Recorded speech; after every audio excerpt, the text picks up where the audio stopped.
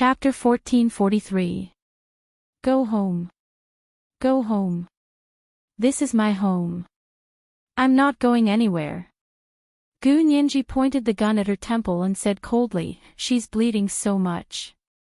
You can't just let her lie here. Hurry up and call an ambulance. Otherwise, I'll shoot." The man scoffed. "If I had known earlier, I would have shot her the moment I opened the door. I wouldn't have had to bother calling an ambulance." Gu Nianji rolled her eyes. "If she had shot you when you came in, you wouldn't have had anything to do with her now." "Ha! What do you think? If she had shot at us first, she would have been a dead person by now." The man took out a strangely shaped gun from behind him and aimed it at Gu Nianji. "Actually, I could have shot her dead when I was outside the door. She was smart enough not to fight us head-on. Experts only needed to look at each other to know if they were a match for each other. He could deal with Xiaoyi alone, not to mention there were 4 of them. Xiaoyi must have weighed the pros and cons before using the best way to stall for time. However, she hadn't expected these people to be more powerful than she had expected. "However, our goal isn't to kill her, so since she didn't make the first move, we won't send her to her death immediately." The man bowed politely. They had all investigated and prepared for this operation. They had all considered their respective situations. They knew very well how powerful Xiaoyi was. The people they had sent this time were all carefully selected. Even if Hu Xiaoheng came personally, they would still be able to fight against her. To deal with Xiaoyi, they needed to be able to defeat her in one move. They couldn't give her any room to fight back. As soon as this person succeeded in his attack, he immediately broke Xiaoyi's limbs and disintegrated her combat power. He stood there calmly. He looked very calm, but the expression in his eyes was very vigilant. "You make the call first." Gu Nianji's hand holding the gun began to tremble. She had never experienced anything like this before. When she was at the Taj Mahal in India and Cape of Good Hope in Cape Town, she thought she had already seen a lot of things. Now that she was facing these 4 seemingly amiable men, it was as if she was facing an army of thousands. The 4 of them had a strong murderous aura. When she was pushed into the bedroom by Xiaoyi, she had thought that with Xiaoyi's skills, they would be able to hold on until the people from the Special Operations Forces arrived. In the end, Xiaoyi's wrist was dislocated and she fell to the ground. How could these people be so powerful? She hid in the bedroom, and in less than a minute, she heard 9 gunshots outside. When she rushed out, Xiaoyi was already lying in a pool of blood. Gu Nianji's eyes reddened, and she yelled, "Call an ambulance." While she wanted Xiaoyi to be treated in time, she also wanted to stall for time. Xiaoyi had used her life to fight for a chance to survive for her. She couldn't let it go to waste. She had to do something for Xiaoyi. The man put the gun back on the waist of his pants and took out his phone with one hand. He lowered his head and dialed a few numbers. Suddenly, a round gold coin popped out of his other hand and hit the numbing point on Gu Nianji's elbow. Gu Nianji's arm that was holding the gun suddenly went numb. Her wrist lost strength, and the gun fell to the ground with a clatter. "Take him away." The man immediately rubbed his body and took out a handkerchief to cover her mouth and nose with one hand. He twisted her arm behind her back with the other and kicked her gun far away. Gu Nianji quickly held her breath, but she still fainted from the smell of the handkerchief. The 3 people behind her quickly stepped forward. One of them put a hat on Gu Nianji's head, covering her face completely. At the same time, they took off the diamond earrings from her earlobes and threw them on the carpet. Another person held Gu Nianji's other arm and held her on both sides with the leader as they rushed into the elevator. The last person threw a bottle of tear gas into the room. White smoke suddenly emerged. Xiaoyi had just woken up from the pain, but she was immediately choked by the tear gas. She quickly fainted again. The 4 of them brought Gu Nianji, who had been knocked out by them, down the elevator and quickly ran to a black SUV parked in the underground parking lot. The 5 of them got into the car, and the driver stepped on the accelerator. The black SUV sped forward like an arrow leaving the bow. After the Special Operations Forces discovered that there was a problem with the surveillance cameras on Gu Nianji's side, they immediately rushed over and brushed past the black SUV on the road. 5 minutes later, the black SUV arrived at an intersection near the 3rd Ring Road of the imperial capital. There was a lot of traffic and tall buildings here. Traffic lights were hung high at the 4 exits, and the surveillance cameras looked left and right, staring in the north and south directions. When the black SUV drove into the central surveillance camera at the intersection, an 18-wheeler truck suddenly drove over and blocked the surveillance camera. When the 18-wheeler truck left, 4 identical black SUVs appeared on the surveillance camera. They drove in 4 directions: north, south, east, and west. Some of the cars at this intersection had noticed that there was only one black SUV driving over. How did 4 black SUVs appear in the blink of an eye after the truck drove away? However, they only took a glance and thought that their eyes were playing tricks on them. After all, this intersection was too busy, and it was the imperial capital. It was common for several identical cars to appear. The 4 men in black had taken exactly 10 minutes from the time they appeared at Gu Nianji's door to the time they took her away in the black SUV. Their methods were unusually clean and efficient, and they had taken into account all kinds of factors. They had made use of the time difference to perfection. During this time, not a single neighbor upstairs or downstairs had been alerted. This was because the privacy of this apartment was so well protected that even the neighbors didn't interact with each other. Within 10 minutes, the people from the Special Operations Forces had arrived downstairs of Gu Nianji's apartment. They had a key card and could come up. As soon as they arrived downstairs, they found that the surveillance had actually been restored. It was as if the 10 minutes of loss of control were like a system malfunction. What's going on? Is it a system malfunction? They muttered downstairs, but still decided to make a phone call to ask. They couldn't even get through to the phone just now, and they were so scared that their legs almost went limp. They hoped that it was just a false alarm. A staff member first dialed Gu Nianji's number. Not long after, the standard answer of the robotic female voice came from the other end. The number you have dialed is not in the service area. Please try again later. Where did she go? They looked at each other and already felt that something was wrong. As they walked into the elevator, they dialed Xiao Ye's number. Xiao Ye's number went through, but there was no answer. However, after Xiao Ye's phone rang a few times, her voice message came through. I'm in danger. Please come and rescue me quickly. This was a special automatic reply set up for her phone. At that time was tight. Xiao Ye saw that she couldn't make the call, so she only had time to change her automatic message reply. This was also the exclusive function of the phones of the members of the Special Operations Forces. Oh no! Something really happened. These people rushed out of the elevator and saw that the door lock of Gu Nianji's apartment had been smashed into a sieve. When they pushed open the door again, they saw a bloody person lying on the snow-white carpet. The tear gas in the room floated out. These people were caught off guard. They coughed repeatedly and kept wiping their tears. They quickly took out their masks and goggles and put them on, then rushed in. It's Xiao Yi. Why are they so ruthless? They immediately took action. Someone was calling for backup, someone was calling for an ambulance, someone was performing an emergency bleeding control on Xiao Yi, and someone was immediately calling Zhou Qiyuan, the leader of the headquarters base, to report that something big had happened here. Fortunately, 4 people from the Special Operations Forces had come. Otherwise, they would have been really busy. Zhou Qiyuan received the call and was so shocked that he almost pushed over the computer in front of him. What did you say? Xiao Yi was seriously injured. Where's Miss Gu?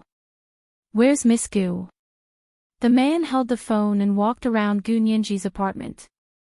He said, "We didn't see Miss Gu. We called her number and said that her phone was not in the service area." Zhou Qiyuan's heart couldn't help sinking. He took a deep breath and said, "I'll send a large group of reinforcements. You guys keep an eye on the scene and don't let the Imperial Police get involved for the time being." After putting down the phone, Zhou Qiyuan immediately used the orange phone with the highest security level of the Special Operations Forces to call the switchboard at the Rai City military base. "I'm Senior Colonel Zhou Qiyuan of the Special Operations Forces. I have a very important situation to report to Major General Hua Xiaoheng. Please find Major General Hua Xiaoheng immediately."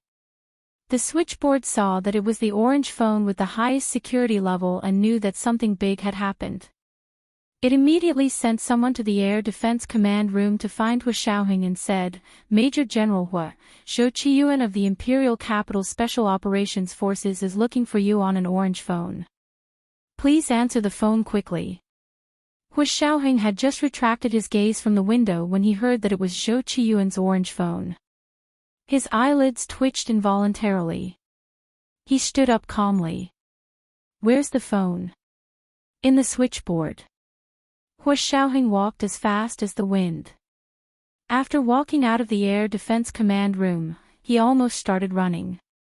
He quickly went to the switchboard and answered Zhou Qiyuan's call. "This is Hua Xiaoheng." Zhou Qiyuan couldn't help but stand at attention. "Major General Hua, the situation isn't good. Xiao Yi was attacked, and Miss Gu is missing. She's in the third ring apartment." Hua Xiaoheng heard this and took a full 3 seconds to react. "Say that again." "Major General Hua, Xiao Yi was attacked, and Miss Gu is missing. She's in the third ring apartment." Hua Xiaoheng's mind buzzed, and his vision turned black. He had to use all his strength to stabilize himself. "I'll be right back." He didn't ask any more questions and said to the person in the switchboard, "I have something urgent to attend to and need to return to the imperial capital immediately. Help me tell General Ji and the others. Also, arrange a private plane for me to take off in 10 minutes. Have Yin Shixiang and Zhao Liangzi go to the airport immediately." He left the switchboard without looking back and ran back to his dormitory. Hua Xiaoheng returned to his dormitory and only packed his laptop and phone. He didn't take any other luggage and ran straight to the airport. Yin Shixiang and Zhao Liangzi were also stunned when they received the news. Zhou Qiyuan's orange phone. "Oh my God. This is a huge mess." Yin Shixiang slapped his head. Let's go, let's go." He pushed Zhao Liangzi back to the dormitory and only packed his laptop and phone. He asked the orderlies to pack everything else for them to bring back. They arrived at the airport in 10 minutes. The plane was about to take off. "Wait for us. Wait for us." Yin Shixiang and Zhao Liangzi ran over, out of breath. They finally got on the plane a second before the plane door closed. When they found Hua Xiaoheng, Yin Shixiang and Zhao Liangzi sat next to him and asked worriedly, "Major General Hua, what happened?" Hua Xiaoheng had just spoken to Zhou Qiyuan on the phone again. His expression was extremely grim. Xiao Yi was attacked, and Nianji was kidnapped. This was today's second monthly vote of 1000 plus updates, Chapter 1432, There's Always Someone Stronger Than You. It was 2018 today, so you could still vote for your monthly votes. P.S. Thank you to Little One Kiss for the 10,000 Chidian coins yesterday. Mwah. Chapter 1444. Yin Shixiang and Zhao Liangzi never imagined that Gu Nianji would be in trouble again. The two of them were stunned for a minute before they said in unison, "Why is there still someone watching Nianji?" Gu Xiangwen and his wife's bodies had been buried in the National Martyrs Cemetery, and the newspapers had also published their deeds. It was obvious that Gu Xiangwen's technology and legacy had been inherited by the Huaxia Empire. Was Gu Nianji's daughter still that important to those people? Hu Xiaoheng had always been calm and collected, but this unexpected turn of events still shocked him greatly. He could only use silence to resist losing his composure. Yin Shixiang was the first to react. He anxiously picked up his phone and called Zhou Qiyuan. Zhou Qiyuan, what's going on? Are all of our arrangements just for show? Yin Shixiang kicked the back of the seat in front of him. Where's Xiao Yi? How is it? Nianji has a location. Can you find out where she is now? Over the years, the Special Operations Forces had not always been victorious. However, this was the first time they had allowed someone else to seriously injure their own people and take away the person they were supposed to protect under such strict security conditions. Not only did he lose miserably, he also lost face. Zhou Qiyuan was still able to keep his composure. He was currently in front of the operating room in the Special Operations Forces hospital building.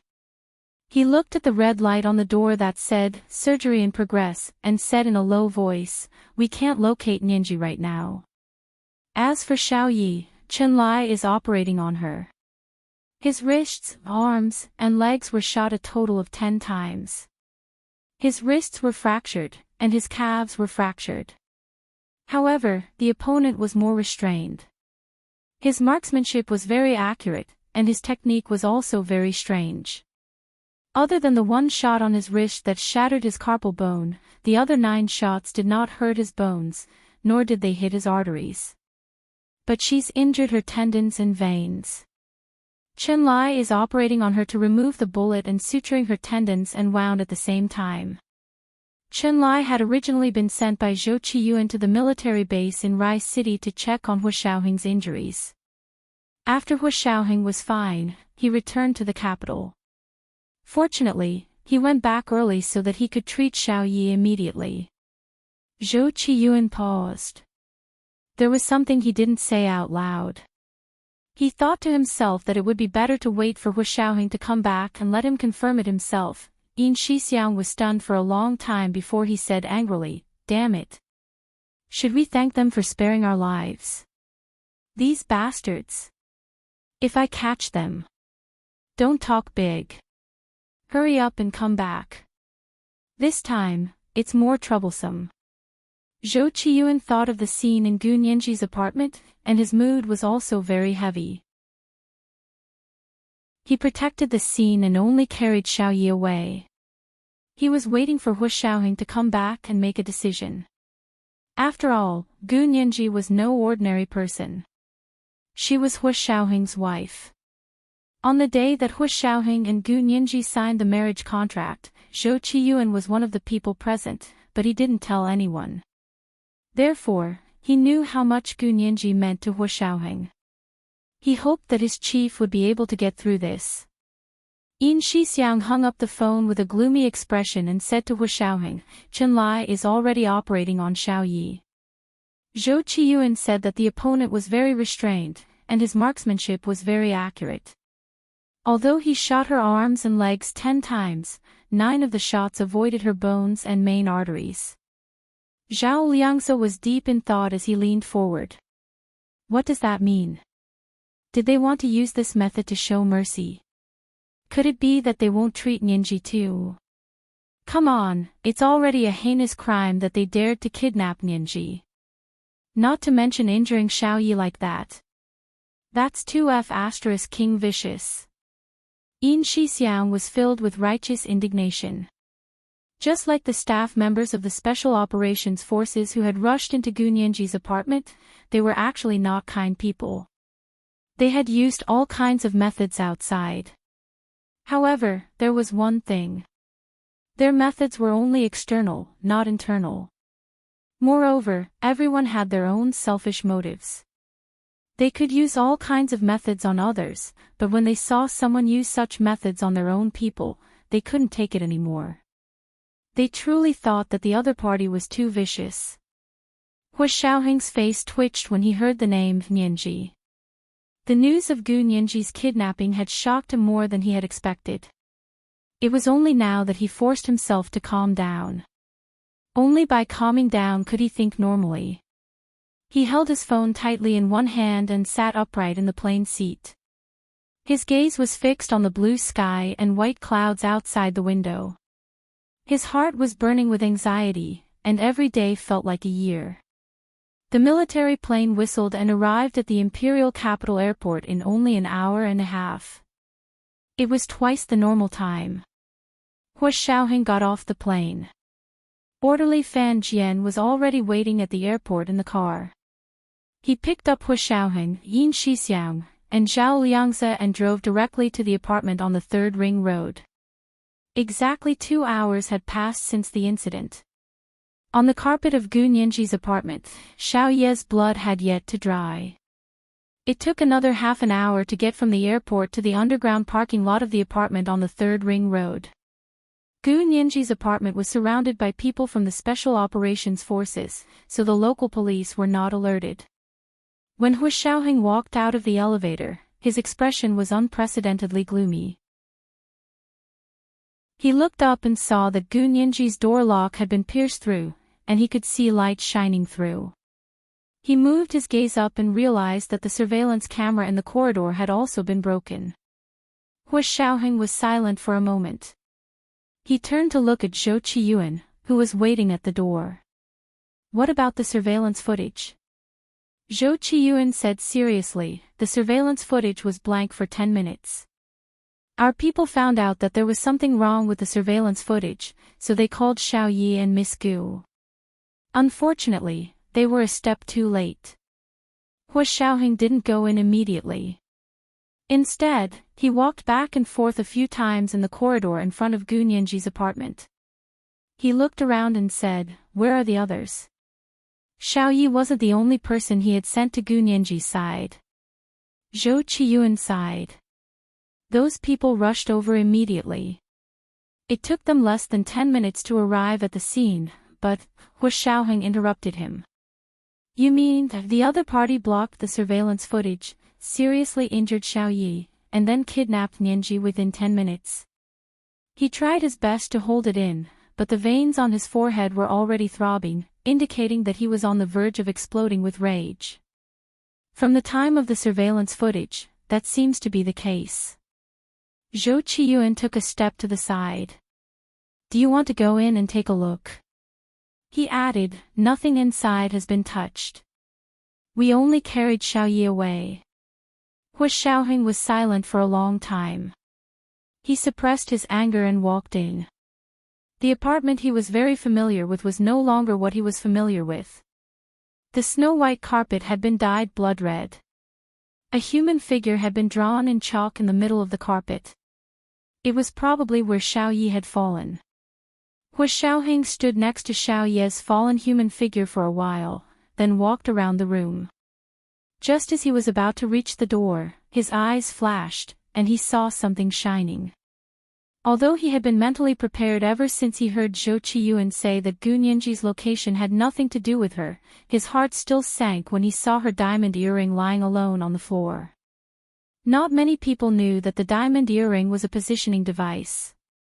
Only Zhao Liangze, Yin Shixiang, and Zhou Qiyuan knew. Of course, he and Gu Nianji also knew. Could it be that Zhao Liangze, Yin Shixiang, and Zhou Qiyuan had tipped them off? But how was that possible? If these people had really tipped them off, Gu Nianji would have been kidnapped 800 years ago. She wouldn't have waited until now. The last time she had an accident, her earring hadn't been exposed. Hua Xiaoheng pondered to himself.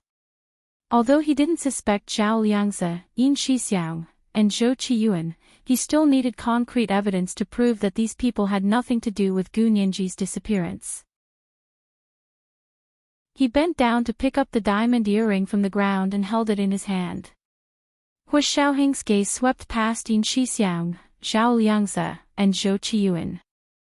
Zhou Qiyuan had seen the diamond earring a long time ago. He knew that Hua Xiaoheng would definitely be suspicious of them when he discovered the diamond earring. However, this was a normal procedure. If he were Hua Xiaoheng, he would also investigate them.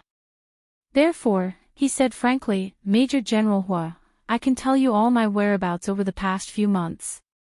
Please investigate me.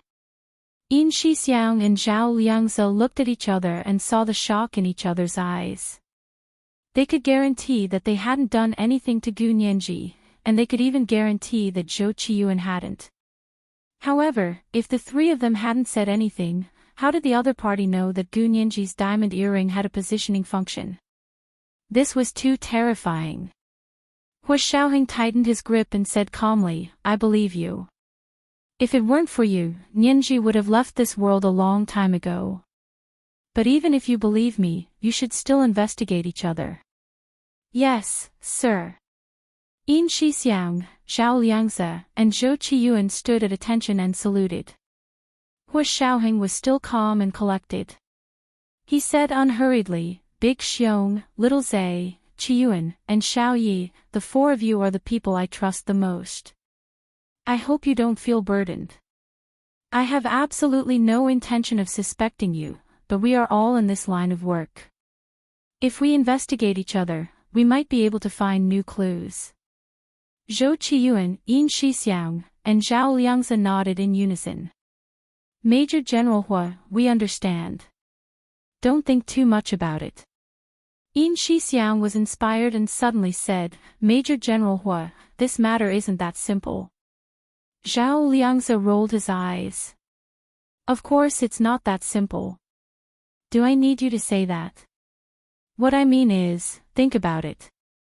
Nianji is missing, but Xiao Yi is also seriously injured. At the same time, Little Zhe, Qiyuan, and I have all become Major General Hua's suspects. Don't you think that the mastermind is also targeting Major General Hua? Yin Shixiang pointed at the cracks on the balcony glass. Looking at the bullet marks, it should be a bullet fired by Xiao Yi. You know how capable Xiao Yi is. If she wasn't powerful, she wouldn't have been able to escape unscathed after being in the field for so many years. Zhao Liangzi came back to his senses and said with realization, that's right. Major General Hua trusts the four of us the most. He had always suspected that Xiao Yi was Hua Xiaoheng's fourth personal secretary, but Hua Xiaoheng had never shown any intention of doing so. After Zhou Qiyuan, the personal secretary, surfaced, Zhao Liangzi and Yin Shixiang had always been curious about who was the fourth. Could it really be Xiao Yi? That would be such a pity. Zhao Liangzi shook his head and sighed. Xiao Yi is so skilled. With this serious injury, it's impossible for her to recover her previous skills in the future. Even if she didn't injure her bones, injuring her tendons would be enough to cripple her martial arts. It would be impossible for her to continue being Hua Xiaoheng's personal secretary. Zhou Qiyuan hesitated for a long time. Seeing that Hua Xiaoheng had taken the initiative to speak, he slowly said, Major General Hua, I have a suggestion. Can you tell me what you would do if you wanted to kidnap Nianji from our hands? This was the first update of the day, Chapter 1433, What would you do? A reminder to everyone for their monthly votes and recommendation votes. At 8:00 tonight, the monthly votes would be 2,000 plus updates. Mwah. Chapter 1445. Hua Xiaoheng glanced at him. Zhou Qiyuan was expressionless. Among the four of them, Yin Shixiang looked like he was about to kill someone. He couldn't wait to sacrifice someone. Although Zhao Liangzi tried his best to hold it in, the tears in the corners of his eyes still revealed his nervousness and uneasiness. He was originally the weakest of the four of them, but after Bai Shuang's death, he had truly become stronger. Hua Xiaoheng should have been the calmest, most ruthless, and most ruthless of them all. However, because Gu Nianji was the one who had been kidnapped, his calmness was only on the surface. No one knew that just 5 minutes ago, his mind was still in a mess. Therefore, the calmest person was Zhou Qiyuan. Hua Xiaoheng calmed down and looked around the living room. He then looked in the direction of the door and narrowed his eyes as if he understood what Zhou Qiyuan meant. He nodded and slowly walked to the door. He stood in front of the elevator and said, If it were me, I would have set up an ambush in this building a few days in advance. As he spoke, he looked up at the stairs. If he remembered correctly, Gu Yanran used to have an apartment upstairs. However, this apartment should have been taken back by Gu Nianji. The door card had also been changed, but no one lived in it. Therefore, those people knew that there was an empty apartment in this building. He walked over from the elevator door and stood at the door. He said, "Then, I will first cast an electronic shield to disable all the electronic equipment here." As Hu Xiaoheng spoke, he continued walking forward. "Then, I will break the surveillance camera at the door." At this time, the people inside should have noticed that there is someone outside. Yin Shixiang and Zhao Liangzi quickly stepped aside and watched Hu Xiaoheng walk to the door alone. He pulled out his gun and aimed it at the lock at the door. "I will ring the doorbell first. If the people inside don't fall for it, I will shoot the lock." Gu Nianji's door card had been specially processed, so it wasn't easy to forge it. However, as long as the electronic shield was cast, there would be a 10-minute time difference. It would be enough for them to break the door lock with one shot. Hu Xiaoheng pushed the door open and walked into the room. He was completely immersed in the scene. The people inside will definitely resist and hide at the same time. I will shoot anyone who resists. At this point, he paused and looked at Zhou Qiyuan. Why didn't they kill Xiao Yi?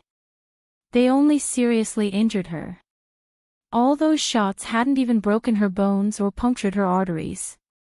Any one of them could have made Xiao Yi's situation 10 times worse, but they didn't do that. They only disintegrated her combat power. Zhou Qiyuan nodded and said slowly, "Generally speaking, we should kill Xiao Yi first and then take Miss Gu away." This was probably the only thing that did not make sense. Hu Xiaoheng walked to the portrait of Xiao Yi lying in the middle of the room and continued, "Nianji should have been hiding in." He looked at the bedroom because that was the only place he could hide in a hurry. He couldn't say anything else. Zhou Qiyuan continued on his behalf.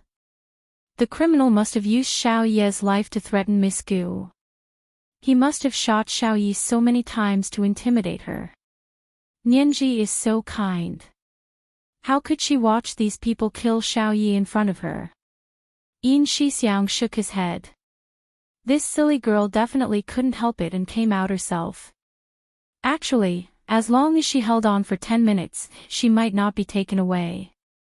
However, if she really lasted for 10 minutes, Xiao Yi would definitely die.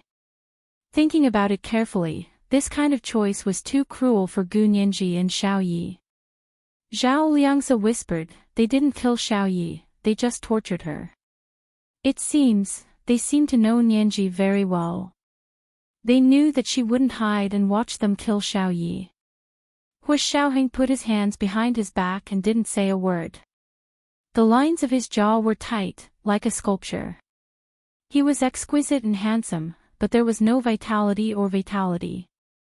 All of his emotions seemed to be buried in an unfathomable black hole, and no one could see through them. Zhou Qiyuan walked around the portrait of Xiao Yi on the carpet and said, "Did you see that? There are no footprints on the ground at all, which means that they have very good anti-reconnaissance abilities.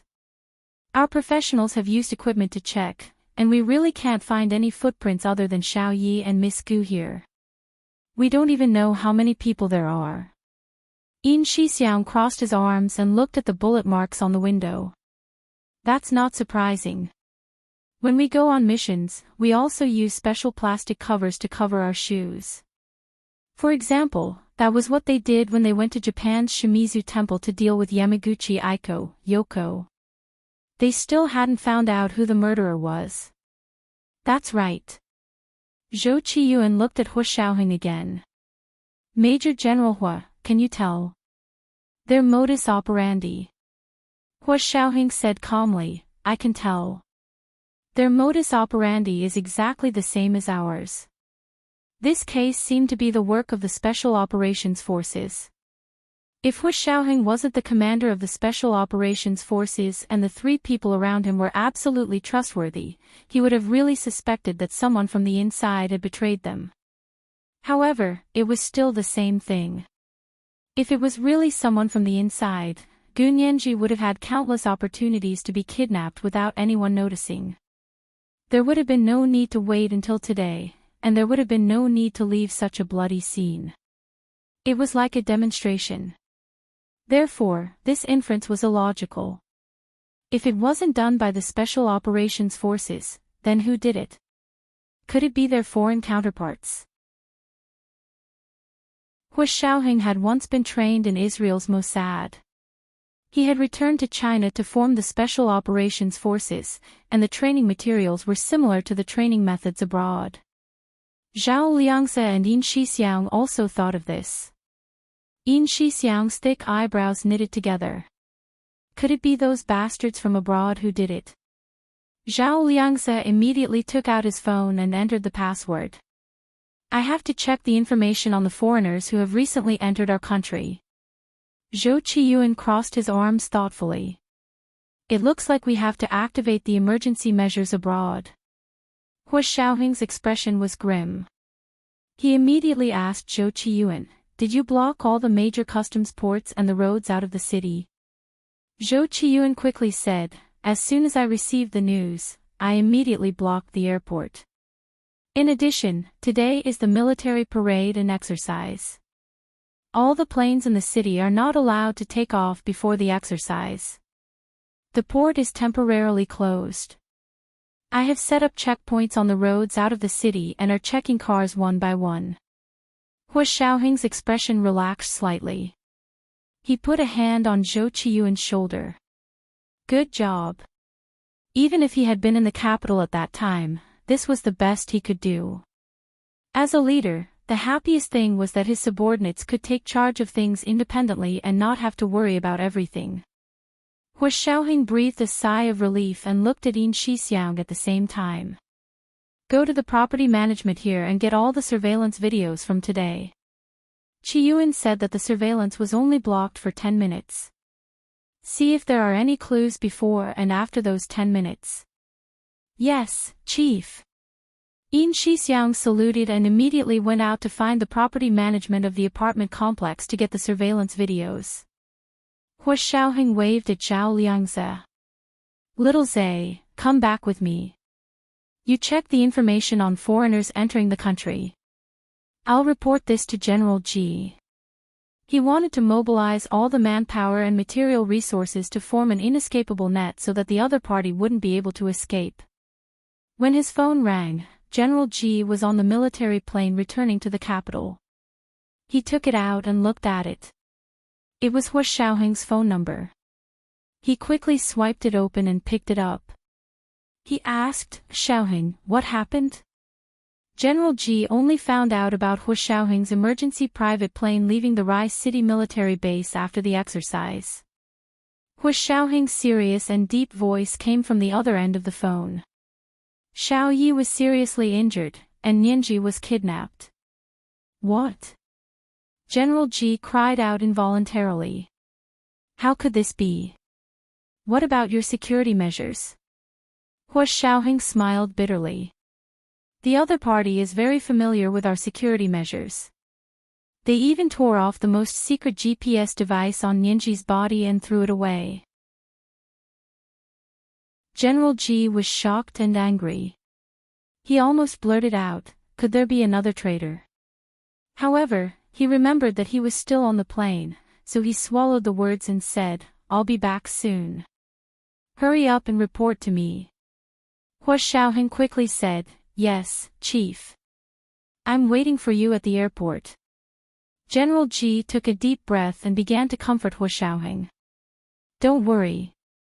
Heaven helps a good person. After so many years, she only had an accident last year, and it was abroad. Don't feel too guilty. The corners of Hu Xiaoheng's mouth twitched.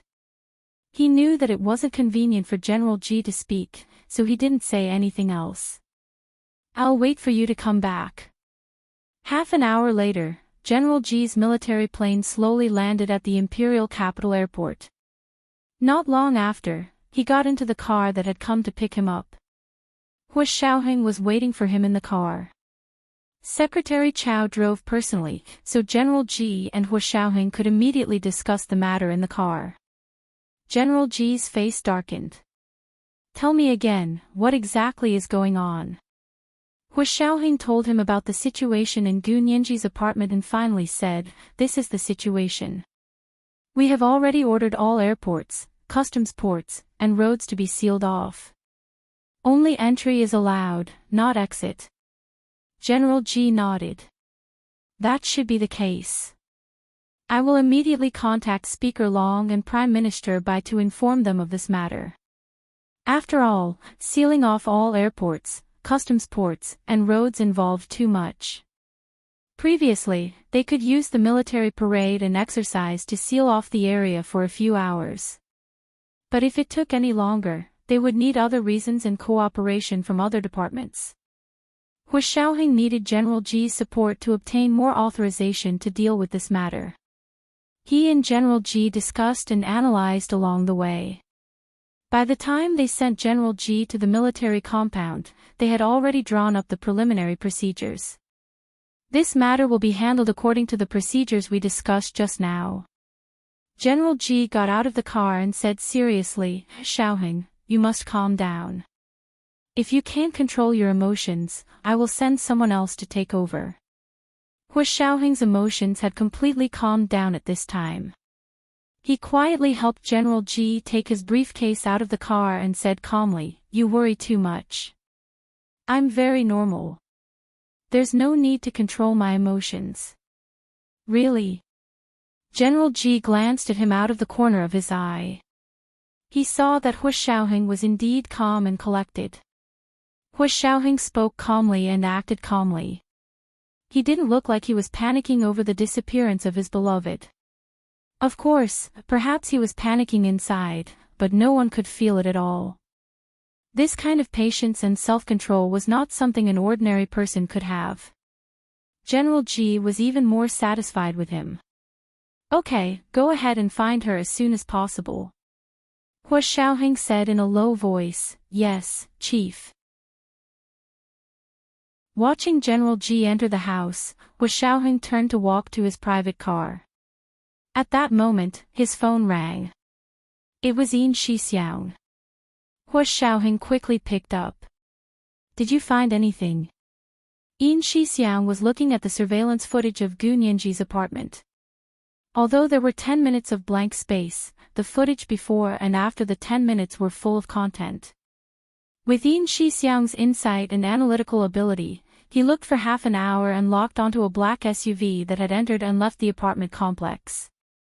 This is today's second monthly vote of 2000 plus updates, Chapter 1434, exactly the same. A reminder for everyone's monthly votes and recommendation votes. Good night, sweethearts. Chapter 1446. Major General Hua, I found a black SUV that's very problematic. Yin Shixiang checked the footage of the black SUV frame by frame.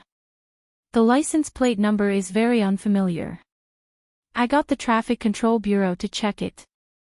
This license plate number was invalidated more than 10 years ago, and no one has used it until now. That's a fake license plate number. Hu Xiaoheng rubbed his eyebrows. Trace this car throughout the city. Yes, Chief. Maybe it wasn't this car. Maybe this car was just in the wrong place at the wrong time. But they had no other target now, so they would definitely check this car first. Are there any other clues? Yin Shixiang shook his head. I've seen the surveillance video of the apartment complex, especially the time when Nianji disappeared. Everyone drove in and out, and no one left the complex on foot, so I first ruled out the possibility that they left on foot. Hu Xiaoheng nodded and asked calmly, what else? His tone was calm and without a trace of ups and downs. Yin Shixiang sighed at Hu Xiaoheng's restraint and patience in his heart as he said, Zhou Qiyuan controlled the city's traffic 15 minutes after the incident. We just have to see if this car appears in other places. Hu Xiaoheng looked calmly at the tree-lined path in front of him and gave a few orders. Get the police station to mobilize grassroots police officers and members of the Security Joint Defense Team to investigate all registered hotels, inns, and homestays. Now, all guests need ID cards to check in. All guests with the wrong ID cards will be detained. This was to prevent the other party from kidnapping Gu Nianji and hiding in a hotel before they could take her out. The imperial capital had been reorganized in the past few years. All the big hotels, including the hourly rooms on the street, were connected to the police. As long as they booked a room, the police would definitely be able to find out. Yin Shixiang's expression froze. Yes, Chief. Hu Xiaoheng walked to the side of his private car. The orderly, Fan Jian, quickly walked over to open the door for him and let him in. Hu Xiaoheng continued, inform the Traffic Control Bureau and ask them to set up roadblocks on all the non-motorized roads out of the imperial capital. Tell them that they want to repair the roads and send traffic police to stand guard to check everyone who attempts to leave the imperial capital on foot. Hu Xiaoheng was so strict that Yin Shixiang could only be convinced. Yes, Chief. When Hu Xiaoheng returned to the Special Operations Forces headquarters in his private car, Yin Shixiang had already conveyed Hu Xiaoheng's orders to the police station and the Traffic Control Bureau. At the same time, he had requested the Traffic Control Bureau to gather the city's traffic surveillance video. The bulletproof car stopped in front of his official residence, but Hu Xiaoheng didn't get out. He still sat in the back seat, his eyes unfocused as he quietly looked ahead. The orderly, Fan Jian, could tell that Hu Xiaoheng was in a bad mood and didn't dare to make a sound. He quietly got out of the car and stood guard in front of the car. The car's soundproofing was very good, completely isolating everything from the outside world. He could even hear the sound of his own heartbeat. In the quiet car, it was like the pendulum of a hypnotic clock. But he was not sleepy at all. Although he had not slept for 2 days and 2 nights, he still did not feel sleepy at all. His mood was like the hazy sky before the eruption of a volcano. It looked calm and peaceful, but there was lava rolling and shaking at the bottom of the mountain. Hu Xiaoheng closed his eyes and rubbed the space between his brows. This matter was not so simple. Although he had tried his best to plug every loophole he could, he was still 2 hours late. Zhou Qiyuan only paid attention to blocking the motorway and airport channels. What if the other party took Gu Nianji out of the city on foot and then met them elsewhere? However, the other party only had 2 hours at most. Even if they walked, 2 hours wouldn't be enough for them to leave the imperial capital. Of course, even if the other party had already left the imperial capital on foot, it didn't matter. No matter where she went, he would always find her. The last time Gu Nianji had disappeared in the German Alps, he didn't know at first. When he found out, she was already out of danger. Although he regretted, and felt guilty, he had never tasted the feeling of worry. This time, she had disappeared again. Only then did he know what it felt like to lose her. He never wanted to experience this feeling again in his life. After he found her this time, he would find a rope and tie her to his body. He would never let her walk alone again. He made up his mind and picked up his phone. He was about to ask Yin Shixiang and Zhao Liangze about the progress when he suddenly heard a few barks. He looked up and saw that the short-legged little Ku was jumping outside his car with all his might, trying to see who was in the car. Unfortunately, his legs were too short and he couldn't jump high enough. He had just popped his head out when he fell down. No matter how heavy Hu Xiaoheng's heart was, he was amused by the short-legged little Ku's appearance. He looked at his watch. He had actually been sitting alone in the car for 15 minutes. Hu Xiaoheng took a deep breath and pushed open the car door. The short-legged little Ku immediately came over with its tail between its legs. It sniffed around him, then raised its head and wagged its tail at him desperately. Its dark and watery eyes looked at him, then kept jumping up and looking into the car. Hu Xiaoheng knew who it was looking for. He bent down and rubbed little Ku's head. It's okay. I'll be back soon. Hu Xiaoheng actually wasn't confident when he said this, but at this time, he had to be confident. If even he lost confidence, how disappointed would the short-legged little owl be? Gu Nianji had been busy for the past 2 weeks and didn't have time to take care of it, so she left the short-legged little owl at Hu Xiaoheng's official residence and instructed his orderly to take care of it for a few days. Seeing Hu Xiaoheng return, the short-legged little owl must have thought that Gu Nianji had also come to pick it up. But she hadn't. Hu Xiaoheng pursed his lips, stood up, and walked into the official residence. The short-legged little owl didn't follow him in. It squatted down by the big iron gate at the door and stared fixedly in the direction of the path. Hu Xiaoheng turned around and glanced at it. He didn't call it and went into the house alone. He had returned to the imperial capital in the morning and had only just entered the house. He was still wearing the military uniform he had worn during the military parade and exercise in Rice City, but it was already drenched in sweat. After returning to his room and changing into a clean set of clothes, Hu Xiaoheng went to the 6th floor underground of the office building, where the central control room was located.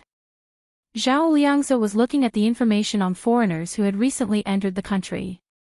Yin Shixiang was already looking at the surveillance footage from the Traffic Control Bureau. What's new? He stood behind Yin Shixiang and asked. Yin Shixiang looked at the screen intently and said, "This black SUV was parked in the underground parking lot of Nianji's apartment. Judging from the total time, it was parked the day before the incident. It didn't disappear until the 10-minute surveillance footage went blank. In other words, the car wasn't parked in the underground parking lot 10 minutes after the incident." Hu Xiaoheng nodded. "Continue investigating." Then he walked to Zhao Liangzi's side and asked calmly, "Did you find any clues?" Zhao Liangzi shook his head and said in confusion, "There's nothing unusual. Judging from these people's visa applications, their backgrounds are normal. I didn't see any suspicious people. Continue investigating." Hu Xiaoheng still said the same thing. At that moment, Yin Shixiang made a new discovery. "Major General Hu, come and take a look at this." Yin Shixiang paused the surveillance footage. Hu Xiaoheng walked over. He crossed his arms and looked behind Yin Shixiang. An 18-wheeler truck appeared on the screen. Yin Shixiang pulled the progress bar forward, and the image changed. Now, a black SUV drove into the camera. He pressed play again. At the busy intersection of the 3rd Ring Road, a low-key and noble black SUV drove quickly from the direction of Gu Nianji's apartment. At that moment, a huge 18-wheeler truck suddenly blocked in front of the camera.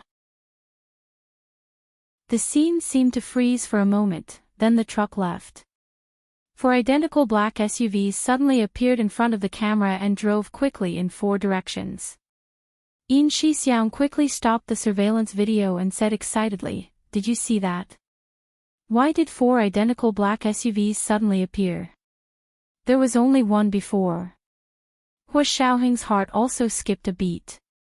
He said, "Replay the scene just now. Adjust the speed to the lowest possible."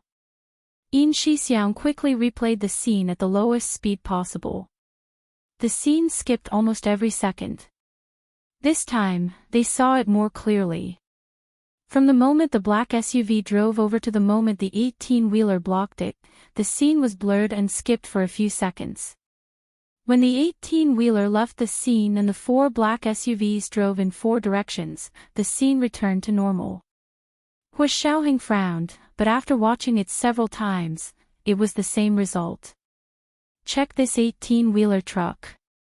Hu Xiaoheng put his hands behind his back. "And the 4 black SUVs. Can you see the license plate numbers?"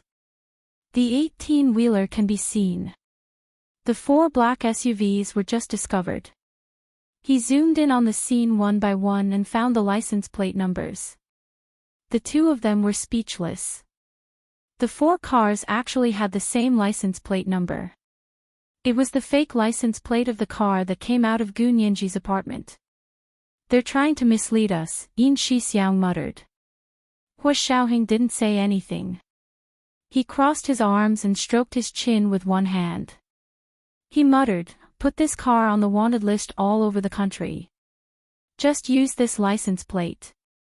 Say that this car is suspected of a major criminal case. Ask everyone to report it and reward them handsomely. Yin Shixiang quickly sent the news to Zhao Liangzi. Zhao Liangzi went to contact the police to issue a wanted order. Hua Xiaoheng said again, check the 18-wheeler truck. Yin Shixiang quickly logged into the Traffic Control Bureau's car search system and used the truck's license plate number to check. This time, it went smoothly. I found it. The 18-wheeler truck is an oil transport truck from an oil company. The driver's name, address, and contact information are all there. Hua Xiaoheng, he thought for a moment and instructed Yin Shixiang, contact the driver of the 18-wheeler truck first and bring him to the station for questioning. Then, put the scene just now on the television station and the internet in your private name. Collect clues from the public at a high price to see if there were any witnesses in the vehicles that were present at the time. In other words, while they were putting the black SUV on the wanted list, they were also collecting clues to see what was going on with the sudden appearance of 4 identical black SUVs. The appearance of the 18-wheeler truck was too coincidental. Whether it was the time, angle, or direction, it just happened to block the surveillance at that time. This was the first update of the day, Chapter 1435, Too Coincidental. A reminder for everyone's monthly votes and recommendation votes. Tonight at 8:00, there will be an additional update for the 50,000 Chidian dollars that your precious Xian, the leader of the alliance, rewarded last August. Mwah. Chapter 1447. Yes, Chief. Yin Shixiang was so busy that he didn't even have time to drink water. According to Hua Xiaoheng's orders, he first contacted the police station and issued a warrant for the black SUV. Then, he officially went to the Traffic Control Bureau to check the information of the 18-wheeler truck driver and gave it to the staff of the Special Operations Forces below to invite the driver to the Special Operations Forces for tea. Finally, the surveillance footage of 4 identical black SUVs suddenly driving out was posted online. At the same time, it was broadcasted on television and a large reward was offered for witnesses. Because it was the Special Operations Forces who took action, the police's wanted order was quickly sent out to the whole country. After the formalities with the Traffic Control Bureau were completed, the staff of the Special Operations Forces quickly located the 18-wheeler truck driver's location through the cell phone signal. He was playing poker with his colleagues in the rest area near the Imperial Capital Expressway. Because the Imperial Capital Expressway was suddenly blocked for a few hours, they couldn't go out before. Now they could go out, but there was a long queue at the exit of the expressway. The traffic police checked the cars one by one, moving slower than a turtle. His car was too big, and it was at the back. He couldn't move for a while, so he could only go to the rest area to eat, drink, and play poker. When the staff of the Special Operations Forces walked over with the 2 police officers in the rest area, he happened to touch a pair of kings and happily threw them out. Explode. Hands up. Don't move. The police had been very nervous today. As soon as they walked over, they heard someone say, explode. Their scalp went numb. They quickly pulled out their guns and aimed at the 18-wheeler truck driver. The truck driver was dumbfounded. He sat there motionless with a hand holding up his cards. He said with a sad face, I was just playing cards. Brother police, are you serious? The staff of the Special Operations Forces coughed behind him and asked, are you Jia Ting, the driver of the 18-wheeler truck with the license plate number XXXXX? Jia Ting, the driver of the 18-wheeler truck, nodded quickly. I am. I'm a driver. Brother police officer, can you put down your gun? I'm really a law-abiding citizen. The corner of the police officer's mouth twitched. He sheepishly put away his gun and said, "Don't talk nonsense. What day is it today? You are exploding. Be careful of your image." Jia Ting breathed a sigh of relief and threw away his cards with a smile. He stood up and said to the two staff members in black uniforms behind the police, "How do I address you? Why are you looking for me?" The staff of the Special Operations Forces took out their work cards and showed them to Jia Ting. "We are staff of the Special Operations Forces. We would like to invite you to our base for a cup of tea and a chat." Jia Ting's face suddenly turned pale. He had never heard of this department before, but the name told him that it was a very powerful department. With a long face, he said, "Comrades, I really haven't done anything bad. I'm an official employee of the oil company. I know that our oil company is hated by people and made you lose a lot of money in the stock market, but that has nothing to do with a small driver like me. It's all the leader's fault, it's none of my business." What was going on? The police couldn't take it anymore. He poked him on the back and said, "Don't think too much. We just want you to assist in the investigation. If you didn't do anything bad, why are you in such a hurry?" "Jia Ting, is it really just to assist in the investigation?" "Of course it's real." The staff of the Special Operations Forces smiled kindly. "If you weren't assisting in the investigation, we wouldn't have invited you for tea." Jia Ting's mood suddenly improved. "We will directly show you an arrest warrant and handcuff you." The staff of the Special Operations Forces made a gesture. Jia Ting's face darkened again. If that was the case, he might as well not have said it. He groaned as he followed the staff of the Special Operations Forces into their car. Before he got into the car, he even sent a video to his family and said, "Dad, Mom, Yanzi, the Special Operations Forces is looking for me to assist in the investigation.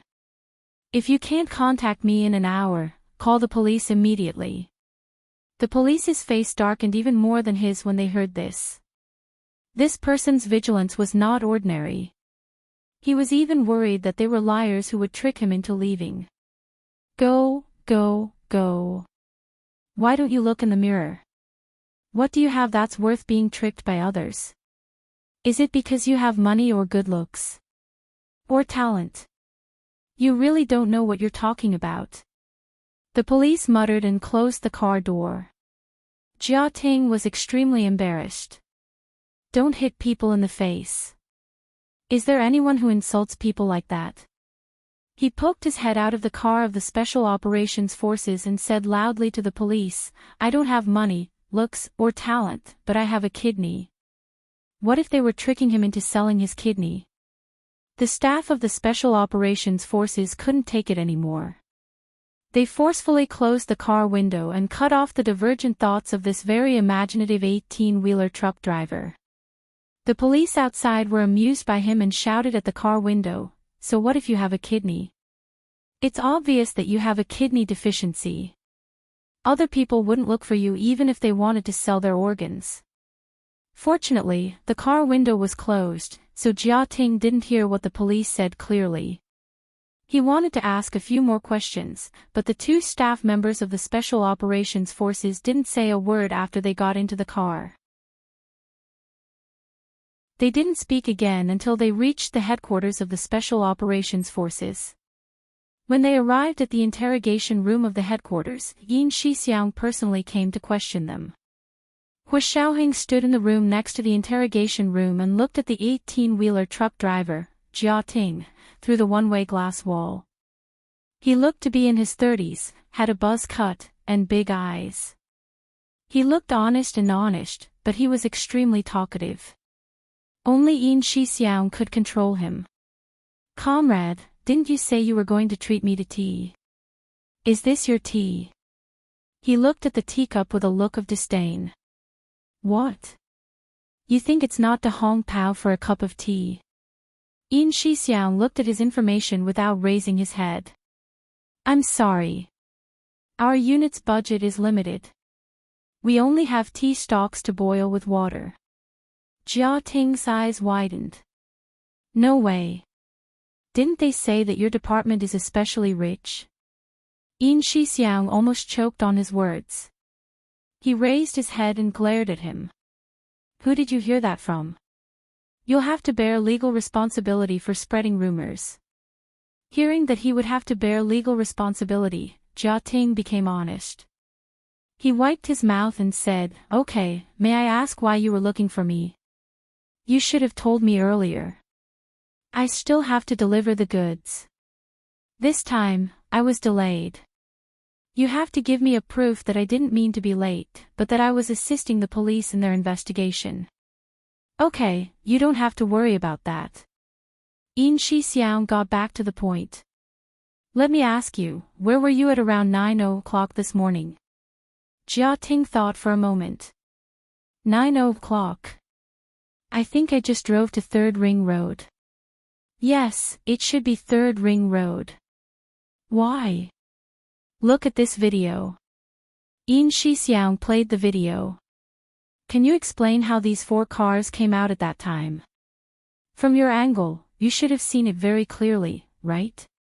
Jia Ting watched the video for a while and was puzzled. He said, How would I know?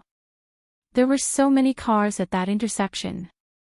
How would I know where they came from? You really don't remember. It's not that I don't remember.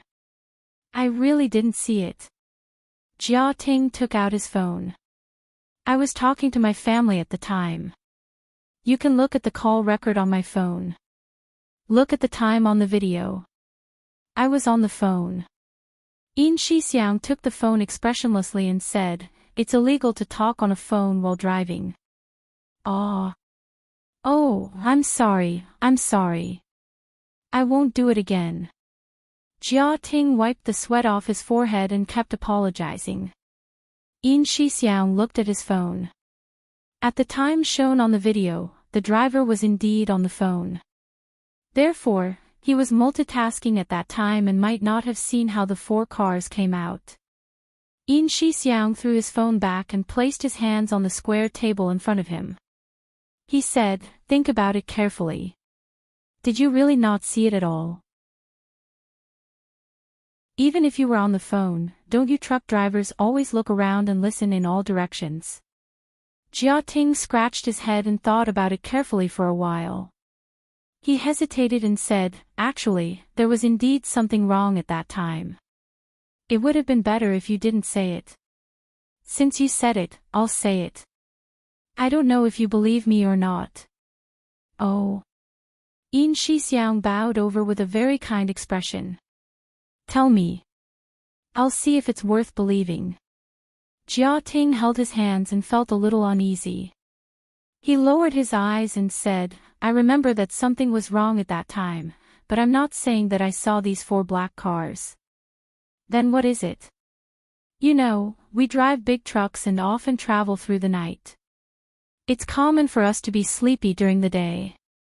But at that time, my head shook. It wasn't sleepy, but it was a sudden pain, so I stepped on the brakes. This should be the minute when the 18-wheeler truck suddenly blocked the video surveillance. Yin Shixiang was excited. A sudden headache. What kind of headache? It's like someone pricked my head with a needle. Jia Ting rubbed his hands and smiled fawningly. But I'm fine soon. It doesn't hurt anymore.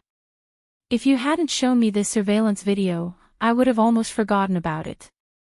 This is the second reward for today, Chapter 1436, Almost Forgot. A reminder for everyone's monthly votes and recommendation votes. The 50,000 Qidian coins reward for Your Baby Xian Xian last August has been delivered. Mwah. Chapter 1448. Yin Shixiang perked up and asked in detail. Which part of your head hurts? How long did it last? What happened after the pain? Jia Ting answered one by one. After Yin Shixiang recorded it down, he asked again, but there was nothing of value. He pushed the conversation record over and said, "Thank you for your cooperation. To be on the safe side, we also need to conduct a lie detector test on you.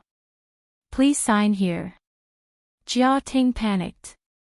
"Huh? No way. I'm not lying. I swear I'm not lying. Why do you need a lie detector test? What are you afraid of if you're not lying?" Yin Shixiang's face was stern. "Are you really hiding something?" I am hiding something. I didn't have a sports car last night. I went to get a room with someone yesterday." Jia Ting was about to cry. "You won't tell my wife, will you?" Yin Shixiang was so angry that he laughed. He slammed the table and shouted, "If you don't tell the truth, I'll tell your wife. Go to the lie detector test." 15 minutes later, Jia Ting, who had been made to cry by the lie detector and wished he could confess all the bad things he had done since he was young, was helped out of the lie detector room. He cried so hard that his mental state was worrying. The Special Operations Forces had to find a psychiatrist to comfort him. Yin Shixiang placed the interrogation record in front of Hua Xiaoheng speechlessly and said, "Major General Hua, I'm afraid this person doesn't have any secrets. He just appeared in the wrong place at the wrong time." Hua Xiaoheng read through it, especially the part where Jia Ting said that he had a headache. He said, "What about his car? Have you searched it?" "Yes, it's a fuel truck. I checked it 3 times and even used X-rays. This is all the pictures. There's nothing unusual in the car. There's no compartment, no hiding person," Yin Shixiang said disappointedly. Hua Xiaoheng looked at all the pictures expressionlessly and knocked on the interrogation record. "Check his body and finally do an MRI." Yin Shixiang, although he didn't understand, he still followed Hua Xiaoheng's instructions and took the crying Jia Ting to do an MRI. An MRI, as the name implied, used the principle that the magnetic field of the nucleus could produce resonance. According to the different energy released, the electromagnetic waves emitted by special instruments were used to detect the location and shape of the human organs, thereby determining whether there were any lesions. The results of the MRI showed that Jia Ting's brain had just been disturbed by infrasonic waves. Because the frequency of ordinary infrasound was extremely low, the human ear could not detect it. However, certain frequencies of infrasound were similar to the vibration frequency of certain organs in the human body. They would resonate, and when the resonance was severe, it could directly cause death. This infrasonic wave, which was similar to the vibration frequency of human organs, was already an infrasonic wave weapon that was being developed in many countries' weapon laboratories. The infrasound received by Jia Ting was very similar to the vibration frequency of his brain, so he had a moment of intense pain in his head. However, because the time was very short, it did not cause any danger to his life. Yin Shixiang pointed at the MRI results and said, "Hua Xiao, the other party is very powerful. They even have a secondary wave weapon. It's not something an ordinary person can do, right?" Hua Xiaoheng remained silent. As far as he knew, there wasn't any country that could achieve this level of secondary wave weapons.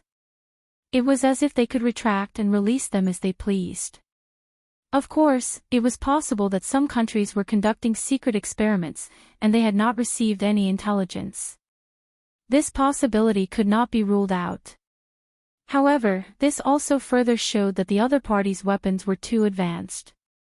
Similarly, just like with Xiao Yi, the other party did not kill the truck driver, Jia Ting. They only used him to cover for themselves. After Jia Ting's investigation ended, the Special Operations Forces received several calls from witnesses. They all talked about the sudden appearance of 4 identical black SUVs at the intersection. Witness A: "Yes, I was there at the time. I saw it. I was surprised. I even asked my wife, is this a show?" 4 identical black SUVs suddenly appeared. Special Operations Forces operator: "Did you see the people in the car? How many people were sitting in the car?" What did they look like? What were they wearing? Witness A, one person. I only saw a driver inside. He was dressed in black. They were all dressed in black, so I couldn't see his face clearly. You know, there were so many cars at the time, and they were driving so fast. It was already good enough that I saw 4 people with my eyes. Witness B, I was on a tall building near that intersection. At that time, I was looking through binoculars. Anyway, I was looking into the distance with binoculars. Then, 4 identical black SUVs appeared in my field of vision. Because they appeared too suddenly and too quickly, I remembered them. Of course, maybe it was because my field of vision was too narrow, so I didn't see clearly how they came over.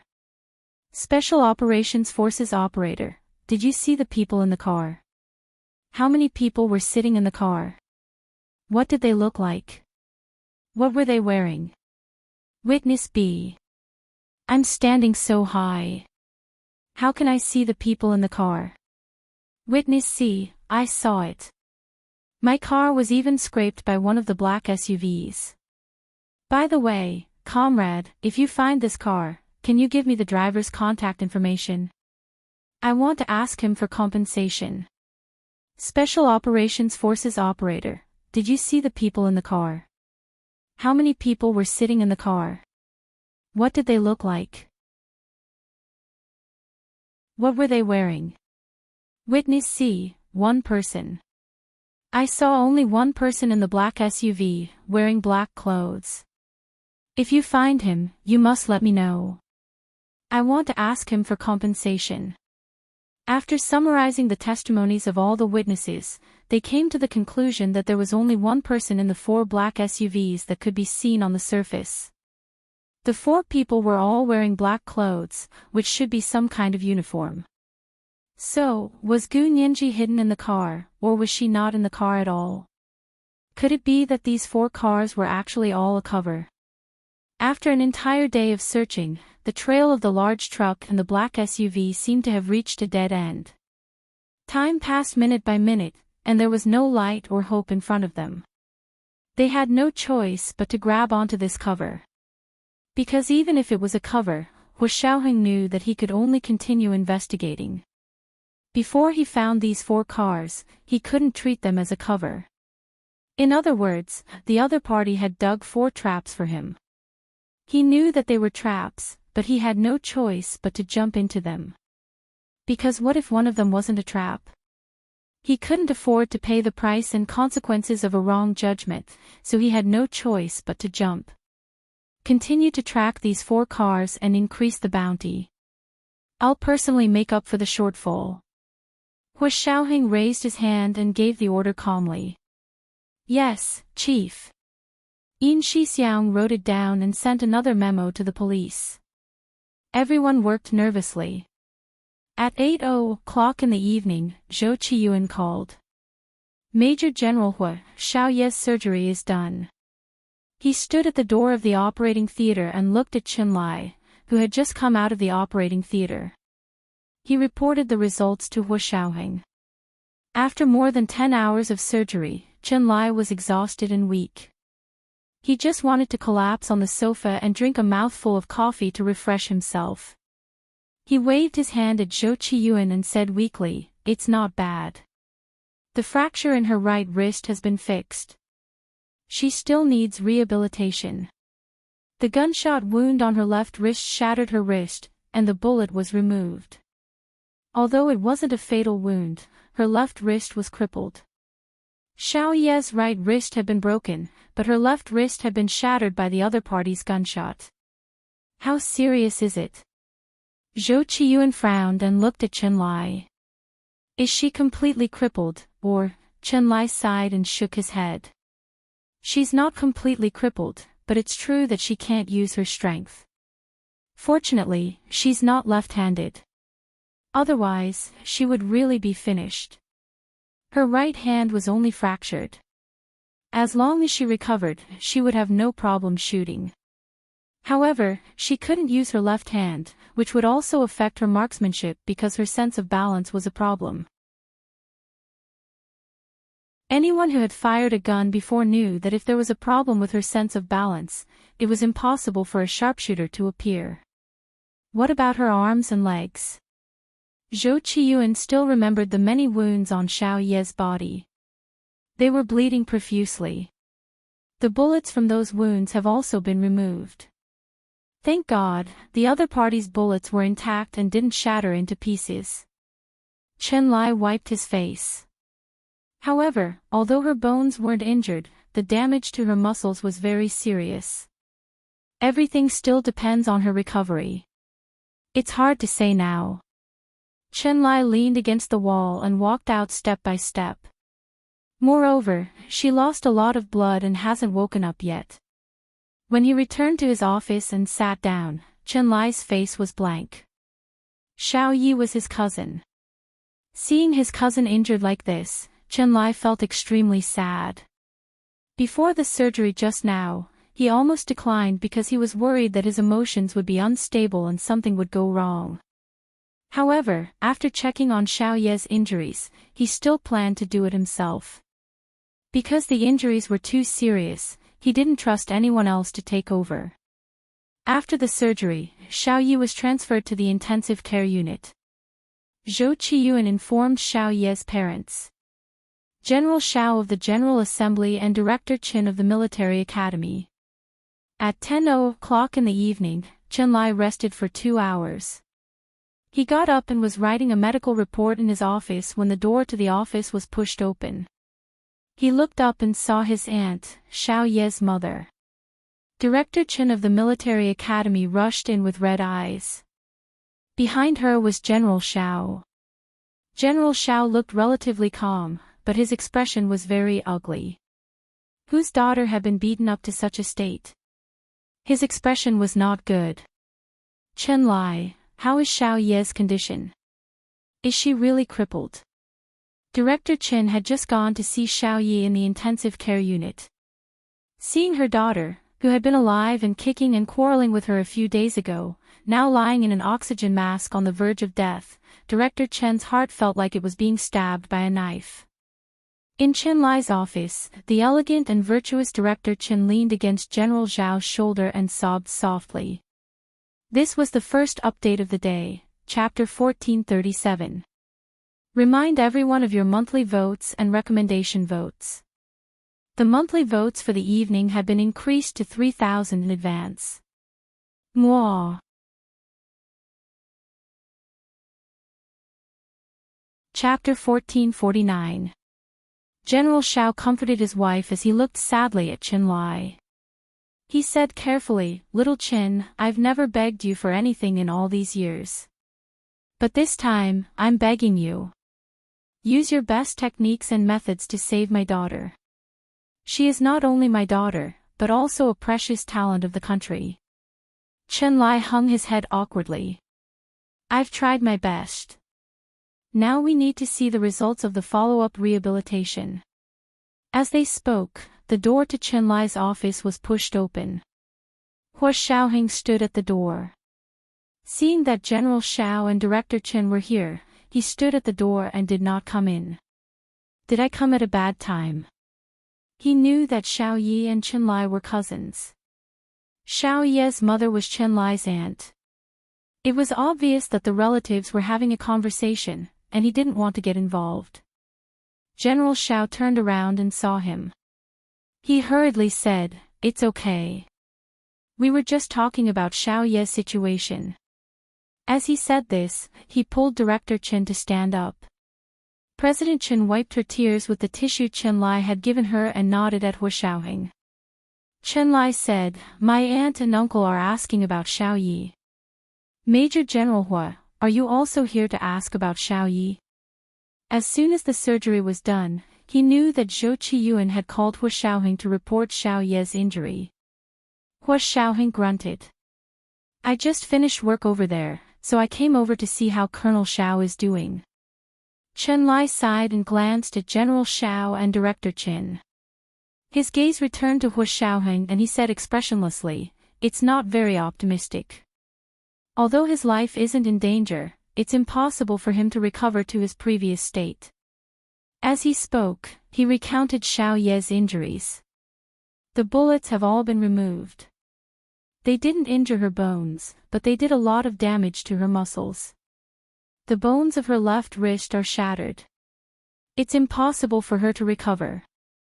He couldn't even carry heavy objects in the future. Hua Xiaoheng knew Xiao Ye's skills very well.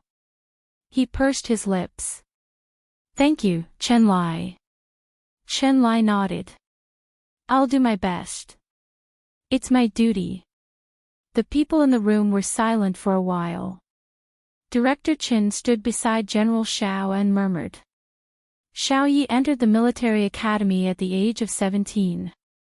She had only been there for 2 years when she heard Hua Xiao's speech and was determined to join the special forces. After that, she left home. In these 10 years, she almost never came back. I thought that she had sacrificed her life for the country. Not only did she come back alive, but she also brought back a large amount of information. Her military rank also rose again and again. She became a colonel before the age of 30, and she was even a colonel in the combat forces. Her rank was many times higher than that of a civilian colonel. General Xiao also said in a low voice.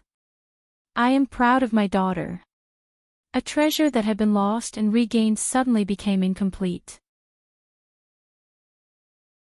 The impact of this regret was sometimes even more painful than losing it completely.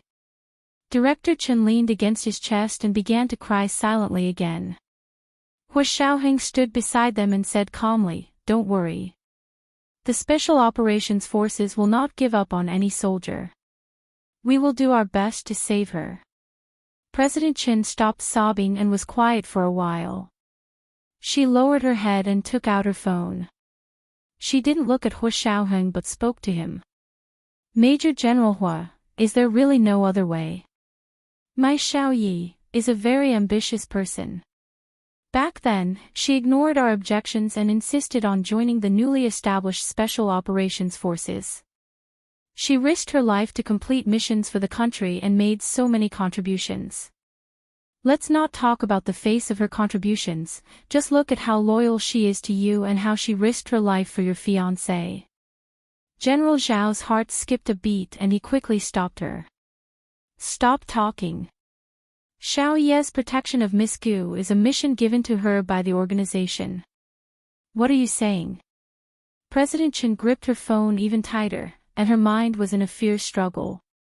She didn't know if she could succeed, but since someone said that Hua Xiaoheng had a way to cure Xiao Yi without leaving any sequelae, as a mother, could she just let it go?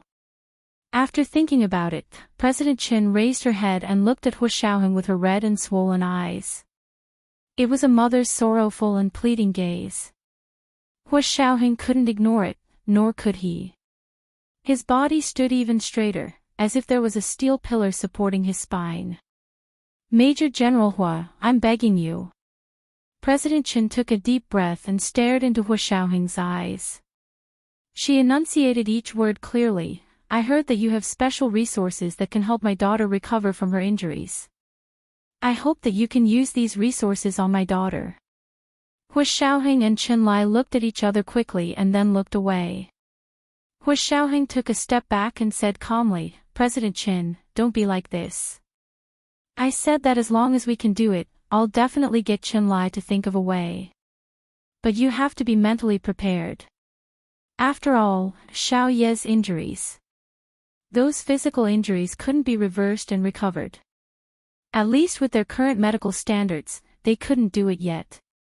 President Chen let out an "aw" and looked extremely disappointed. Major General Hua, are you really unwilling? General Xiao held her arm and sighed. Don't try to trick me. Let's just tell Major General Hua and Little Chen the truth.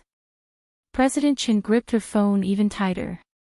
Major General Hua, don't think too much. When you become a parent in the future, you'll understand how we feel. As parents, they can really do anything for their children. General Xiao shook his head. Actually, it's like this. He reached out to take the phone from President Chen's hand, but President Chen wasn't willing. She kept shaking her head and muttered, Don't say it. It won't work if you say it. Forget it. We're all soldiers. We don't do such crooked things. He forcefully took the phone from President Chen's hand and opened it to Hu Xiaoheng. Look for yourself. You'll understand why Xiao Ye's mother said that. Hu Xiaoheng was actually mentally prepared, but when he looked down and saw a text message on President Chen's phone, his heart sank. On President Chen's phone, someone had sent her a text message an hour ago. Kind person, President Chen, your daughter's injuries can be healed as long as Major General Hua is willing to help you. He has special resources that can help your daughter recover. Hu Xiaoheng's hands trembled slightly, and the lines of his jaw were extremely firm. He had never expected that someone would send such a seemingly kind but actually extremely vicious text message. President Chen looked at Hu Xiaoheng eagerly. Major General Hua, I beg you. Hu Xiaoheng suppressed the rage in his heart and said calmly, President Chen, do you know the person who sent this text message? President Chen shook her head. I don't know him. This phone number is from C City. We're not familiar with each other. Hu Xiaoheng forwarded the text message to his phone and handed it back to President Chen. So, do you believe him or me? What do you mean? President Chen and General Xiao looked at each other in confusion. Hu Xiaoheng put his hands in his trouser pockets and said calmly, I said that I would use the best resources of the Special Operations Forces to save Colonel Xiao. Isn't that enough? But, you also said that she might not be able to recover. President Chen was very persistent in hoping that her daughter could recover to the state before she was injured. But this person said that you have a way, that's what I said. Do you believe this stranger's sowing discord, or do you believe me? Hu Xiaoheng stood beside Chen Lai calmly. Chen Lai lowered his head and returned to his desk. He looked at the computer expressionlessly. You mean, you don't have special resources to help my daughter recover? President Chen suffered a heavy blow and couldn't even stand steadily for a moment. General Xiao quickly supported her with a serious expression. I think so too. Someone wants to use such an ambiguous text message to sow discord in our team. Major General Hua, don't worry. We won't be fooled by such nonsense. I believe that with General Xiao and President Chen's status and wisdom, they won't be fooled by such a person. Hu Xiaoheng leaned against Chen Lai's desk and blocked Chen Lai's view. He said calmly, if he really thinks that I didn't use the resources to save Colonel Xiao, let him confront me face to face. He doesn't dare to come out and confront him. He sneakily sends text messages behind his back and uses ambiguous words to mislead others. This kind of behavior is not what a gentleman would do.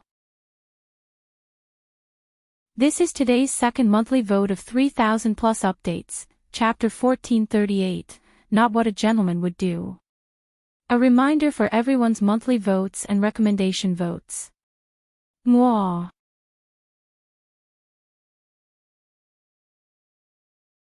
Chapter 1450. Hu Xiaoheng spoke so decisively and left no room for doubt. Director Chen and General Xiao were actually persuaded by him. After recovering from the shock, confusion, and grief, Director Chen felt very ashamed of his actions.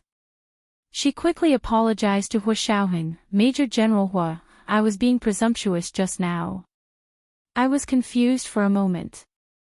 I didn't believe it at first, but when I went to the ICU and saw Xiao Ye's condition, I couldn't control myself. It's all right, you're not wrong. Hu Xiaoheng comforted President Chen gently. The ones who are wrong are those who take advantage of people's predicaments and play with people's hearts to sow discord. It's good that you've thought it through. President Chen's tears flowed again. Major General Hua, Xiao Yi has suffered such a serious injury this time, and there's no way for her to recover. I think that when her condition stabilizes, she should transfer. Let's wait for Colonel Xiao to recover before you decide this. Hu Xiaoheng didn't agree, but he didn't refuse either. Don't be too sad, you too. Take care of yourself. Colonel Xiao is still young. Even if he is transferred to another place in the future, he will still have a bright future. Hu Xiaoheng's words gave General Xiao and Director Qin a new perspective. Thinking about it this way, it didn't seem too bad. In short, his daughter's life wasn't in danger, and she wasn't crippled. She just couldn't rush to the front line like a man to do those dangerous missions. His mood improved along with his mind. Perhaps it was a blessing in disguise. The two of them thought it through and didn't force it. They supported each other and left. When they reached the door, Chenlai poked his head out from behind Hu Xiaoheng and suddenly said, Auntie, don't be too sad. You can't trust anyone else, but you have to trust me, Chenlai. You know what I'm capable of. Maybe I can help Xiao Yi recover.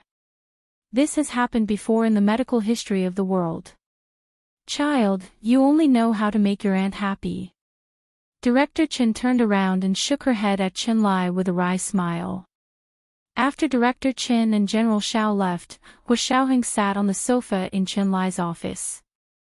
He took out his phone and began to search for the phone number that had texted Director Qin. It was a phone number that looked very normal. Judging from the first few digits, it should be a phone number that belonged to C City. He traced it all the way and found that the phone number belonged to a small repair shop in the urban-rural fringe of C City. Hu Xiaoheng immediately ordered the people from the C City Special Operations Forces to rush to the repair shop that very night, but to no avail. Because this small repair shop had been vacant for half a year, the phone inside happened to be out of service a few days ago due to unpaid bills. When Hu Xiaoheng saw the message, he immediately understood that someone had hacked into the telecommunication system and used the repair shop's phone number to send a message. As for who sent it, it was difficult to find out. There were billions of people in the world. Would they be able to find out? He put the phone back and got up to leave. Chenlai had been silent when Hu Xiaoheng had searched for the number that had sent the text. When he saw that Hu Xiaoheng was about to leave, he finally said, Hu Xiao, are you a gentleman? Hu Xiaoheng looked down at him. Is this the first day you've met me? Chenlai shrugged bitterly. I knew you weren't a gentleman. Hu Xiaoheng ignored him and continued walking towards the door. Chenlai stopped him again. Hu Xiao, can't we talk? Hu Xiaoheng stopped at the door and put his hands in his trouser pockets. He said calmly, what's there to talk about? Do your best to save Xiao Yi. How much she can recover will depend on her luck. Chenlai gritted his teeth and slammed the table. He rushed out from behind his desk and boldly said to Hu Xiaoheng, do you know what I'm talking about? If you pretend not to know, I'll take it that you're agreeing. Hu Xiaoheng didn't turn around, but he didn't make a sound.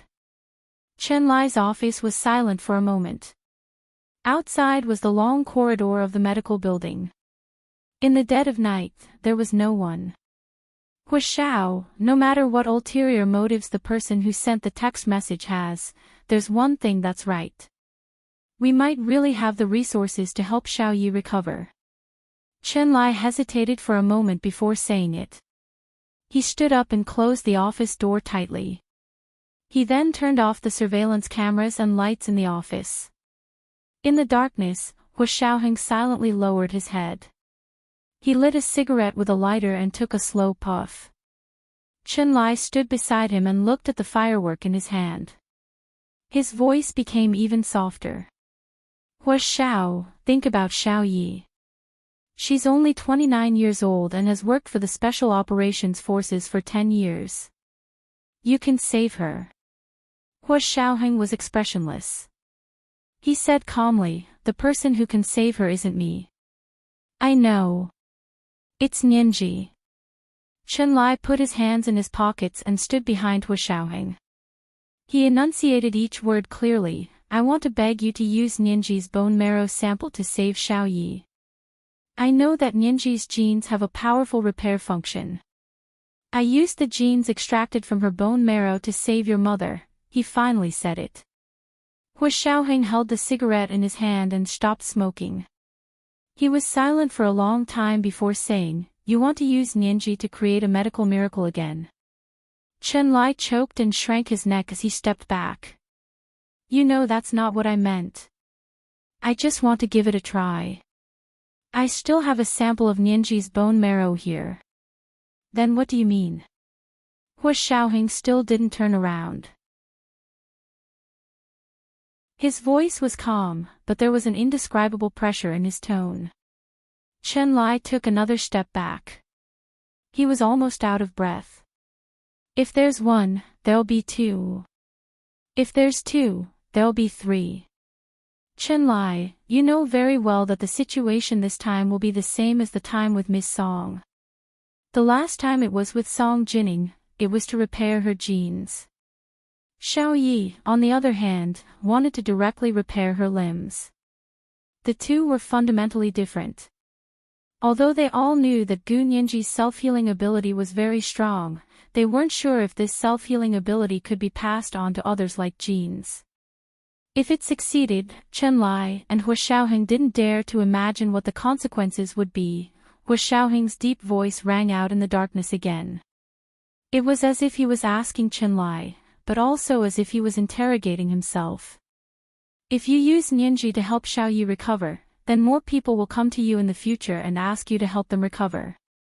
What are you going to do? There wasn't even a single case of Song Jining's illness in 10 million people. Therefore, even if they cured Song Jining, they could still use a medical miracle to cover it up. It was unlikely that they would encounter the same illness and need Chen Lai to treat it again. However, Xiao Ye's injuries could be encountered by ordinary people. Broken bones, damaged limbs, and aging organs. If there was a treatment that could help you get rid of the above pain and recover, would you choose not to do it? Chen Lai took a step back, speechless. In your heart, has Nianji always been a lab rat? Hua Xiaoheng asked lightly. His tone was filled with deep exhaustion and self-blame. Chen Lai blushed a little, but he wasn't willing to be defeated by Hua Xiaoheng's question. He growled, of course not.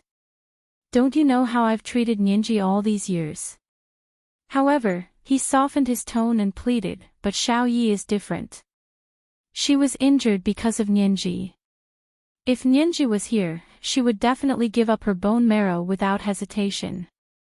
Yes. Hua Xiaoheng was expressionless like an ice sculpture. Just because she's kind and won't refuse, you can ask her to be a lab rat when you're in trouble, and she has to be willing. Why didn't you ask me? Why didn't you take my bone marrow? It was my decision to let Xiao Yi protect Nianji, not Nianji's request.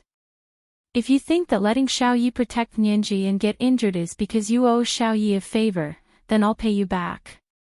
Chen Lai glared at Hua Xiaoheng. What nonsense are you talking about? If your bone marrow was as effective as Nianji's, of course I'd ask you instead of her. But your bone marrow is useless. You can use it just because it's useful? Hua Xiaoheng finally turned around and looked at Chen Lai. Have you really thought about the consequences of doing this? If this continued, the secret of Gu Nianji's physique would be revealed sooner or later. At that time, she would really become a lab rat. So, you want to use Nianji's freedom in exchange for Xiao Ye's freedom, don't you? Hua Xiaoheng could see it very clearly, and because he could see it clearly, it was even more painful. He suddenly understood the sinister intentions behind the other party's moves.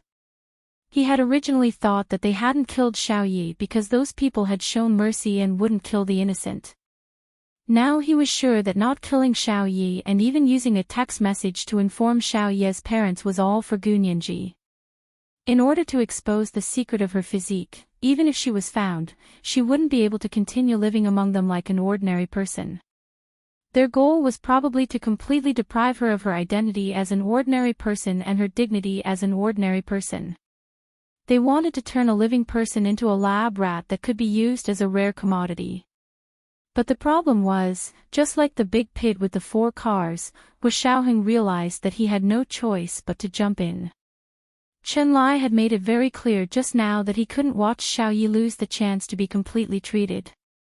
Hu Xiaoheng felt that he wasn't much better than Chen Lai, or even worse. Because he was Gu Nianji's lover, the person she trusted and relied on the most. However, he had to stab her ruthlessly. He really owed this girl too much. Hu Xiaoheng took a puff of his cigarette and asked calmly, "How much of Nianji's bone marrow sample do you have?" Chen Lai rubbed his hands in embarrassment. "Actually, there's not much left, and it's just a guess. I don't know if it will work on Xiao Ye's injury. After using it this time, will there be no more?" Hu Xiaoheng turned to look at him. Chen Lai nodded. He couldn't bear to do it either. He raised his hand and patted Hu Xiaoheng on the shoulder. "There's only so much left. We need to train it and experiment it a little. Even if it works, it'll take a year and a half, so don't think too much about it. I know what I'm doing." He scratched his head and continued, "Don't think too much about it. Actually, it might not succeed. You saw that the person who sent the text message was just testing. If it was really possible, he definitely wouldn't have said something ambiguous like special resources." This was the first update of the day, Chapter 1439, The Consequences Are Serious. A reminder to everyone for their monthly votes and recommendation votes. At 8:00 in the evening, they would continue to repay the debt of last year's tips and updates ___. Moi.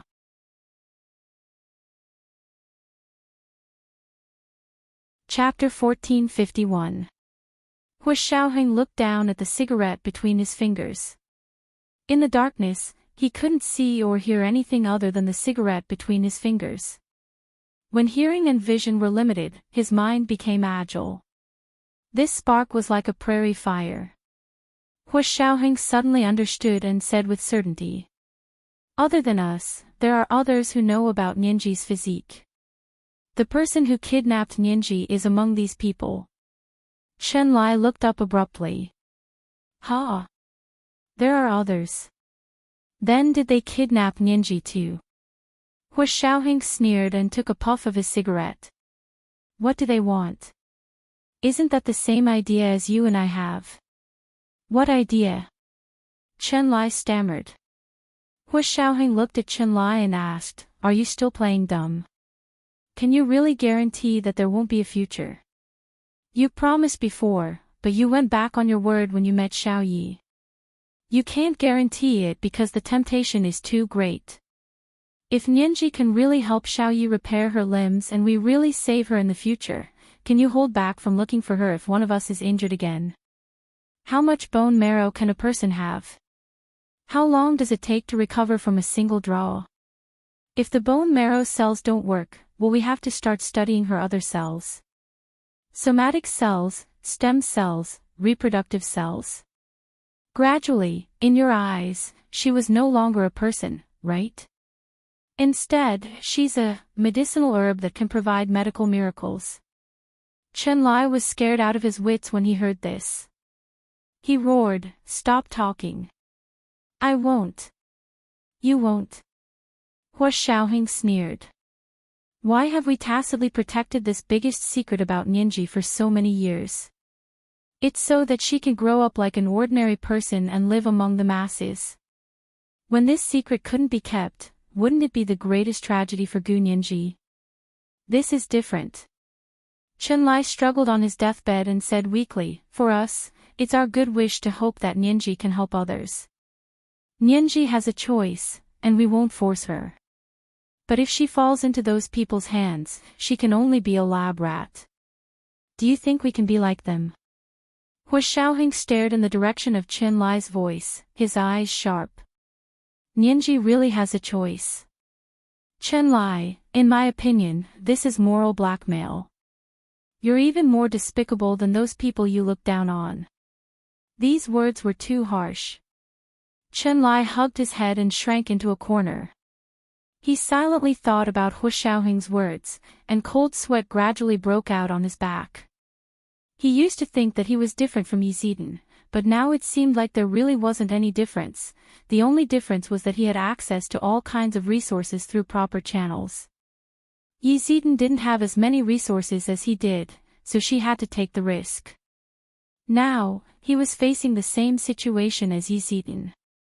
He had unknowingly walked down the same path as Yi Zidan. Do you understand? Hu Xiaoheng let out a long sigh and threw the almost burned-out cigarette into the trash can. We all made mistakes just now. We covet something that doesn't belong to us, and we even want to act on it. Tell me, what's the difference between this and a gangster stealing and robbing a jewelry exhibition because he knows there's a treasure in it? Chen Lai hit his head with his hand, and tears flowed down his face. I was wrong. Major General Hua, I won't use Nianji's bone marrow. I will use my own abilities to save Xiao Yi. Before Nianji comes back, you better not touch her bone marrow sample, Hu Xiaoheng said lightly. Xiao Yi's life isn't in danger, and she won't be disabled to the point of being unable to move. Her injuries can wait. You don't have to let her recover immediately. At the very least, they had to wait until Gu Nianji came back. They had no right to make decisions for her. The two of them remained motionless in the darkness as they calmed their turbulent emotions. After a while, Chen Lai supported himself against the wall and stood up. He found the switch on the wall and turned on the light. The light chased away the darkness, and both of them felt relieved. They had finally balanced their guilt towards their comrade in arms with their apology towards Gu Nianji. Everyone wanted to take shortcuts, but every shortcut had its own consequences. Chen Lai took a bottle of mineral water and handed it to Hu Xiaoheng. Drink it. You've sweated a lot too. Hu Xiaoheng's summer clothes were drenched in sweat. Hu Xiaoheng took the mineral water, unscrewed the cap, and drank it in one gulp. He wiped the sweat off his forehead with his sleeve and said calmly, "Let's go back to what I said just now." The other party sent a text message to Sao Discord. They wanted to kill two birds with one stone, but they also exposed their identity and purpose, allowing us to discover an important clue. This was probably something the person who sent the text message hadn't expected. What identity? Chen Lai was puzzled. You know who it is. Does that mean you can find Nianji immediately? Hu Xiaoheng looked at him as if he was looking at an idiot and said calmly, "Of course not." Then what do you mean? Although we still don't know who it is, the scope has been greatly narrowed down. Chen Lai. Think about it, how many people in this world know about Nianji's special constitution? Chen Lai frowned and counted with his fingers. You, me, and Nianji's family, which is her father, no. Hu Xiaoheng put his hands behind his back and walked to the window of Chen Lai's office. Gu Xiangwen doesn't know. He always thought that Nianji hadn't recovered from her illness. Don't forget, his last words before he died were all about guilt. That's right. I remember now. Chen Lai wiped the sweat off his forehead. Then what's going on? I thought it was Gu Xiangwen. After all, he's so powerful. Hu Xiaoheng stretched out his finger. We can summarize all the suspicious points related to Nianji in chronological order. First, 7 years ago, Gu Xiangwen's plane was hijacked and forced to land in the Cape of Good Hope. He escaped with his wife using hypnosis and hid in his submarine, but in the end, he didn't escape the Japanese torpedo. The submarine sank to the bottom of the sea for 7 years. Second, Gu Yanran said that Gu Nianji disappeared after learning about Gu Xiangwen's accident. She sailed her own boat out to sea and disappeared in the Caribbean Sea. Third, that year, Nianji was only 12 years old. She clearly disappeared in the Caribbean Sea, so why did she end up sitting alone in a car in the downtown area of Sea City in our country? Fourth, who brought her from the Caribbean Sea into our country? How did she enter our country? Because we couldn't find her entry records. Fifth, who was the driver of that car? Where did she go? Why did the car she was in suddenly catch fire and explode? Hu Xiaoheng looked at his 5 fingers and said thoughtfully, "Of course, the premise of these questions is that Gu Yanran didn't lie. If she lied, then the second and third points wouldn't be valid." Chen Lai slapped his head and sighed. "Oh my god, this Special Operations Forces is really not a job for humans. How good of a logical analysis and memory must be. Stop flattering me." Hu Xiaoheng was unmoved. But regardless of whether Gu Yanran lied or not, Nianji's illness must have been cured. So, there's another person. At least there's another person who cured Nianji's illness. Maybe Nianji's special constitution has something to do with him. Chen Lai's eyes widened. His round eyes were like 2 small lanterns behind the round lenses. "Oh my god. You mean, there's another person? Not only does this person know about Nianji's special constitution, but he might also be the person who cured her illness. That's amazing. That's amazing. Doesn't that mean he's a genius even more amazing than Gu Xiangwen?" Chen Lai spun around the office excitedly. "No, this person is a real genius in medicine. I really hope I have the opportunity to get to know him." Hu Xiaoheng closed his eyes. He didn't want to see Chen Lai like this. He said calmly, "This person, let's assume that this person exists. He cured Nianji's illness and knows about Nianji's special constitution. Then what? Will he kidnap Nianji? Will he use such a clumsy method to provoke us and try to expose Nianji's special constitution to the public?" Chen Lai was exhausted from spinning around and finally calmed down. He sat on his swivel chair and crossed his arms in front of his chest. He said in a low voice, "No." "Why do you think so?" Chen Lai began to speak viciously. "First of all, if this person cured Nianji's illness and improved Nianji's constitution, then this person's ability is not on the same level as ours. It's even like the difference between a human and a gorilla. When have you ever seen a human be jealous of a gorilla? And show off his abilities in front of a gorilla?" "Hu Xiaoheng," Chen Lai said angrily again, "but the person who sent the text message is obviously not the person who cured Nianji. Because he isn't sure how far Nianji's special constitution can go. He's on the same level as us." This is the second reward update of the day, Chapter 1440, Finding a Clue. A reminder for everyone's monthly votes and recommendation votes. The 100,000 Qidian coins awarded by the leader of I Am Master Rashi last August have been delivered for the first time. Oh, !__. Oh. If you have monthly votes, vote now. During the double monthly vote period, 1 vote is equivalent to 2 votes moi.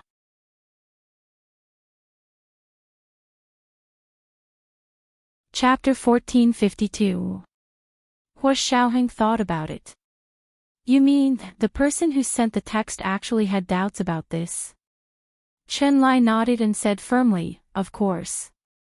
If the other party was very sure, then they would have mentioned Gu Nianji's name directly. Wouldn't that have been more effective against you? That would have left no room for negotiation. So this kind of person, you say he's the person who cured Nianji? What a joke. At most, he's a person who covets other people's advanced medical skills.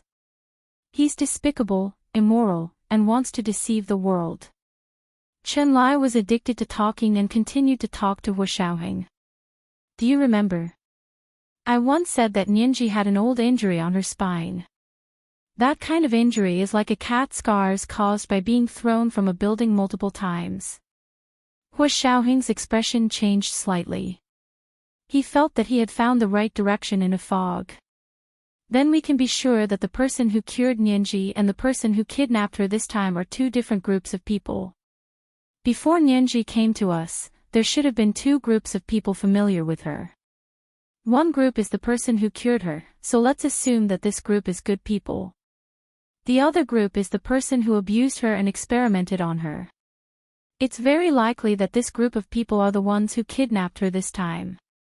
It's very likely. Chen Lai kept nodding, but his face quickly paled. If it's the second group, then wouldn't Nianji be back to being a lab rat? Chen Lai's heart tightened at the thought that those terrifying experimental methods might be used on Nianji again. He felt extremely ashamed that he had tried to use Nianji's special constitution just now. This test had baptized him from head to toe. That was how a person's spirit and awareness grew and improved through self-reflection and self-criticism. Hua Xiao. You must save Nianji quickly. Chen Lai's face was pale. She's not a child now. Hua Xiaoheng's feelings at that moment could no longer be described with words. It was like someone had taken a sledgehammer and placed his heart on a red-hot iron plate, then smashed it down again and again. It didn't matter if he was smashed into pieces, but please don't hurt the little girl he had spoiled growing up. Hua Xiaoheng's throat bobbed. He raised his hand to look at his watch. It was already midnight. 15 hours had passed since Nianji disappeared at 9 in the morning. The golden time for a missing person to be rescued was 24 hours after they went missing. In other words, they only had 9 hours of prime time left. It was dark outside the window, but Hua Xiaoheng's sleep-deprived brain was still working at high speed. Nianji, where the hell are you? Mentally and physically exhausted, he blacked out and fainted in Chen Lai's office. In the office building of the headquarters of the Special Operations Forces, Hua Xiaoheng woke up on the sofa in his office with a blanket covering his body. Zhao Liangzi was sitting on a single-seater sofa with a laptop on his lap. He was checking some information. Seeing that he was awake, Zhao Liangzi immediately said, Hua Xiao, you fainted in Dr. Chen's office. Dr. Chen had someone send you here. Hua Xiaoheng immediately looked at his watch. It was already 6 in the morning. He had slept for about 5 hours. Counting from the military base in Rice City, he had indeed not slept for 4 days. Hua Xiaoheng rubbed his temples. Yeah, how was it? How's the progress? Zhao Liangzi quickly said. We found 3 of the 4 cars. Hua Xiaoheng jumped up with an ugly expression. Why didn't you wake me up earlier? You haven't slept for almost 4 days. You have to rest. Zhao Liangzi sighed softly. Besides, they're all empty cars. It's useless to wake you up. Empty cars. Hua Xiaoheng lifted the blanket and got up. He walked into the small bathroom in his office to wash up. He hadn't slept for a few days, and the stubble on his chin had grown. Zhao Liangzi stood at the bathroom door and reported to him. Yes, they're all empty cars. The car heading east was dropped off at the intersection of the highway. The license plate number is the same license plate number we saw. There's no one in the car. The car heading south has already left the imperial capital, but it was abandoned on the isolation belt by the side of the highway. There's no one in the car. The car heading west didn't go far. It was parked in the parking lot of a shopping mall. It was the first to be found and reported by the public. Of course, there's no one in the car. I've already asked someone to tow all 3 cars back. Hua Xiaoheng washed up and shaved his beard before saying, what about the car heading north? Zhao Liangzi was a little ashamed. This is the only car that has already escaped our search. They had rushed hard but still let the other party escape. In other words, the 4th car was too fast, and it was different from the other 3 cars because it had changed 3 different license plates along the way to pass through the Traffic Control Bureau's checkpoint. They didn't notice it at the time. Later, when they checked all the black SUV license plates that left the imperial capital, they found that there were 3 more scrapped license plates. Then they locked onto the target again. Hua Xiaoheng's hand paused as he looked at the mirror in front of him. You mean, it has already left the imperial capital? Not only has it left the imperial capital, but it should have already left the border. Zhao Liangzi said with a pale face. Hua Xiaoheng threw away the automatic shaver and his expression darkened. Hurry up and chase after it. No matter where it goes, you have to chase after it. Yes, Chief. Zhao Liangzi quickly stood at attention and saluted. The car was heading north. There were 2 countries across the border, Outer Mongolia and Russia. Zhao Liangzi turned around to inform the Special Operations Forces field personnel in the 2 countries to take over the search. Hu Xiaoheng's expression was as dark as water as he walked downstairs. He wanted to personally check the 3 black SUVs. In the Special Operations Forces parking lot, 3 tall black SUVs were lined up majestically. Hu Xiaoheng asked someone to bring the short-legged corgi over. The other staff members stood far away and didn't follow him. In the empty parking lot, the first rays of dawn shone through the clouds. The tall man in military uniform stood beside a cute, short-legged little corgi. The scene was indescribably funny, but none of them could laugh. Go up and see if your mama has been inside, Hu Xiaoheng said expressionlessly. Fortunately, the staff members were far away. Otherwise, the people who heard him would have been shocked. The short-legged little auca wagged its tail and ran towards the black SUV on the far left. Although they didn't have the key, it wasn't difficult for the people of the Special Operations Forces to open the door of a car.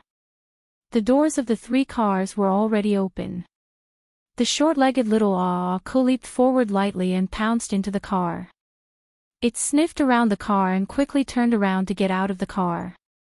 It ran to the car in the middle, got out quickly, and went to the car on the far right.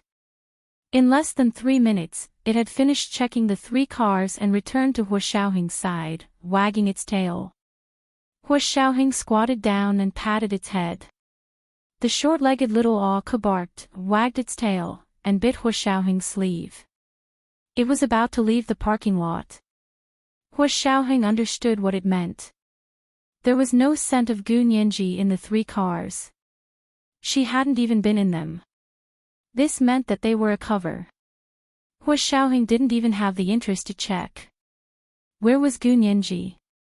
Could she really be in the 4th car? The 4th car that had already run out of the country. Hu Xiaoheng frowned. At that moment, his phone rang. Hu Xiaoheng swiped it to answer. Zhao Liangzi's anxious voice came from the phone. Major General Hu, we just found the whereabouts of the 4th car.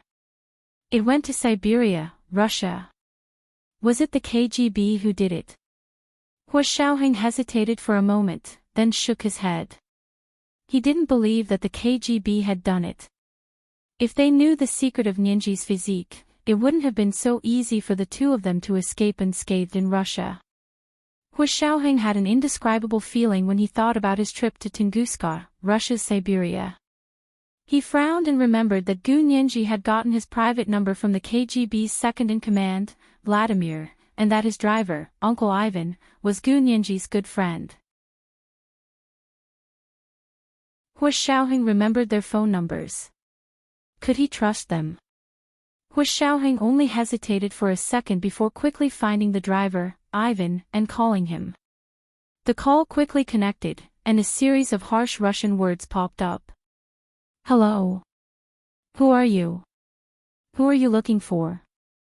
Hu Xiaoheng paused and said in Russian, I'm Hu Xiaoheng, serious fiancé. The moment he mentioned serious fiancé, the driver immediately understood and quickly said, it's Major General Hu. Hello, why did you suddenly think of calling me? Where's Sirius? How has she been recently? I heard she's very busy. The series of questions obviously concerned Gu Nianji. Hu Xiaoheng took a deep breath and said, where's Vladimir? Is it convenient for him to answer the phone? The driver was unhappy. Sirius is the best with me, and she gave me the biggest red packet. What can't you tell me? Hu Xiaoheng said calmly, I can tell you, but I'm worried that you don't have the authority to help me. TSK. Tell me about it. The middle-aged driver almost patted his chest. See if I can help. Okay. Hu Xiaoheng pursed his lips and said casually, "You know, our military parade and exercise just ended, so I'm on a long leave. I want to take Sirius to Siberia for a trip, so I'm telling you. Sirius and I are driving our own cars into the country. Do we need to report to you?" Oh. That's great. But I haven't been on leave recently, so I can't go see Sirius. The driver was extremely regretful. But you don't have to worry about entering the country. It's a small matter. I'll take care of it for you. Okay, thank you, Ivan. Hu Xiaoheng's voice was very relaxed, and the driver didn't hear anything different at all. He happily took the documents that Hu Xiaoheng had faxed over and went to complete the immigration procedures for him.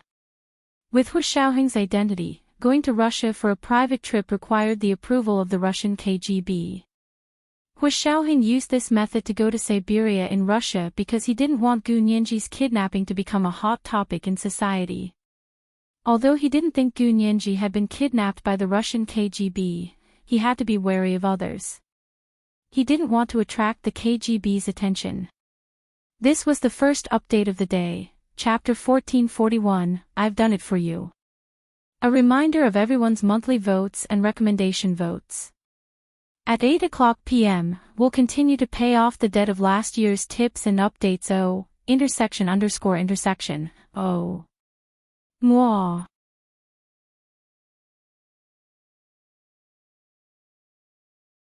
Chapter 1453.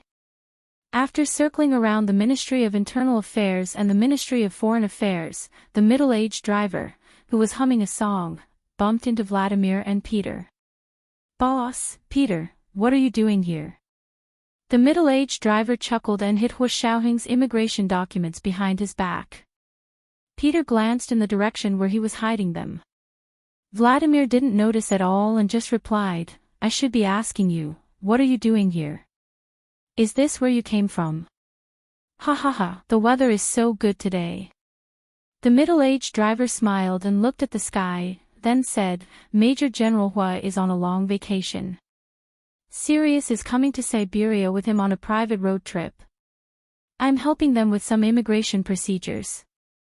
I've just finished. I'll fax them back now. Hu Xiaoheng is on vacation. He's coming to our place for a private road trip." Vladimir frowned. Peter said softly, "The Huaxia Empire has just finished their military parade and exercise. They should be on vacation, right?" Oh. Vladimir's brows furrowed slightly, and he glanced at the middle-aged driver. "All right, hurry up and send the completed procedures to them." "Okay." The middle-aged driver ran away. Vladimir was both angry and amused as he watched the middle-aged driver's bear-like back run away like a rabbit. He and Peter went to the Ministry of Internal Affairs to do something, and when they came out, they remembered what the middle-aged driver had just said. He took out a cigar from his pocket, cut off the end of the cigar with a blade, and took out a lighter to light it. When the flame turned into a bright blue color, he brought the cigar closer and spun it on the bright blue color. The head of the cigar gradually turned black, and a grayish-white color appeared at the edges. There were even some scarlet sparks on the inside, and wisps of green smoke drifted out. Vladimir put the burning cigar in his mouth and took a big puff in satisfaction. He then exhaled the smoke in his mouth and closed his eyes to feel the remaining fragrance. Smoking a cigar was completely different from smoking. Peter stood quietly beside him, like a shadow that would never wake up. Vladimir quietly smoked half a cigar before saying, "Go to Siberia and keep an eye on Hu Xiaoheng.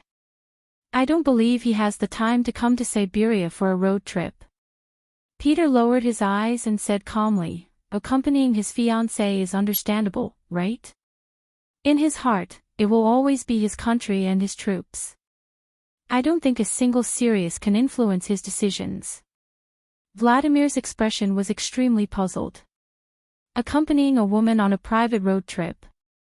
Only that fool, Ivan, would believe such a thing. As Vladimir spoke, he took out his phone and sent Gu Nianji a WeChat message. He asked her when she would come here to play. Gu Nianji didn't respond. Vladimir sent another message to her button, but there was still no response for a long time. Vladimir chuckled. Peter pursed his lips. All right, I'll go take a look. Wait. Vladimir stopped him again. He lowered his head and took a few puffs of his cigar.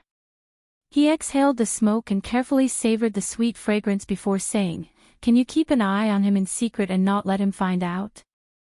Peter thought seriously for a moment. I'll try. What if he finds out? He didn't seem very confident that he could hide from Hua Xiaoheng forever.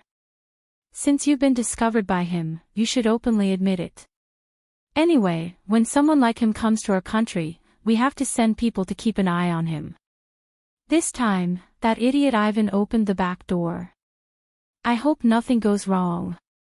Vladimir had a bad feeling, and his eyelids were twitching violently. All right, then I'll be leaving.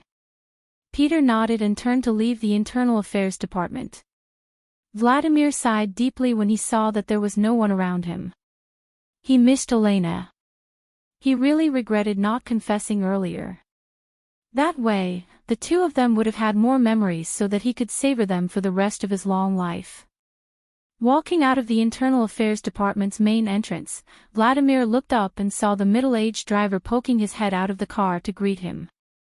He had a cheerful face and was naturally optimistic. Seeing him like this, Vladimir's melancholy instantly disappeared. He stepped forward and kicked the car door, then got into the car and sat down. Drive. The middle-aged driver hummed a tune happily and said, I've already faxed the completed procedures. Major General Hua even thanked me. Vladimir didn't want to see his smug face, so he said coldly, Then have you asked Sirius? Did she reply to you? The middle-aged driver shrugged and said excitedly, No. She's been quite busy recently. She said she's going to form her own team. Isn't it great to be the chief lawyer consultant of the Senate? Vladimir. You even know about that. However, his mood improved a little, and he didn't stare at his phone anymore, waiting for Gu Nianji's reply. Hua Xiaoheng received a fax from the middle-aged driver. All the procedures had been completed. He immediately said to Yin Shixiang, Prepare a private plane for me. I'm going to Siberia, Russia. Rent me a car at the airport. Yin Shixiang immediately went to arrange a private plane for him.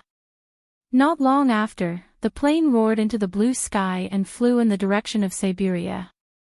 Hua Xiaoheng was still in close contact with Zhao Liangze and the Russians on the plane, constantly paying attention to the progress of the car. Both satellites were tuned to the direction of Siberia and tracked with the image recognition system. 2 hours later, Hua Xiaoheng arrived at the Tunguska region of Siberia. The last time, he had brought Gu Nianji from Moscow to this place to meet up with Song Jining. Half a year ago, a strange high-energy magnetic field had suddenly appeared here, attracting Russian and Huaxia scientists to flock over. However, the strange high-energy magnetic field had suddenly appeared and disappeared. The only gain was that the Huaxia Empire had obtained a large amount of data and was currently studying it intensely. After Hua Xiaoheng got off the private plane, he picked up the Russian Gaz off-road vehicle that he had rented in advance at the airport. The car had the typical characteristics of a Russian car. It looked big and black, but it was durable and had very good performance in the wild. Hua Xiaoheng was dressed like a wild tourist. The car was fully equipped, and he drove into the vast forest of Siberia alone. Major General Hua, the other party is already close to the Tunguska region of Siberia. Yes, the place you went to half a year ago. Zhao Liangse contacted Hua Xiaoheng through the Nandu satellite communication and navigation system. He cooperated with the field personnel in Russia to guide the direction of the off-road vehicle. Hua Xiaoheng wished he could drive the off-road vehicle like a supersonic fighter jet and charge through the wilderness. If he could take a shortcut, he would never take a long detour. If he could walk, he would never stop. He sped all the way and finally arrived near the sinkhole in the Tunguska region of Siberia within an hour. Zhao Liangzi told him that the car had stopped at this place. Hu Xiaoheng was burning with anxiety. He drove the off-road vehicle at full speed. The last big rock was blocking the road. He didn't want to take a long detour, so he slammed on the accelerator and the entire car crashed into the big rock, knocking it away. The front of the car was only slightly scratched. Peter, who was following behind him, saw this and calmly stopped. He parked his car in the middle of the road and leaned against the car door alone. He took out a cigar and lit it. He put it in his mouth and took a puff. Then he exhaled white smoke and closed his eyes to savor the unique fragrance of the cigar in his mouth. Hu Xiaoheng's expression was solemn. He rushed to the front of the Tunguska sinkhole and slammed on the brakes. In the distance, the sky was clear and white clouds were blooming. There was water in the sinkhole, reflecting the blue sky. It was quiet everywhere, with trees and green grass. The black SUV quietly stopped at the edge of the sinkhole, forming a black silhouette that stung Hu Xiaoheng's eyes. Was there anyone inside? Was Nianji inside? Hu Xiaoheng had always been calm and collected, but at this moment, his palms were sweating. After a while, he let go of the steering wheel, pushed open the door, and jumped out. He was wearing a hunter's uniform and a bulletproof vest. He held a gun in his hand and aimed it in the direction of the car as he walked over step by step. The car was parked horizontally at the edge of the sinkhole. It was facing the direction Hu Xiaoheng was coming from. He could see through the window.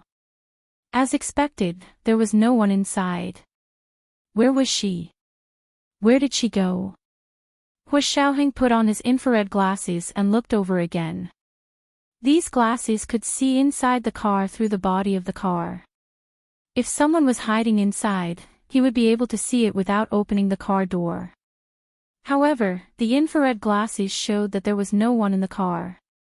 There was no one hiding anywhere, not even a suitcase. Hu Xiaoheng's face darkened as he observed his surroundings and walked over step by step. In his earpiece, Zhao Liangzi was reporting the pictures and news from the Nandu satellite communication system. Major General Hua, the satellite tracking shows that after the car stopped there, a person got out of the car and jumped into the sinkhole. I'll send you the pictures taken by the satellite. This was the second reward and update of the day, Chapter 1442, looking forward to reply. A reminder for everyone's monthly and recommendation votes. The second update of the 100,000 Chidian coins that the leader of I Am Master Rashi had tipped last August has arrived.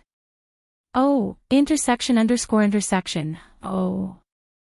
Dear friends, if you have monthly votes, please vote now.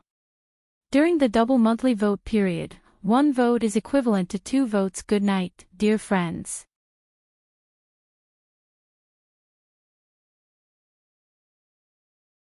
Chapter 1454. Jump down.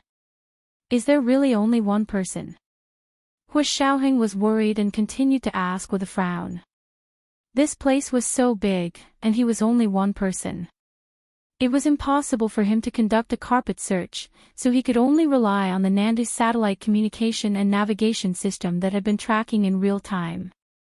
The photos taken by the Nandu satellite were already very high definition. Although they couldn't capture the person's face from 10,000 meters above, their height and figure could still be clearly seen. Zhao Liangzi understood what Hu Xiaoheng was thinking and quickly explained, there's only one person. Judging from the figure, it's a man, it couldn't be Nianji, and it definitely couldn't be that person who pulled Nianji down with him. Hu Xiaoheng sighed, but he didn't feel relieved. He had chased them for thousands of miles. Although they were almost a day and night late, a plane was still faster than a car. He had still caught up to them. However, he hadn't expected the other party to jump into the sinkhole. Hu Xiaoheng knew exactly what was down there. It wasn't like he hadn't gone down before. Did he come back up after jumping down? Hua Xiaoheng spoke to Zhao Liangzi through his Bluetooth headset. As he asked, he raised his gun and walked towards the black SUV parked at the edge of the sinkhole. No. Our satellites have been watching this place. No one can escape our satellite tracking if they climb up, Zhao Liangzi said firmly. He was also extremely worried. He wished that his eyes were on the surveillance camera so that he wouldn't miss a single frame. Hua Xiaoheng held his breath. When he was about to approach the car, he suddenly raised his gun and aimed. With two thuds, the sharp conical bullets of the silent pistol pierced into the black SUV's wheels. The tires immediately deflated like a deflated balloon. After walking over, he opened the car door and searched inside and out again. He even looked under the car, but there was no one. There was only one person. Did he really jump down? Hua Xiaoheng walked to the side of the car and looked down into the sinkhole. He wondered if he should go down and take a look. He wanted to see the person, dead or alive. He understood this the best. Climbing a large rock at the edge of the sinkhole, he tried to land. The bottom of his feet was the soft soil at the edge of the sinkhole. It was dark and gloomy, and below was a dark blue pool. At that moment, the black SUV suddenly shook a few times. Hua Xiaoheng instinctively turned around to find that not only was the car swaying, but he was also swaying. Was it an earthquake? Before he could turn around, the edge of the sky pit suddenly cracked. It turned out that the sky pit had begun to collapse. Hua Xiaoheng's heart skipped a beat. He quickly used one hand to protect himself with the gun and the other to support himself with the big rock. But it was too late. Half of the sinkhole had already collapsed the last time the scientific community observed the data. This time, for some unknown reason, the entire sinkhole began to shake. The black SUV had been parked at the edge of the sinkhole. When the sinkhole began to collapse, it tilted to the side and slid down along with the mudslide that was rolling into the sinkhole. The SUV was almost smashing towards Hua Xiaoheng. Hua Xiaoheng quickly dodged to the side and brushed past the SUV that was sliding to the bottom of the sinkhole. After rolling for an unknown period of time, it was completely buried by the mudslide and could no longer be seen. Hua Xiaoheng tried his best to stabilize his body and clung tightly to the big rock at the edge. Just as he was about to get up, he realized that the ground under him was also beginning to crack and soften. Like a landslide, it began to fall. He tried his best to control his body and tried his best to crawl forward. However, the collapse of the sinkhole had already spread beneath him. The big rock in front of him was also loosening and could no longer support his weight. Could this be another of the other party's plans? Hua Xiaoheng's mind raced.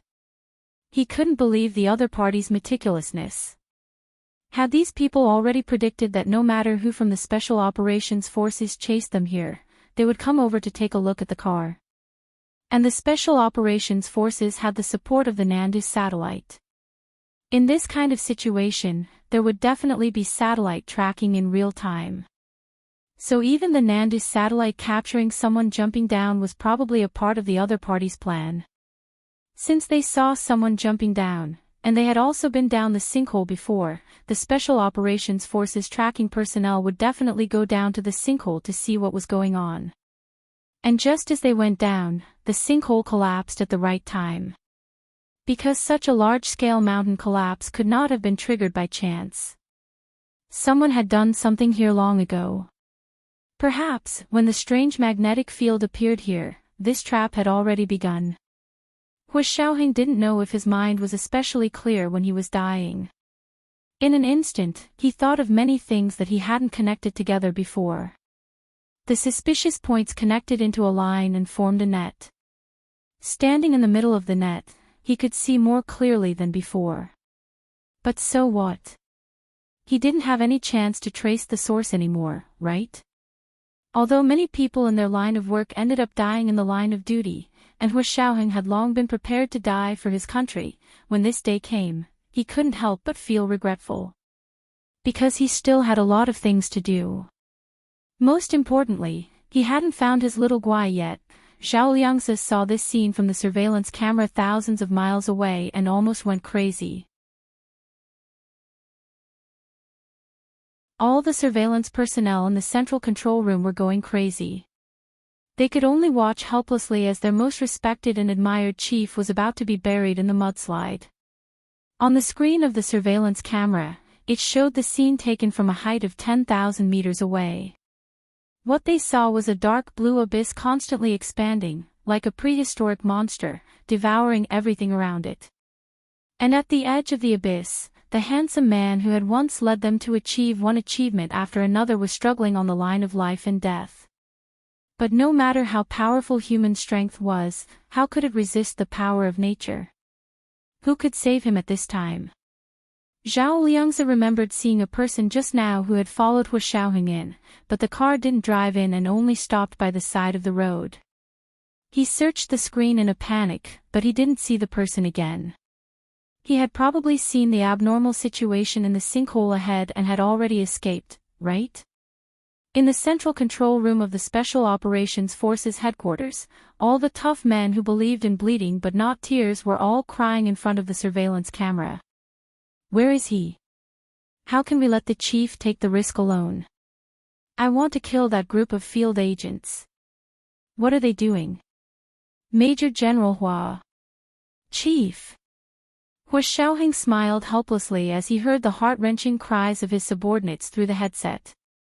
He said casually into the Bluetooth headset. Stop howling and don't send people over to die. I failed my mission. You have to take this as a warning. He paused and said intermittently, I don't have any last words. If possible, I hope you can help me find Nianji.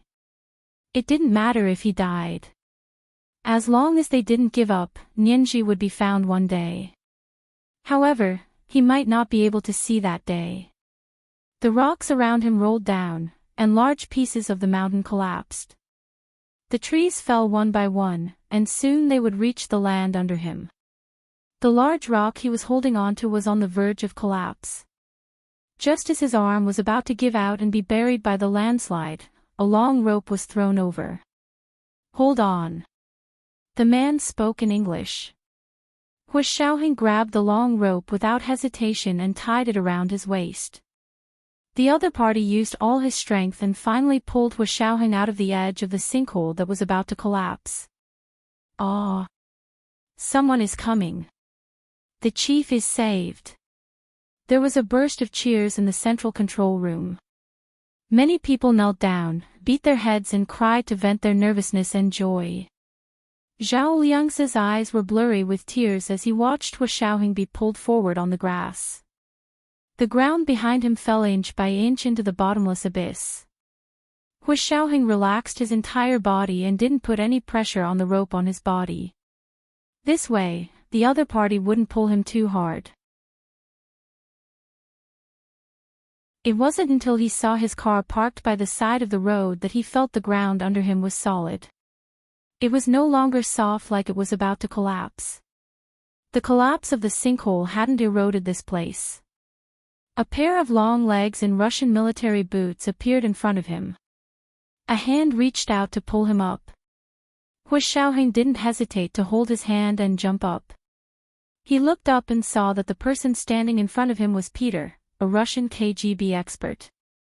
He stood in front of him with drooping eyes, chewing gum in his mouth and pulling the long rope with one hand. He still looked like he would never wake up. Hu Xiaoheng raised an eyebrow and untied the long rope around his waist. Peter. Why are you here? Major General Hua, Ivan said that you came on a road trip with your fiancé. Where's your fiancé? Peter retracted the long rope and looked around. There's too much commotion here. I've already informed Vladimir. They'll be here soon. Hu Xiaoheng turned around. Under the long sky, dust and smoke lingered. His eyes were gray, and he couldn't see the blue sky or the white clouds. The dark blue sinkhole was expanding, but the inside had already been filled with mudslides. Who knew how many secrets had been buried? There was no water in the sinkhole, and the secret passage that connected to other places was also gone. Hu Xiaoheng dusted the mud off his body and looked in the direction of the sinkhole with a complicated expression. Did you see that black SUV just now? Hu Xiaoheng asked in a daze. It was parked at the edge of the sinkhole. Peter nodded. I saw it. What's wrong? Is that your car? No, I chased after this car. Hu Xiaoheng had just experienced a life-and-death situation, so his mind was exceptionally clear.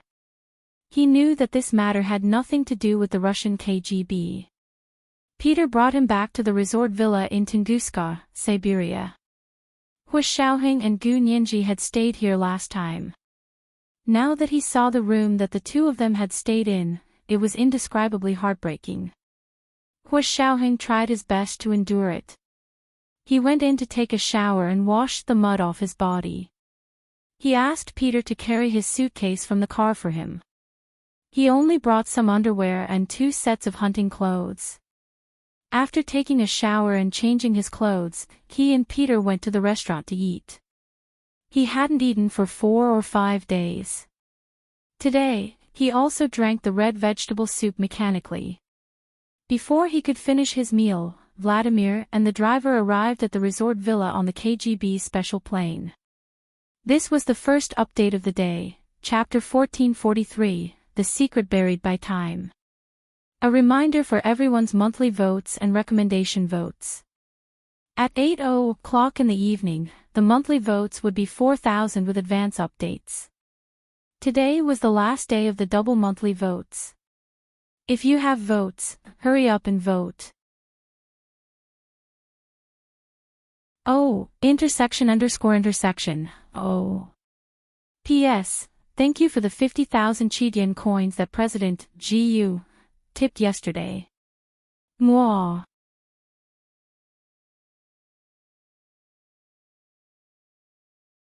Chapter 1455. Hu Xiaoheng slowly finished the last mouthful of the red vegetable soup before putting down the knife and fork. He wiped his mouth with a napkin. Sit, do you want something to eat? Hu Xiaoheng looked up at Vladimir and the driver, Ivan, who were standing next to him and Peter. The two of them had just flown to the Tunguska resort. Vladimir's face was expressionless and he didn't move. The driver, on the other hand, sat down next to Hu Xiaoheng and asked him with widened eyes. Where's Sirius? Didn't you say that you and Sirius were on a private road trip? How dare you lie to me? As he spoke, he punched Hu Xiaoheng's back. Hu Xiaoheng didn't dodge. He just grunted and straightened his back to take the blow. The driver saw that Hu Xiaoheng didn't even dodge, so he felt a little embarrassed. Moreover, Hu Xiaoheng's back was as hard as iron. Even his fist hurt a little. Shaking his hand, the driver grunted, Why didn't you dodge? Are you apologizing? I'm not someone who forgives others so easily.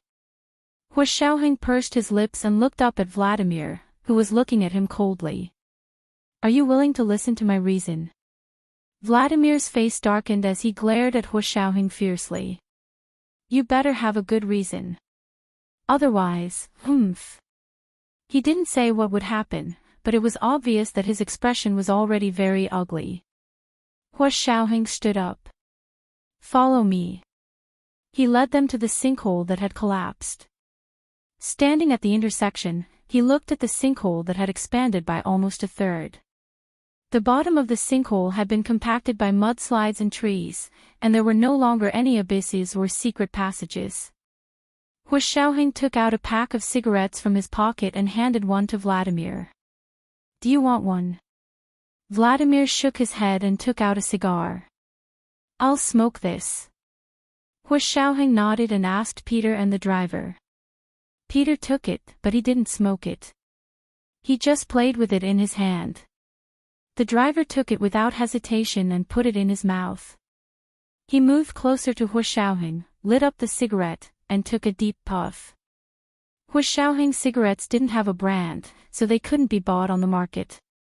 It was a special brand, and the quality was especially good. The standard Yunyan cigarettes were famous for being clear, sweet, and fragrant. Hua Xiaoheng lowered his head and took a puff. I came here to chase that car. Because the people in the car kidnapped Sirius. What? The driver was the first to jump up. What did you say? Sirius had been kidnapped. Who did this? Is it those bastards from other countries? Vladimir deeply agreed. His expression was no longer as tense, but he still couldn't bear it. Are you serious? Sirius was kidnapped. Hua Xiaoheng calmly recounted what had happened in Gu Nianji's apartment, then said, 4 identical SUVs drove out of the third ring road and headed in 4 directions. We found 3 cars, and the 4th was the one parked here. He pointed in the direction of the sinkhole. Peter also added to what happened just now. He also recorded the video to show that everything Hua Xiaoheng said was true. Vladimir looked at the video in shock. They hadn't set up this trap, but who would be so powerful? They were trying to involve the Russian KGB as well, weren't they? He immediately said, Major General Hua, please believe us. We have such a good relationship with Sirius. We're definitely not the kind of despicable people who would touch someone's family just because they have a grudge against their work. For intelligence industry workers like them, it was a taboo to have their family targeted for revenge. Therefore, in the eyes of Vladimir and the driver, Gu Nianji had been kidnapped because of Hua Xiaoheng. She had been caught in the crossfire. Hua Xiaoheng's enemy must have kidnapped her to threaten Hua Xiaoheng. This kind of thing was a big taboo for regular intelligence agencies. Everyone had family, so who would want to encounter such a situation? Only despicable terrorists with no bottom line would use kidnapping someone's family to threaten people. Peter smiled and said slowly, who's so powerful that they could kidnap someone from Major General Hua's hands? The driver was so angry that he howled. I want to see which SOB is so fearless that he dares to touch our family.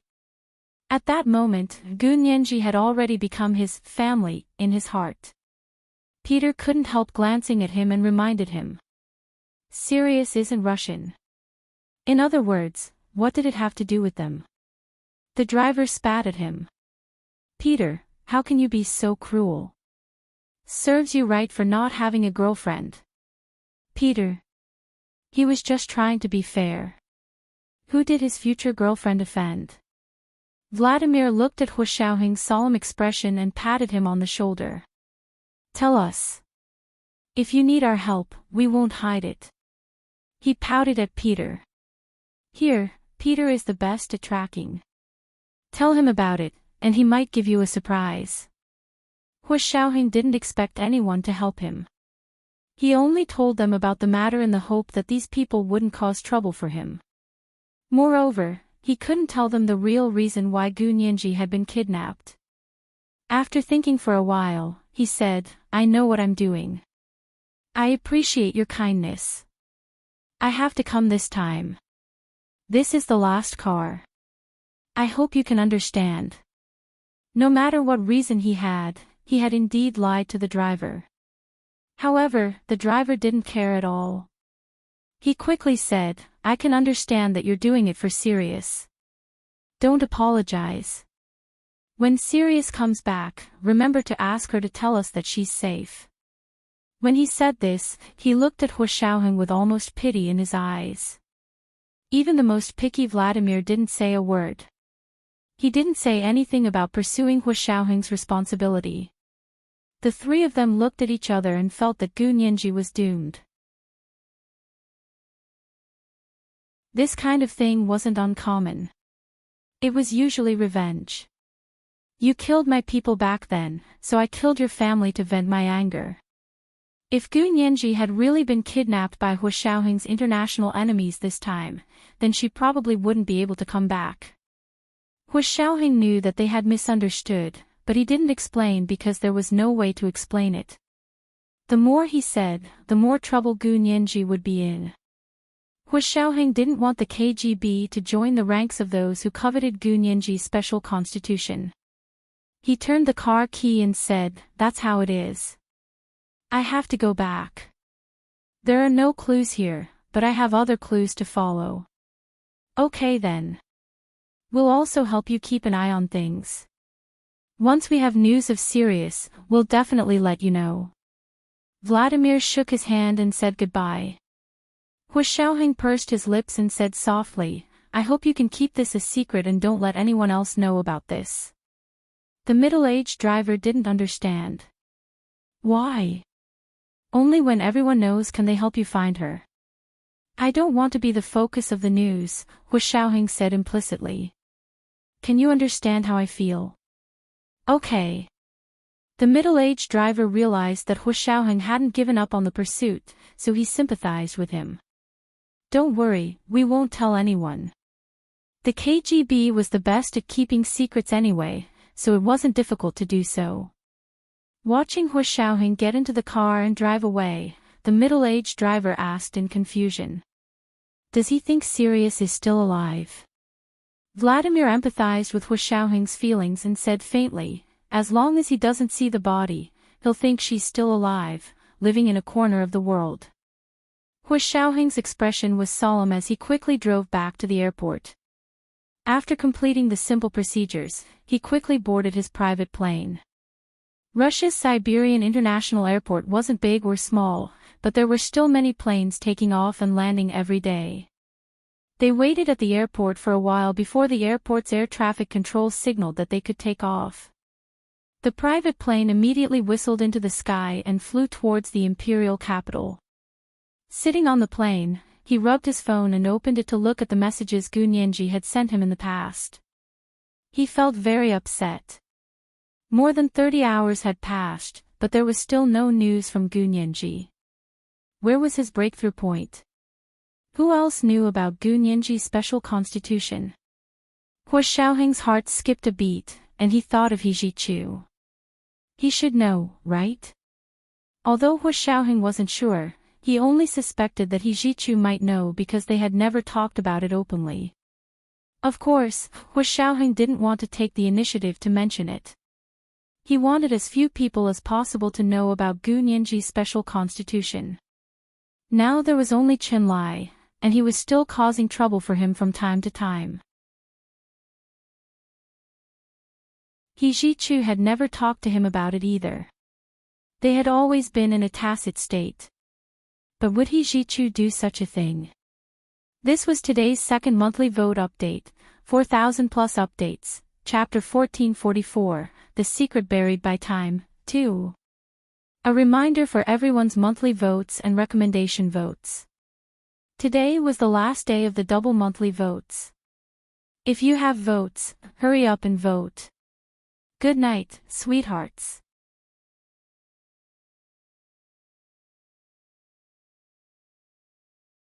Chapter 1456. Hu Xiaoheng stared ahead with an extremely calm expression. His gaze was empty, as if he had no focus. Intuitively, he didn't want to contact He Zhichu, nor did he want to. It wasn't that he cared about his reputation, nor was it that he was afraid of He Zhichu's ulterior motives towards Gu Nianji. It was an inexplicable intuition. He Zhichu was here for Gu Nianji. He knew this very well. Hu Xiaoheng still didn't understand what his goal was. He Zhichu had hidden too many things from them, but they couldn't get to the bottom of it because they couldn't get to the bottom of it. Hu Xiaoheng's attitude towards things and people he didn't understand was to stay away from them. But this time, he had no choice but to talk to He Zhichu openly about this issue. Hu Xiaoheng didn't want to believe that the person who kidnapped Gu Nianji was He Zhichu. Because if He Zhichu really wanted to kidnap Gu Nianji, he had too many opportunities in the past. There was no need to set up a trap like this. However, perhaps He Zhichu might know more information. After all, he should be familiar with Gu Nianji's special constitution. At this point, he had even laid his cards on the table with the Russian KGB. He Zhichu would feel bad if he didn't ask about it. Moreover, He Jichu seemed to be very familiar with Gu Nianji's past. This time, He Jichu should be honest with them, right? Hu Xiaoheng weighed the pros and cons for a long time before finally making up his mind. He dialed He Jichu's number. It was 5 or 6 o'clock in the afternoon in the imperial capital. He Jichu had just finished his postgraduate class. He didn't want to eat dinner, so he sat on the sofa in the living room with a glass of red wine and stared out the window. Feeling his phone vibrate, he glanced at it and was surprised to see that it was Hu Xiaoheng calling. "Major General Hu, why are you calling me?" Hu Xiaoheng didn't waste any time and went straight to the point. "Professor He Nianji was kidnapped yesterday. Do you know who did it?" "What?" He Jichu's heart tightened, and he almost couldn't hold the red wine glass in his hand. "Say that again." He quickly switched to his phone's GPS system and saw that the little red dot belonged to Gu Nianji. He couldn't help but breathe a sigh of relief and sneer. "No way. She's obviously at home. Then give her a call and see if she's at home." After Hu Xiaoheng said that, he felt that something was amiss. "How do you know she's at home?" "You're at her apartment." He Jichu was speechless. He couldn't tell Hu Xiaoheng that he had installed a GPS in Gu Nianji's phone. He said ambiguously, "Shouldn't they be home from work at this hour?" He had actually spoken to Gu Nianji on the phone last week and knew that Gu Nianji was busy forming a team for her office. She worked until 9 o'clock every day before returning home. His heart ached for her, so he tried his best to reduce the time they spent in contact.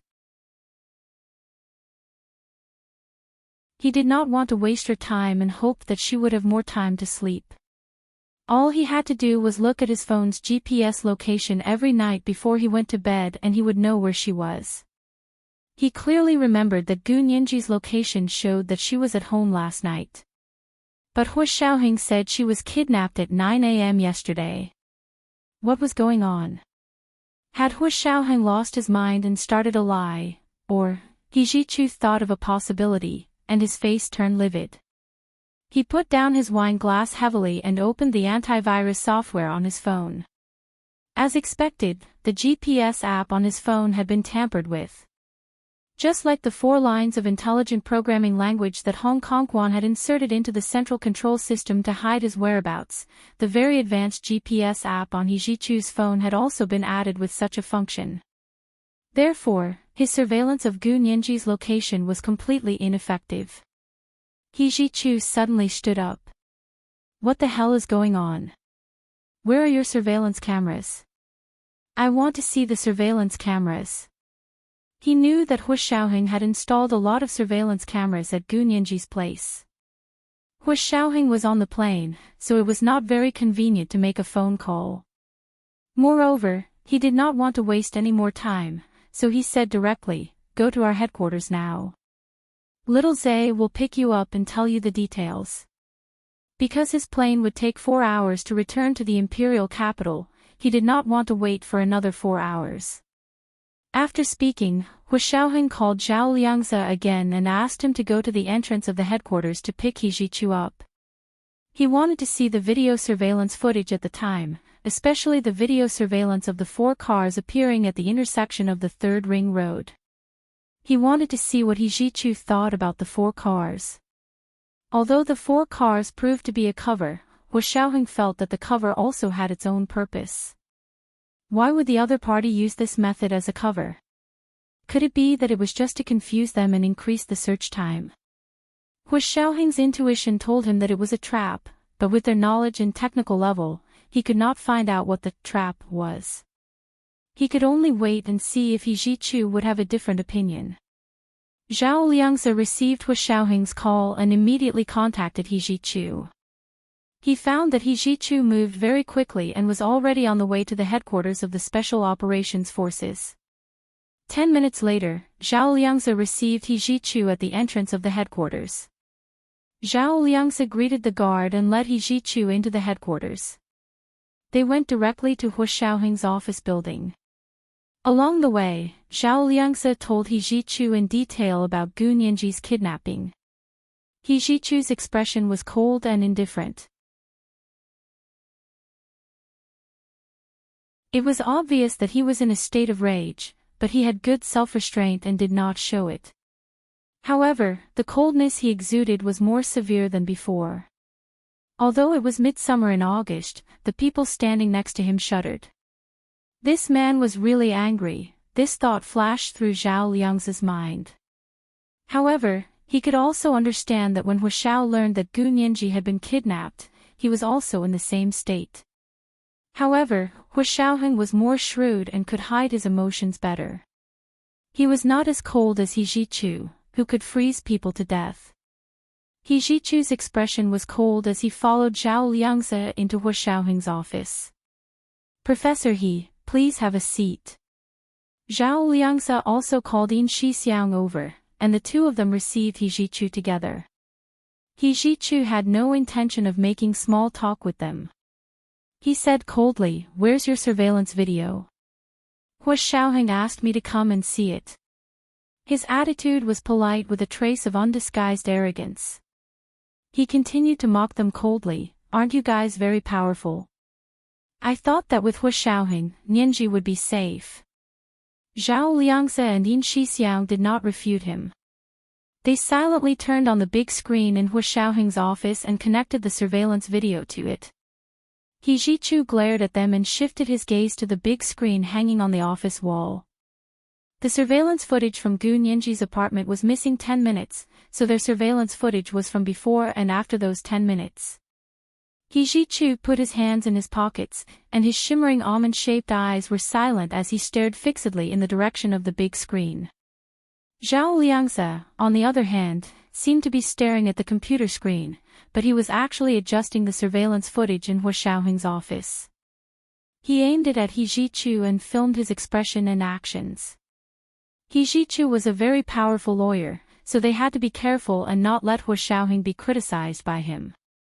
Yin Shixiang accompanied He Zhichu and looked at the big screen on the wall. Just as the surveillance video showed the 18-wheeler truck suddenly rushing out and blocking the video surveillance at the intersection, and then the 4 black SUVs suddenly driving in 4 directions, He Zhichu's eyes flashed, but his expression did not change. He quietly watched as Zhao Liangzi finished playing their surveillance video. After watching it once, He Zhichu frowned and asked calmly, "This is your clue? Where's Nianji? Where's the person in the car? Do you have a portrait?" Yin Shixiang rolled his eyes. "If we had a portrait, would we still need to run around like headless flies?" "What do you mean?" He Zhichu's expression froze. "You're not looking for these 4 cars and are just staying in the office. Are you waiting for them to walk into a trap?" Zhao Liangzi glanced at Yin Shixiang and said calmly, "Professor He, to tell you the truth, we've already found 3 of these 4 cars. They're in the parking lot outside. Hu Xiao just chased the other one to Russian Siberia, but he found nothing. The person we're looking for isn't in it. Professor He, what do you think?" He Zhichu's expression became even colder. He looked at Zhao Liangzi. "You're asking me what I think? After something like this happened, why aren't you trying to find Nianji as soon as possible? Why are you looking for clues here? Are you out of your minds?" Zhao Liangzi, Yin Shixiang, "Professor He, don't hide it anymore. We know how capable you are. Can't you give us some ideas?" Yin Shixiang decided to get straight to the point. He Zhichu sneered. "I'm just an ordinary professor in your country. How capable do you think I am?" That was the truth. Yin Shixiang scratched his head. He Zhichu's manpower and connections were all in the United States. His status and power in the United States were much greater than in the Huaxia Empire. But for Gu Nianji, he was willing to stay in the Huaxia Empire and become an ordinary university professor. And Gu Nianji wasn't even with him. Yin Shixiang and Zhao Liangzi sympathized with him even more. Zhao Liangzi thought about it and said tactfully, there's nothing we can do. You see, the clues for the 4 cars have all been cut off. Hu Xiao and we are all hoping that you can help us. Besides, this is not for anyone else but for Miss Gu. So you know it's for Ninji. He Ji-chu couldn't take it anymore. He kicked the small coffee table in front of him and said angrily, what the hell are you doing? How could he just watch as the 4 cars ran away just like that? Where's Ninji's security? Where's your manpower? Isn't Hu Xiaoheng very capable? Is that all he can do? Professor He, let's not talk about the fact that our people were almost crippled by the kidnappers and are still unconscious. Let's talk about the fact that we only found out about Ninji's accident 10 minutes later. This was the first update of the day, Chapter 1445, Secrets Buried by Time, 3. A reminder to everyone for their monthly and recommendation votes. The monthly vote at 8 p.m. was 4,500 plus updates. Today was Monday, so recommendation votes were especially important. Oh, intersection. Oh. P.S. Thank you, President Momo Moshi, for tipping 50,000 Chidian coins yesterday. Thank you, President Enigma Yangxi, for tipping 10,000 Chidian coins yesterday. Mwah.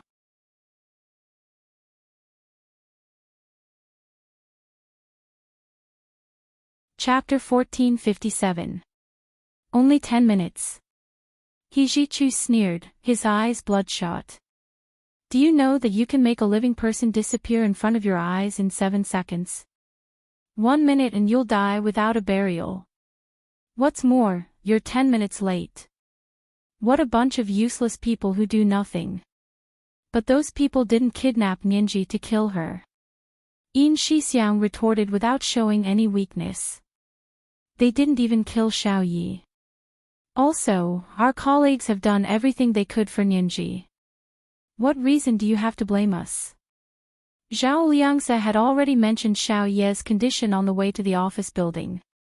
He Ji-chu scoffed. This is her responsibility. What's wrong? Do you expect us to be grateful for the work you are supposed to do?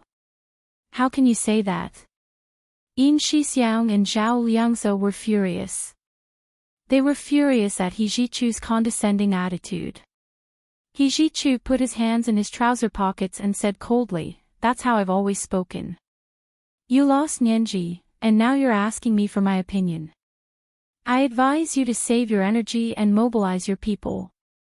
Do your job well and don't think about taking shortcuts. Professor He, do you really have no clue at all? Think about it, who hates Ninji the most? Do you hate Ninji the most? Seeing that an argument was about to break out, Yin Shixiang ran his fingers through his hair in frustration and apologized to He Ji-chu. It was our fault just now. We were too impulsive. I hope you can be magnanimous and forgive us.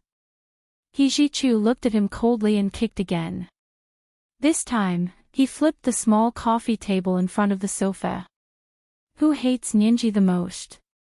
She's offended a lot of people for your Hu Xiao, and now you're asking me. Why don't you ask the people who have a grudge against him? Yin Shixiang and Zhao Liangzi looked at each other in surprise. He Ji-chu's words made sense.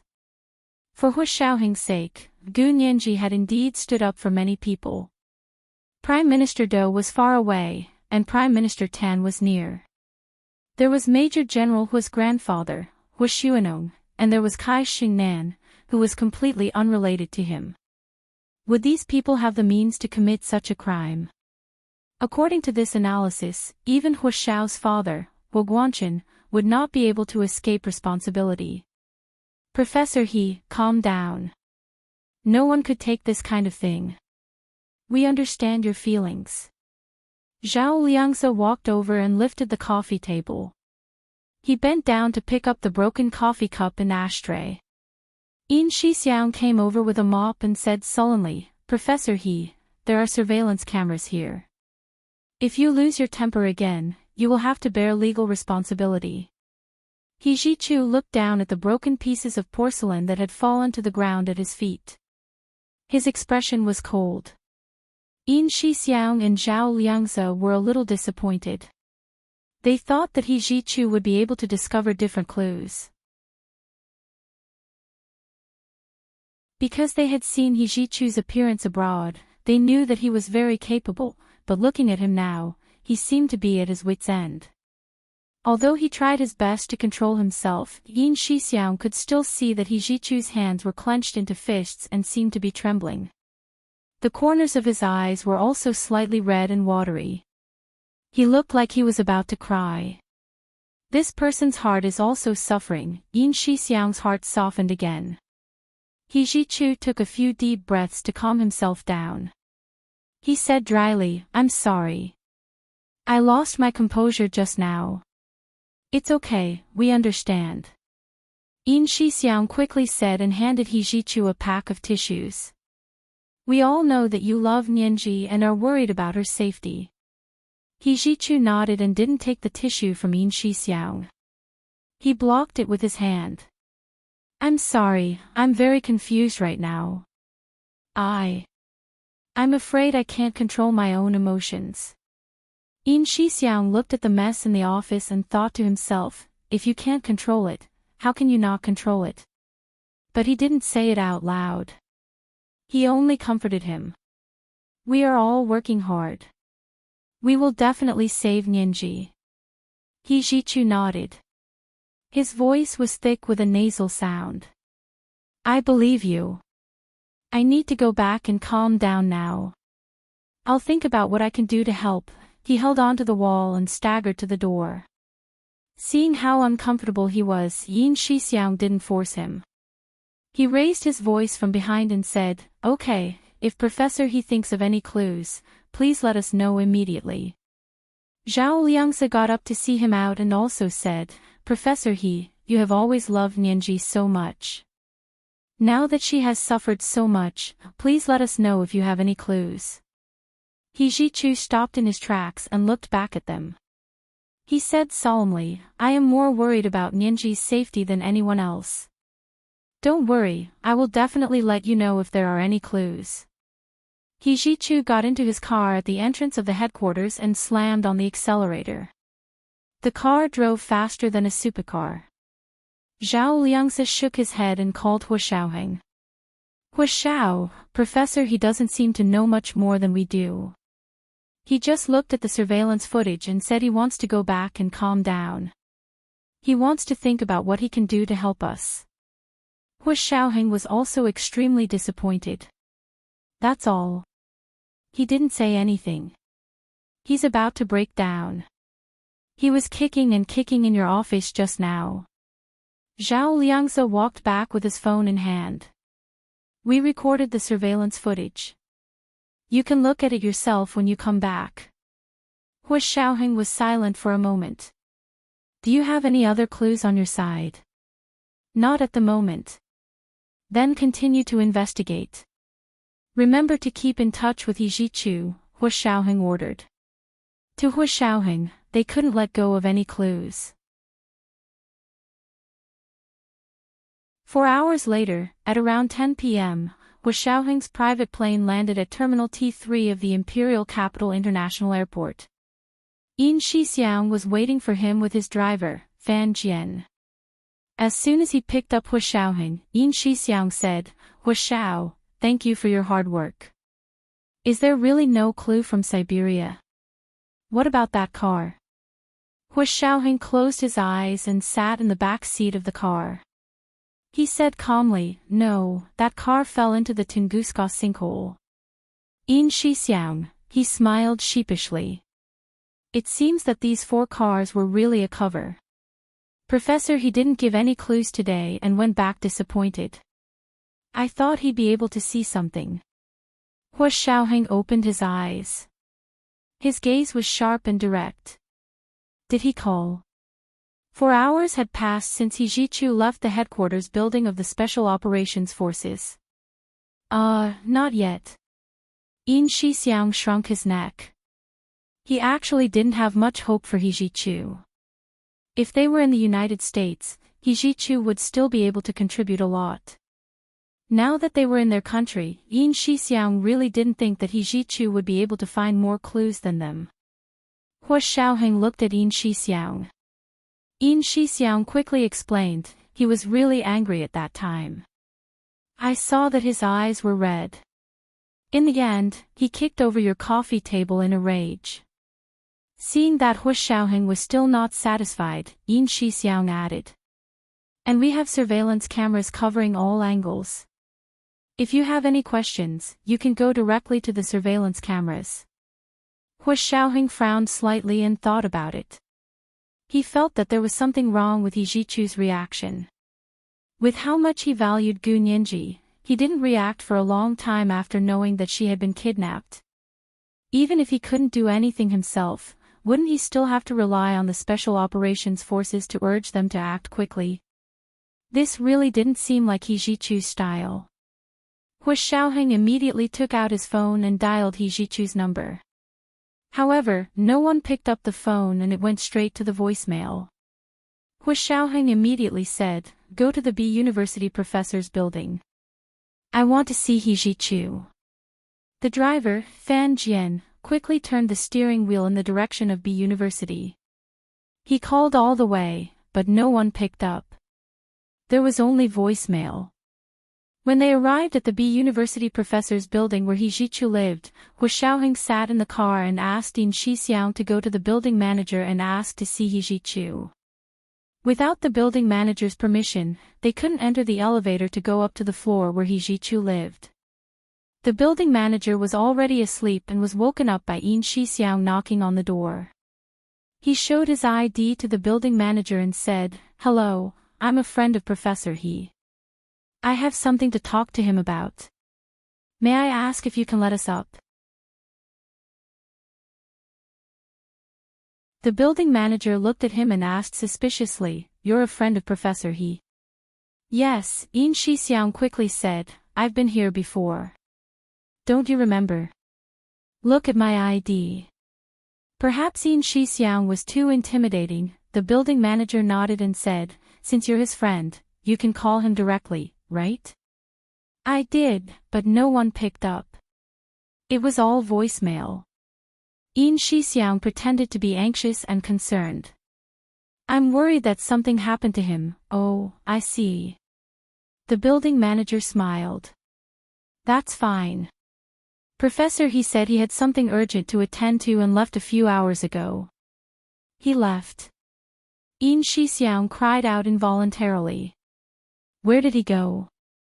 "He went back to the United States." The building manager pointed in the direction of the door.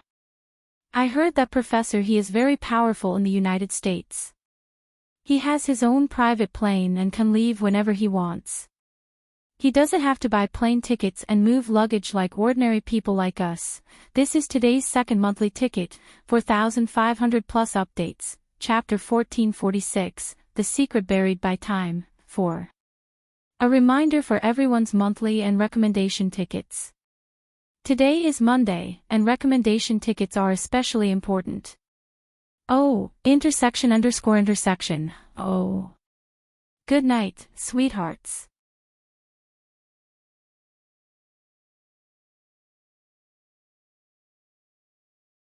Chapter 1458. Yin Shixiang's heart skipped a beat when he heard that He Ji-chu had returned to the United States. He didn't waste any more time and quickly came out. He opened the car door and said anxiously to Hua Xiaoheng, "Major General Hua, the building manager just said that Professor He returned to the United States a few hours ago." Hua Xiaoheng narrowed his eyes and got out of the car. He quickly walked to the building manager and knocked on his counter. "Hand over the key to Professor He's apartment. The police are investigating the case." "Police? Police?" The building manager was shocked. "What law did Professor He break? You want to investigate him? This has nothing to do with you." Hua Xiaoheng waved his hand. Yin Shixiang quickly took out a police ID. The Special Operations Forces had a lot of IDs. They could take one whenever they needed it. The building manager looked at Yin Shixiang and said timidly. You didn't show this ID just now. Yin Shixiang said nonchalantly, the police are handling a case. I just wanted to test you. The building manager had no choice but to call the campus security department. After obtaining permission, he took Hua Xiaoheng and Yin Shixiang upstairs. Hua Xiaoheng and Yin Shixiang walked in after opening the door of Professor He's apartment. Everything in the room was in order, and there was an unfinished glass of red wine on the coffee table. It looked like he had just gone downstairs for a walk. It was impossible to tell that the people here had already gone to the United States. Why did He Zhichu suddenly return to the United States? Hua Xiaoheng didn't say a word and left He Zhichu's apartment with Yin Shixiang. After returning to the headquarters of the Special Operations Forces, Hua Xiaoheng instructed, inform a few people to keep an eye on B University. Inform me when He Zhichu returns. Also, have the North American field agents keep an eye on He Zhichu. He has residences in Boston and Washington.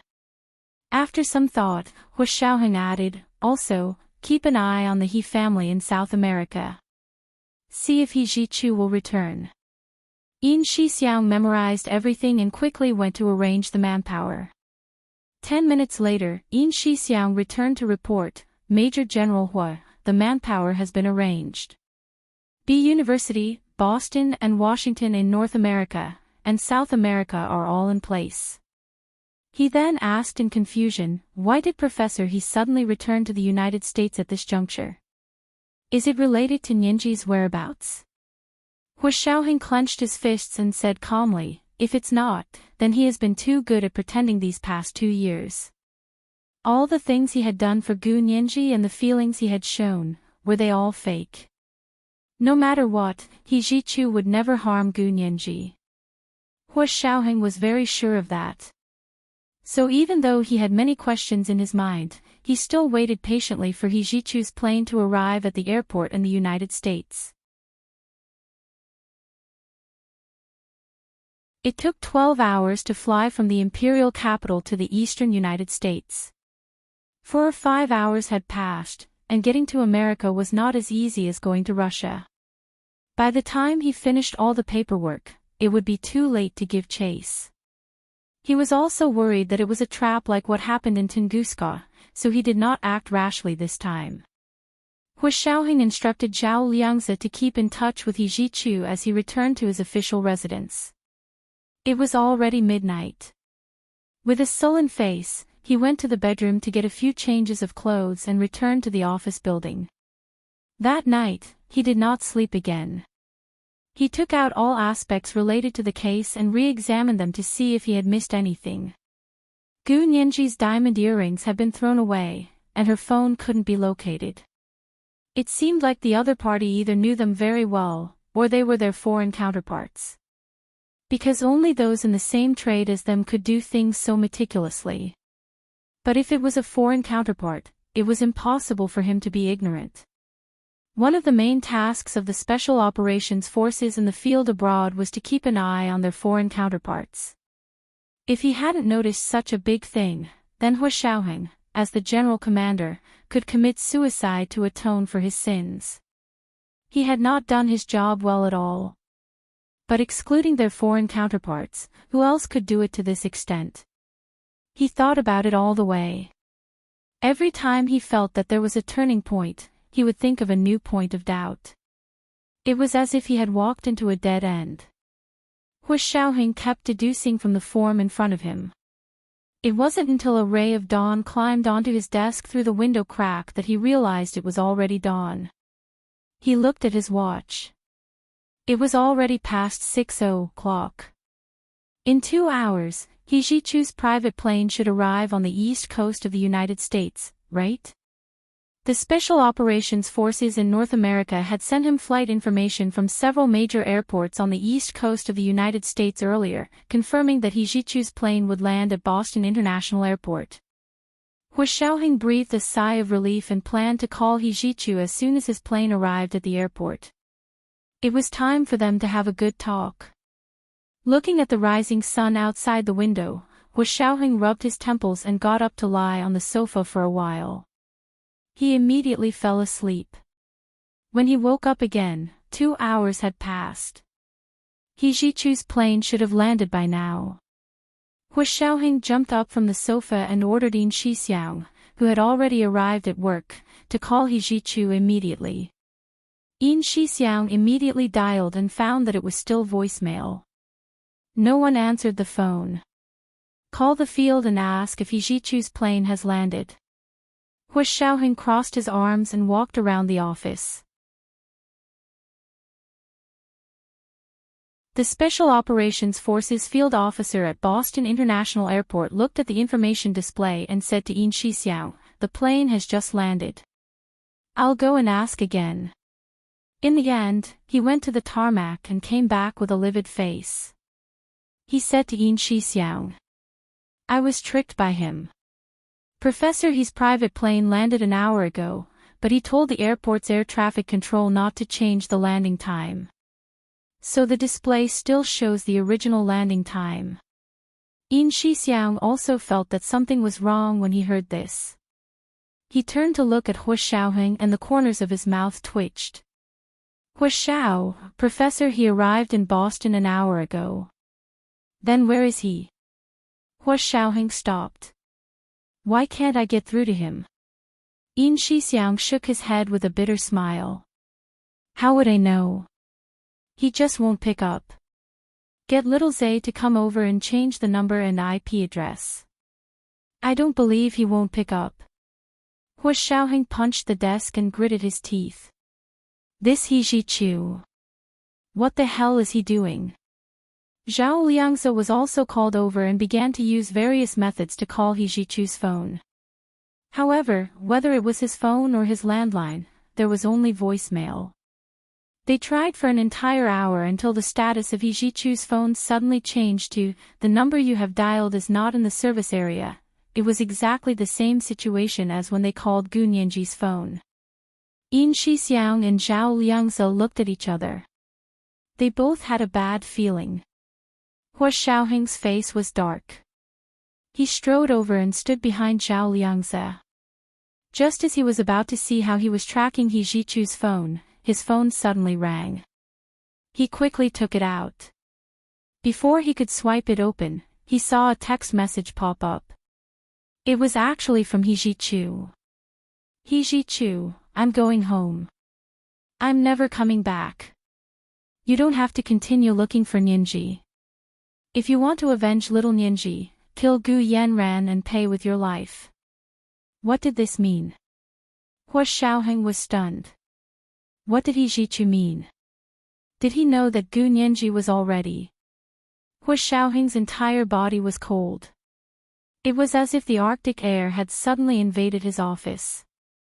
He was almost frozen from the inside out. He stood in the middle of his office, his eyes fixed on his phone. He was as motionless as a clay sculpture. The veins on his forehead were bulging. He gripped his phone so tightly that he almost crushed it. Seeing this, Yin Shixiang quickly came over and tried to take the phone from him. He shouted, "Don't lose your temper at the phone. There's a lot of important information in it." At that moment, he saw the text message from He Jichu. It flashed on Hua Xiaoheng's phone screen and disappeared. The phone screen turned black and entered locked mode again. Yin Shixiang's eyes widened, and his mouth opened so wide that an egg could be stuffed in. This. What does Professor He mean? Nianji. Nianji has already been killed. Could this have something to do with Gu Yanran? Yin Shixiang was in disbelief. He screamed. No way. Gu Yanran was specially imprisoned by us. She's been locked up for almost a year. How could she have planned such an operation? If she's so powerful, why didn't she go to heaven? Why didn't she kidnap herself first, but deal with Nianji first? This is completely illogical. Yin Shixiang refused to believe this possibility. Zhao Liangzi looked up from behind the computer and asked blankly, Big Xiong, what nonsense are you talking about so early in the morning? What happened to Nianji? She'll be fine. Xiao Yi is fine. Besides, what does this have to do with Gu Yanran? Hua Xiaoheng couldn't figure it out either, and for some reason, his heart was beating wildly. The sound of thumping echoed in his ears like a drum. What did he Jichu mean? After a long time, Hua Xiaoheng let out a sigh and slowly calmed down. He raised his head and said word by word. I want to see her if she's alive, and I want to see her corpse if she's dead. Have our people in North America follow He Jichu immediately, and have the South American field agents guard near the He family's house in South America. See when he'll return. He wanted to run away after saying something that made no sense. Did he really think he didn't know where his hometown was? He wouldn't come back just because he said he wouldn't come back. Hua Xiaoheng's eyes were solemn. When He Jichu appeared 2 years ago, Hua Xiaoheng had sent people to investigate his background in South America. The underground godfather of South America was indeed very powerful, but no matter how powerful he was, he couldn't compete with the power of the entire Huaxia Empire. Like Yin Shixiang and Zhao Liangzi, Hua Xiaoheng also refused to believe that Gu Nianji had been killed. However, He Jichu's mention of Gu Yanran in his text message alerted him. Could it be that there really was a loophole in their manpower? That Gu Yanran could wreak havoc in their territory?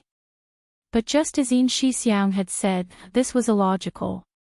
If Gu Yanran really had such great power, the first thing she would do would be to get herself out of prison. Otherwise, she would be in Hua Xiaoheng's hands. Even if she killed Gu Nianji, she wouldn't be able to escape death. This didn't make sense at all. However, since He Jichu had said so, he must have had his reasons. Hua Xiaoheng had already made up his mind as he thought about it. He said, as for Gu Yanran, check all the surveillance cameras in the place where Gu Yanran is being held again. Don't make any moves for the time being.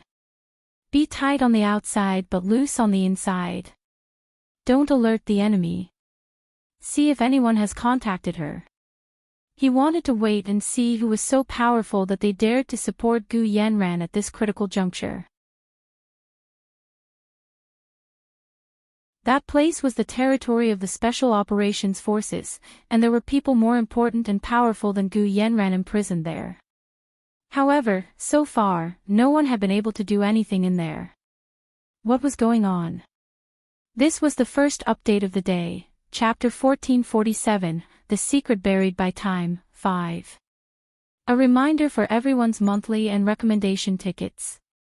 At 8 p.m., the monthly ticket was 5,000 with an advance update. P.S. Originally, the monthly ticket was still quite far away, but I think everyone will hate this broken chapter, so I'll add one more update at night. Mwah.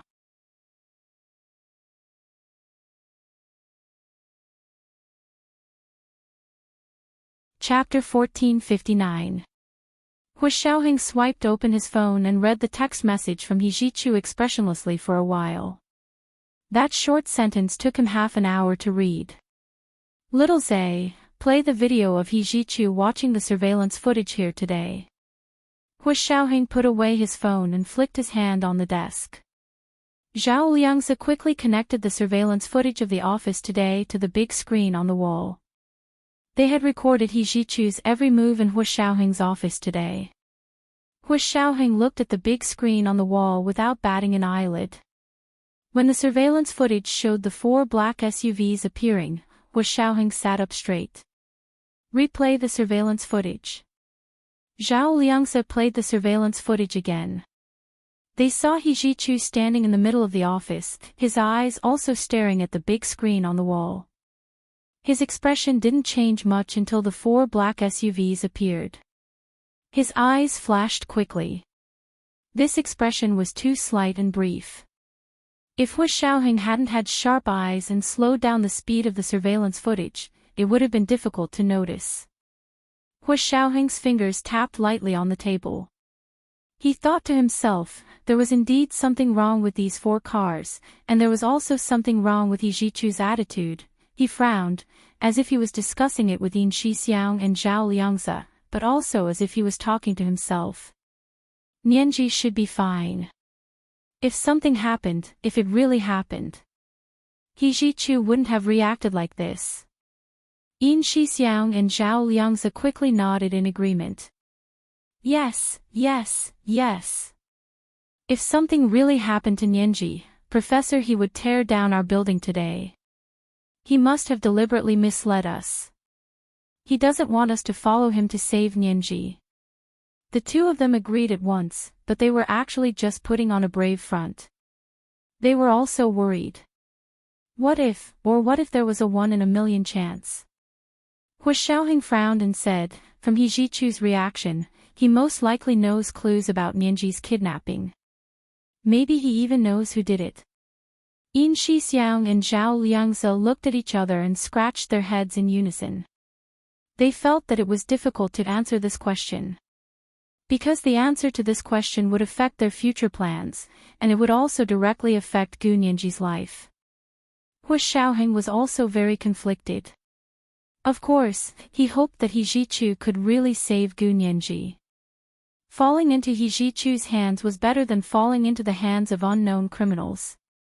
However, he absolutely could not allow He Jichu to control Gu Nianji, so he still had to continue investigating. Continue investigating. Keep a close eye on He Jichu's lead. Hu Xiaoheng stood up. Big Xiong, help me with the paperwork to go to the United States. He paused. Use another identity. This was another attempt to enter the United States under a fake identity.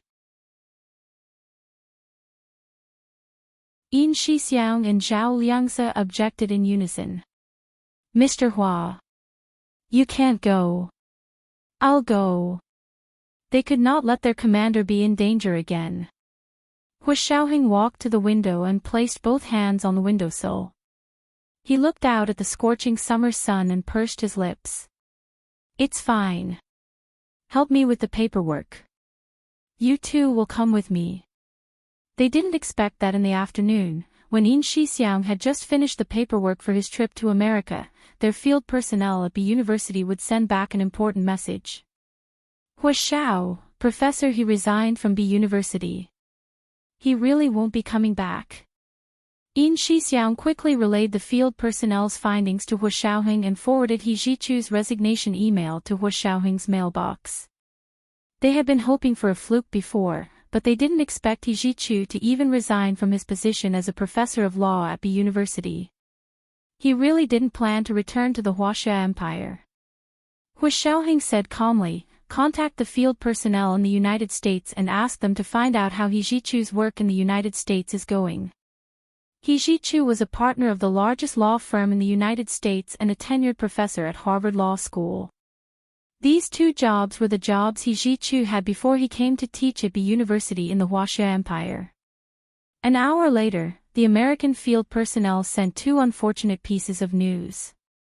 Professor, he resigned from Harvard Law School in the United States and sold his partner's shares in the largest law firm. All of Professor He's real estate in the United States has been transferred to a trust fund. Hu Xiaoheng clenched his fists tightly. When did this happen? It happened this morning. The American field personnel gave him a time. Hu Xiaoheng took out his phone and looked at it. It was the time He Jichu had sent him a text message. In other words, as soon as He Jichu returned to the United States in the morning, he sent several emails to resign from B University and Harvard Law School. He asked someone to sell his partner's shares and signed the trust fund transfer letter to transfer all of his real estate to the trust fund. No matter how he looked at it, this move didn't seem premeditated. Because according to the information obtained by the American field personnel, He Jichu had almost sold his partner's shares at a low price in a hurry. Immediately after, the Special Operations Forces field personnel in South America who were in charge of keeping an eye on the He family also sent a special urgent message. A few hours ago, He Jichu transferred all of the He family's assets in South America to a large family in Colombia. The He family's power was almost wiped out overnight. Bang! Hua Xiaoheng punched the desk and squeezed out a sentence from between his teeth. There's no need to go to the United States. Go straight to South America. He wanted to see what He Zhichu was up to.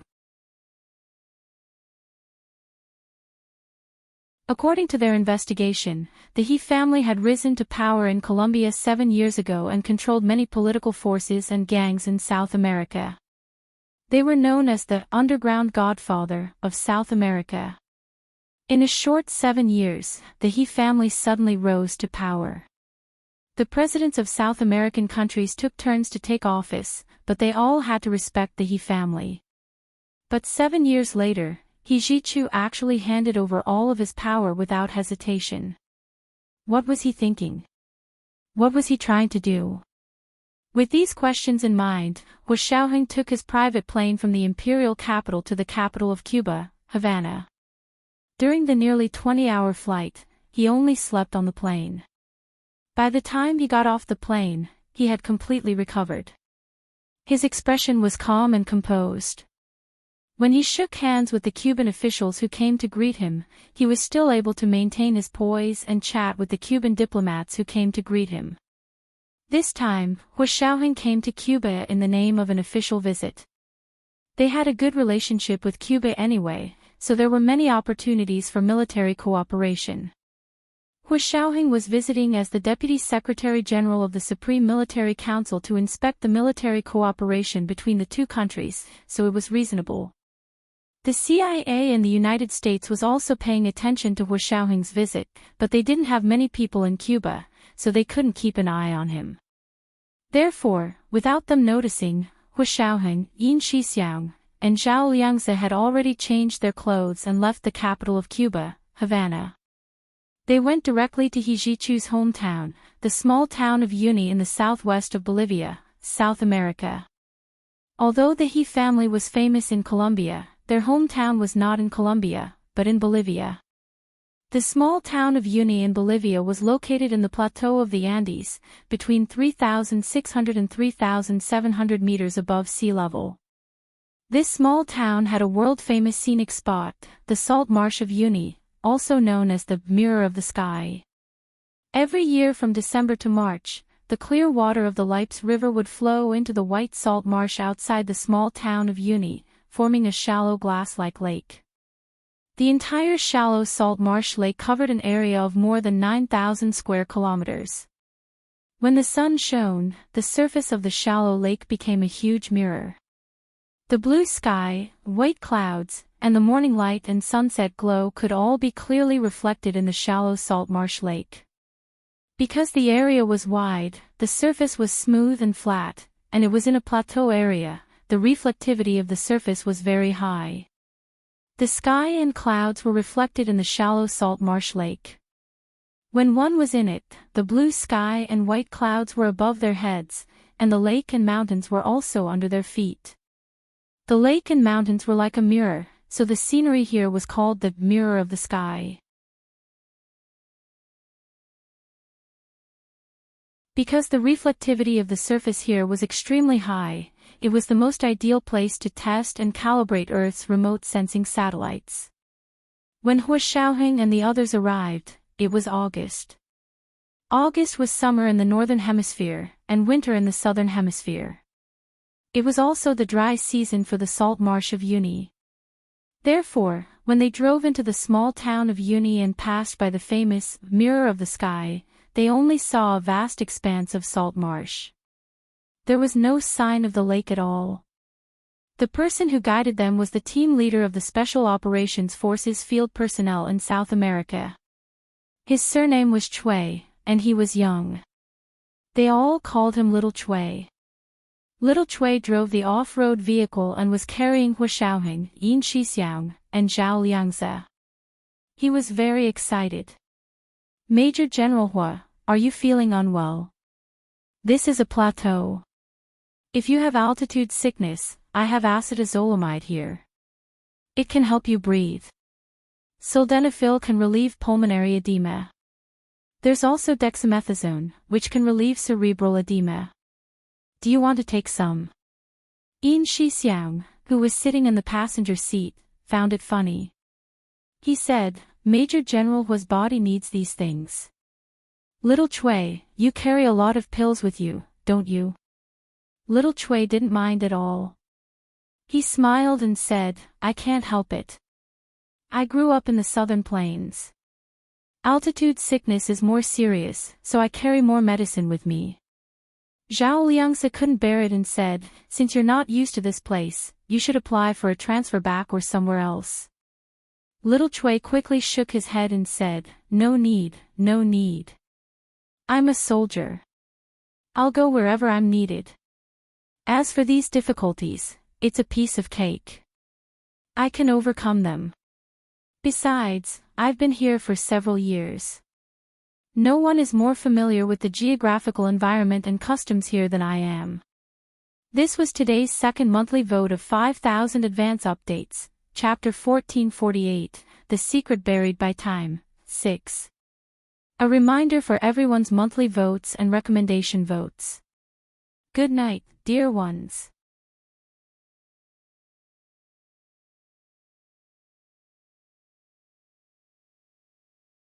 Chapter 1460. Hu Xiaoheng looked at the scenery of the Andes Mountains outside the car window and thought to himself, it seems that they have to add an environmental adaptation test to the selection process for field personnel. He had to get to the high mountains to know about altitude sickness. A healthy, strong man was sometimes more likely to have altitude sickness than a thin and weak woman. However, he didn't say anything. He was silent the entire way as he followed Little Chui into the town of Uni. This place was very rich in natural resources. In addition to the salt mines contained in the world's largest natural salt marsh, there were also rich lithium mines under the salt mines. It was said that the lithium mines here accounted for more than half of the world's lithium mines. Little Chui introduced them with familiarity. Although this is a small country, they pay great attention to protecting their natural resources. You know about lithium mines, right?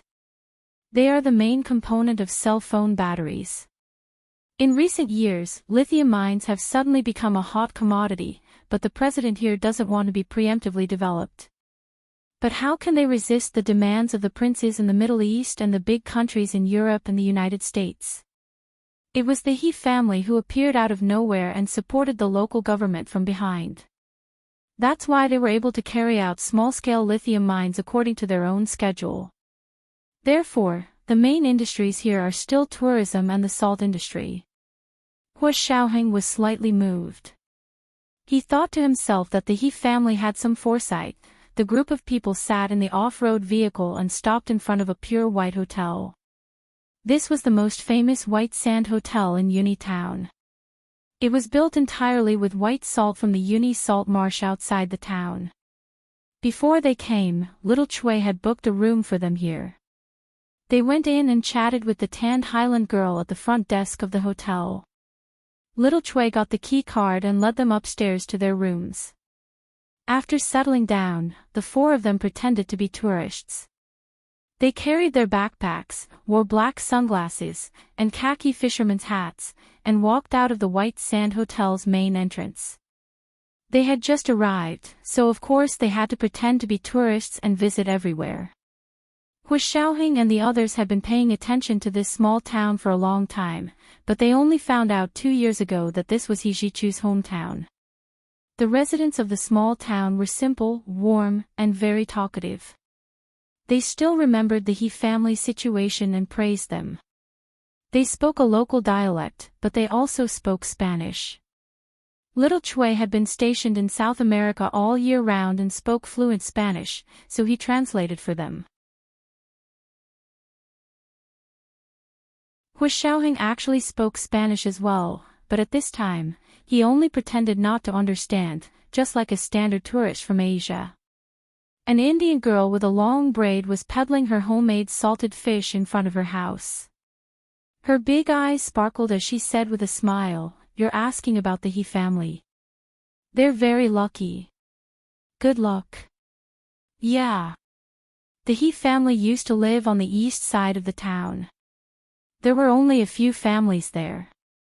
They weren't in good health and often got sick. I heard from my grandmother that they moved here from another place. The old grandmother, who was wearing a flowery headscarf, sold them the small animals she had made and said, "The He family. I know them, but they've all passed away." As he said that, he pouted his lips in a certain direction. "They're all dead?" Xiao Chui asked in surprise. "No way, oh, they're not all dead."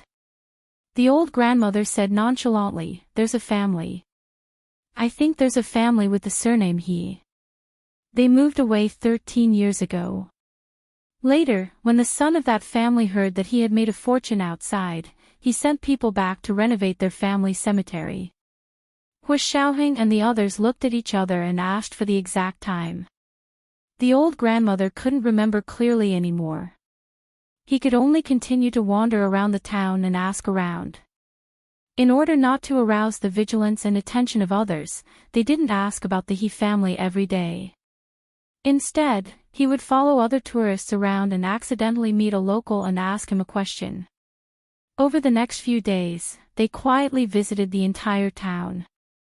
They chatted with the sheriff and the mayor, had dinner, and collected a lot of information about the He family. It was similar to the information they had collected before. At night, the four of them gathered in Hua Xiaoheng and Yin Shixiang's room to summarize their findings over the past few days.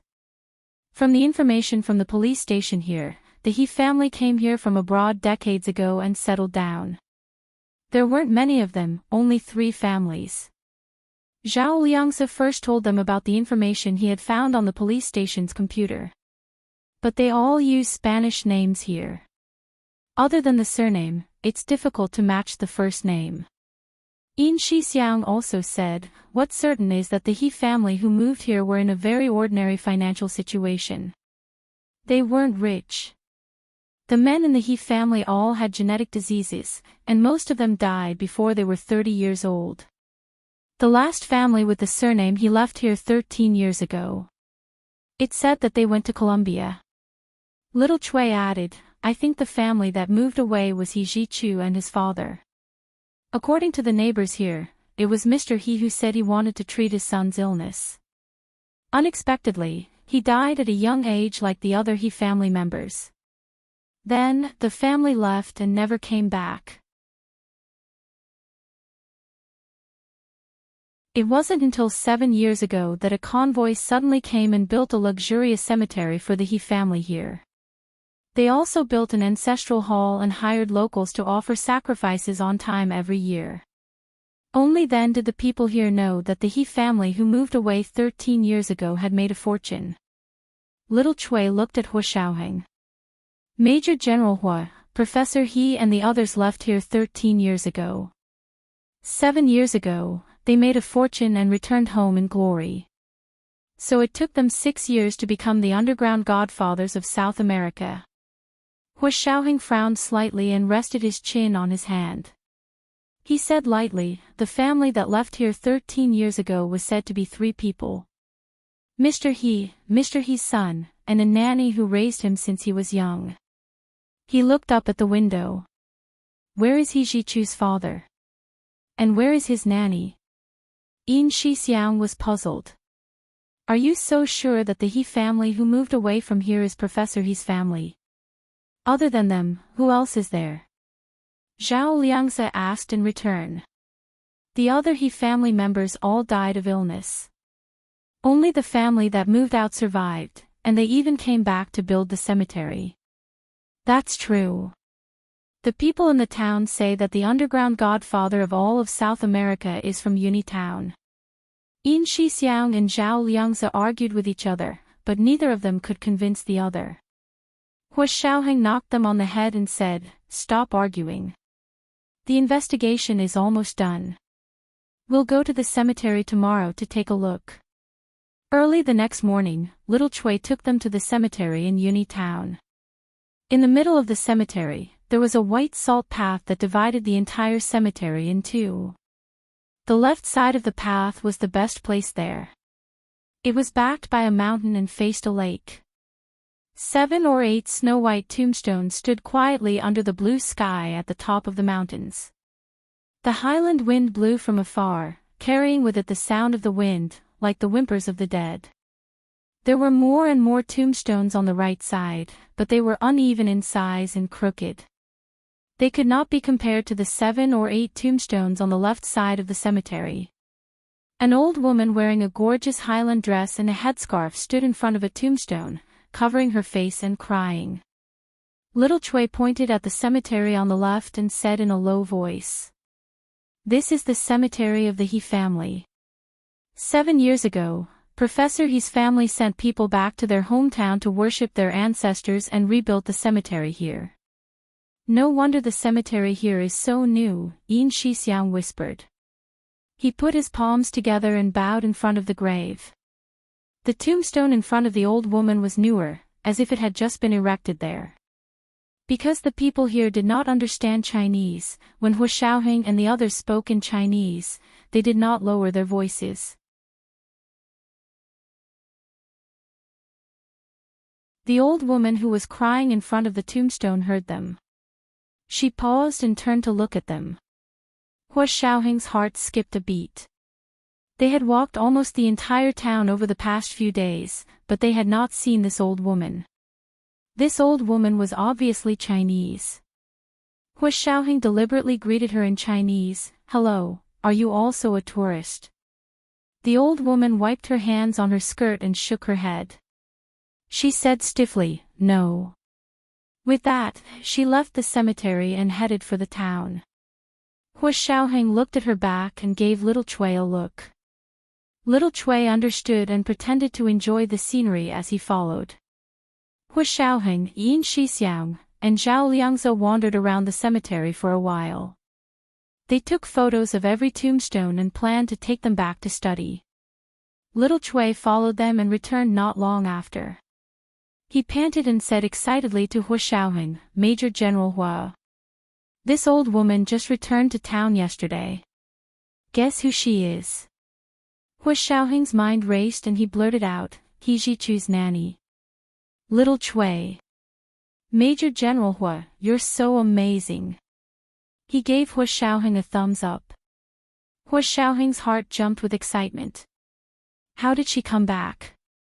Where did she come from? Little Chui led them as he said, "I just asked the old woman's neighbors. They said that a luxury car sent her back yesterday, and a truck brought 2 coffins. They had just been buried. The other party was very respectful to her and let her stay in the He family's best house. There were also doctors and nurses who came to check on her." "Was it arranged by Professor He?" Yin Shixiang asked quietly. "No."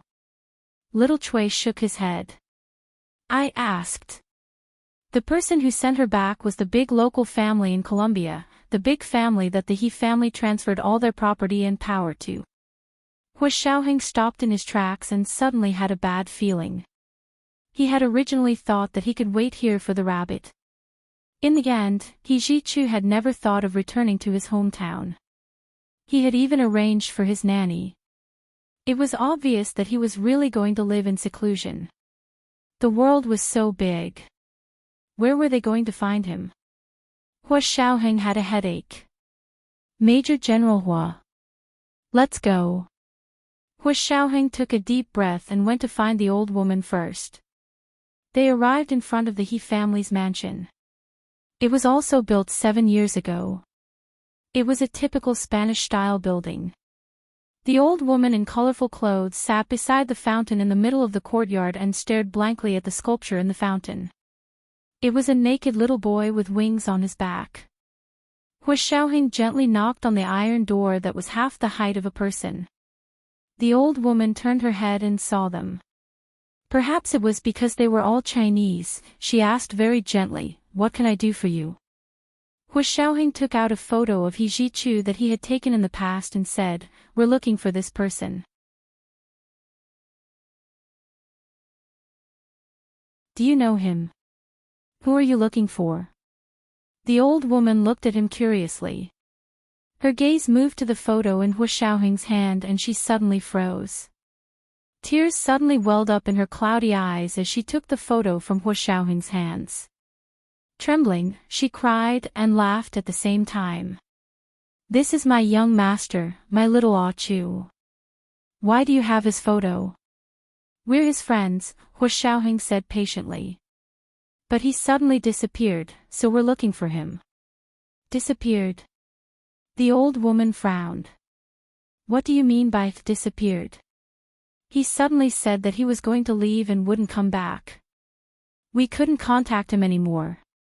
We were worried that something had happened to him, so we came to his hometown to take a look. As they spoke, a woman dressed as a nurse walked out of the mansion and said to the old woman, "Great aunt, are you tired? Do you want to go in and rest?" Great aunt. Hua Xiaoheng raised an eyebrow. May I ask if you're He Jichu's great aunt? Why have we never heard of him having a great aunt? Didn't the people in town say that she was a nanny? How did she become a great aunt? The old woman wiped her tears with her hand and waved at the nurse. I'm not tired.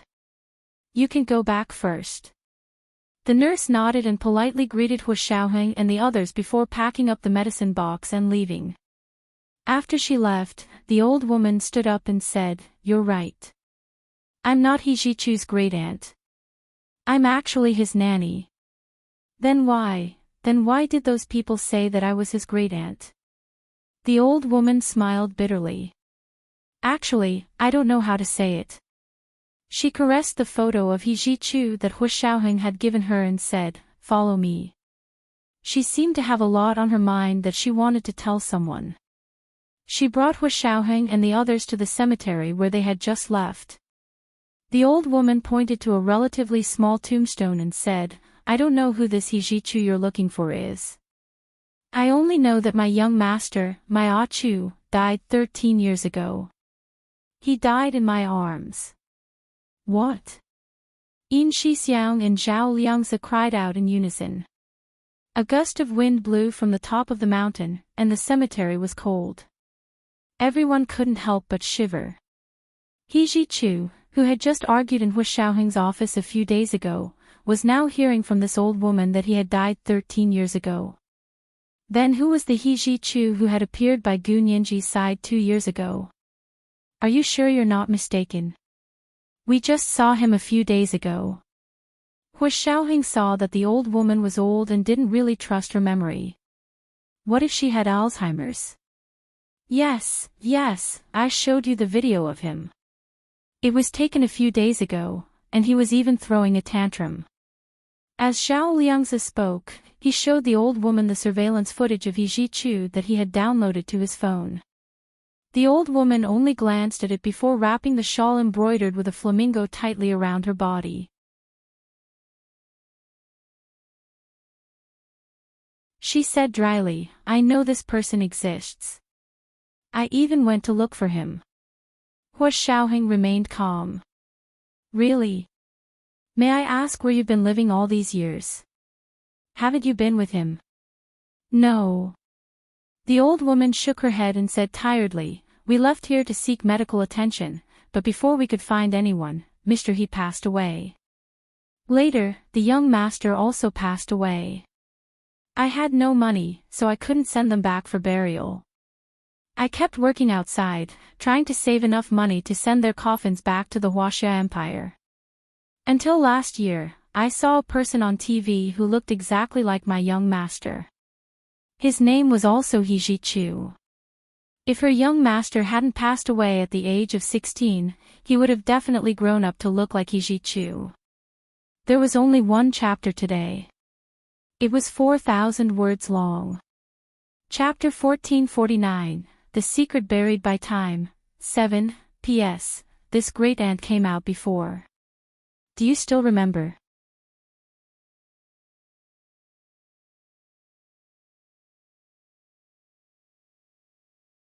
Chapter 1461.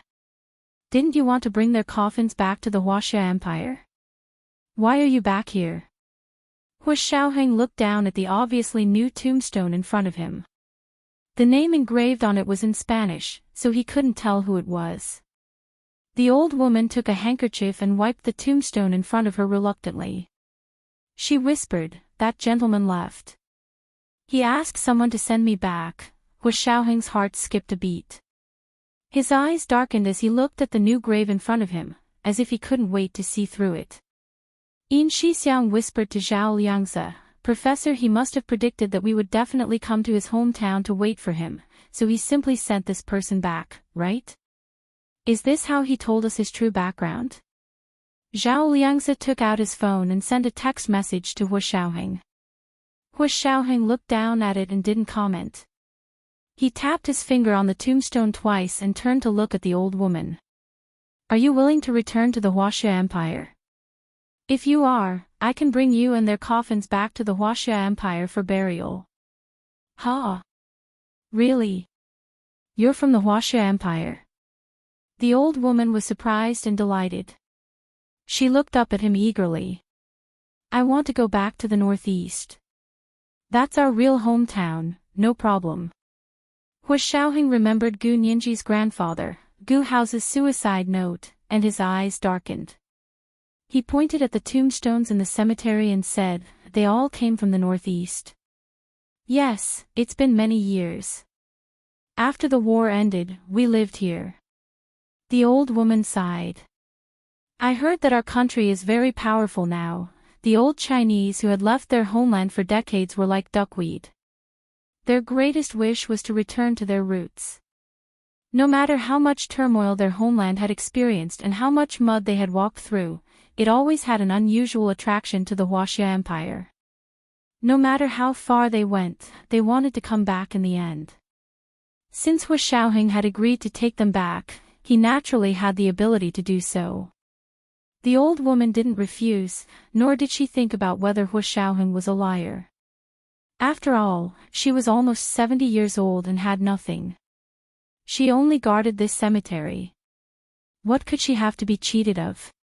She only wanted to return to the Huaxia Empire. If Hu Xiaoheng could fulfill her last wish, so what if she was cheated by him? The old woman didn't know Hu Xiaoheng's identity and status at all. She only felt that he was a very capable and reliable person. Under Hu Xiaoheng's instructions, all the remains of the He family in the cemetery were quickly extracted from the ground, placed in small coffins, and transported to the airport at the foot of the mountain. The old woman pointed at the two new coffins she had just brought back and said, "This is Mr. He and this is the young master." The corners of Hu Xiaoheng's eyes twitched. Who? Who is young master? Ah Chu. My Ah Chu, He Ji Chu, the old woman said stubbornly as she slowly stroked the new cherry wood coffin with her hand. Yin Shixiang, Zhao Liangzi, and little Cui looked at each other. None of them believed the old woman's words. Although the coffin was new, the two skeletons inside were already skeletons. They had been dead for at least 10 years.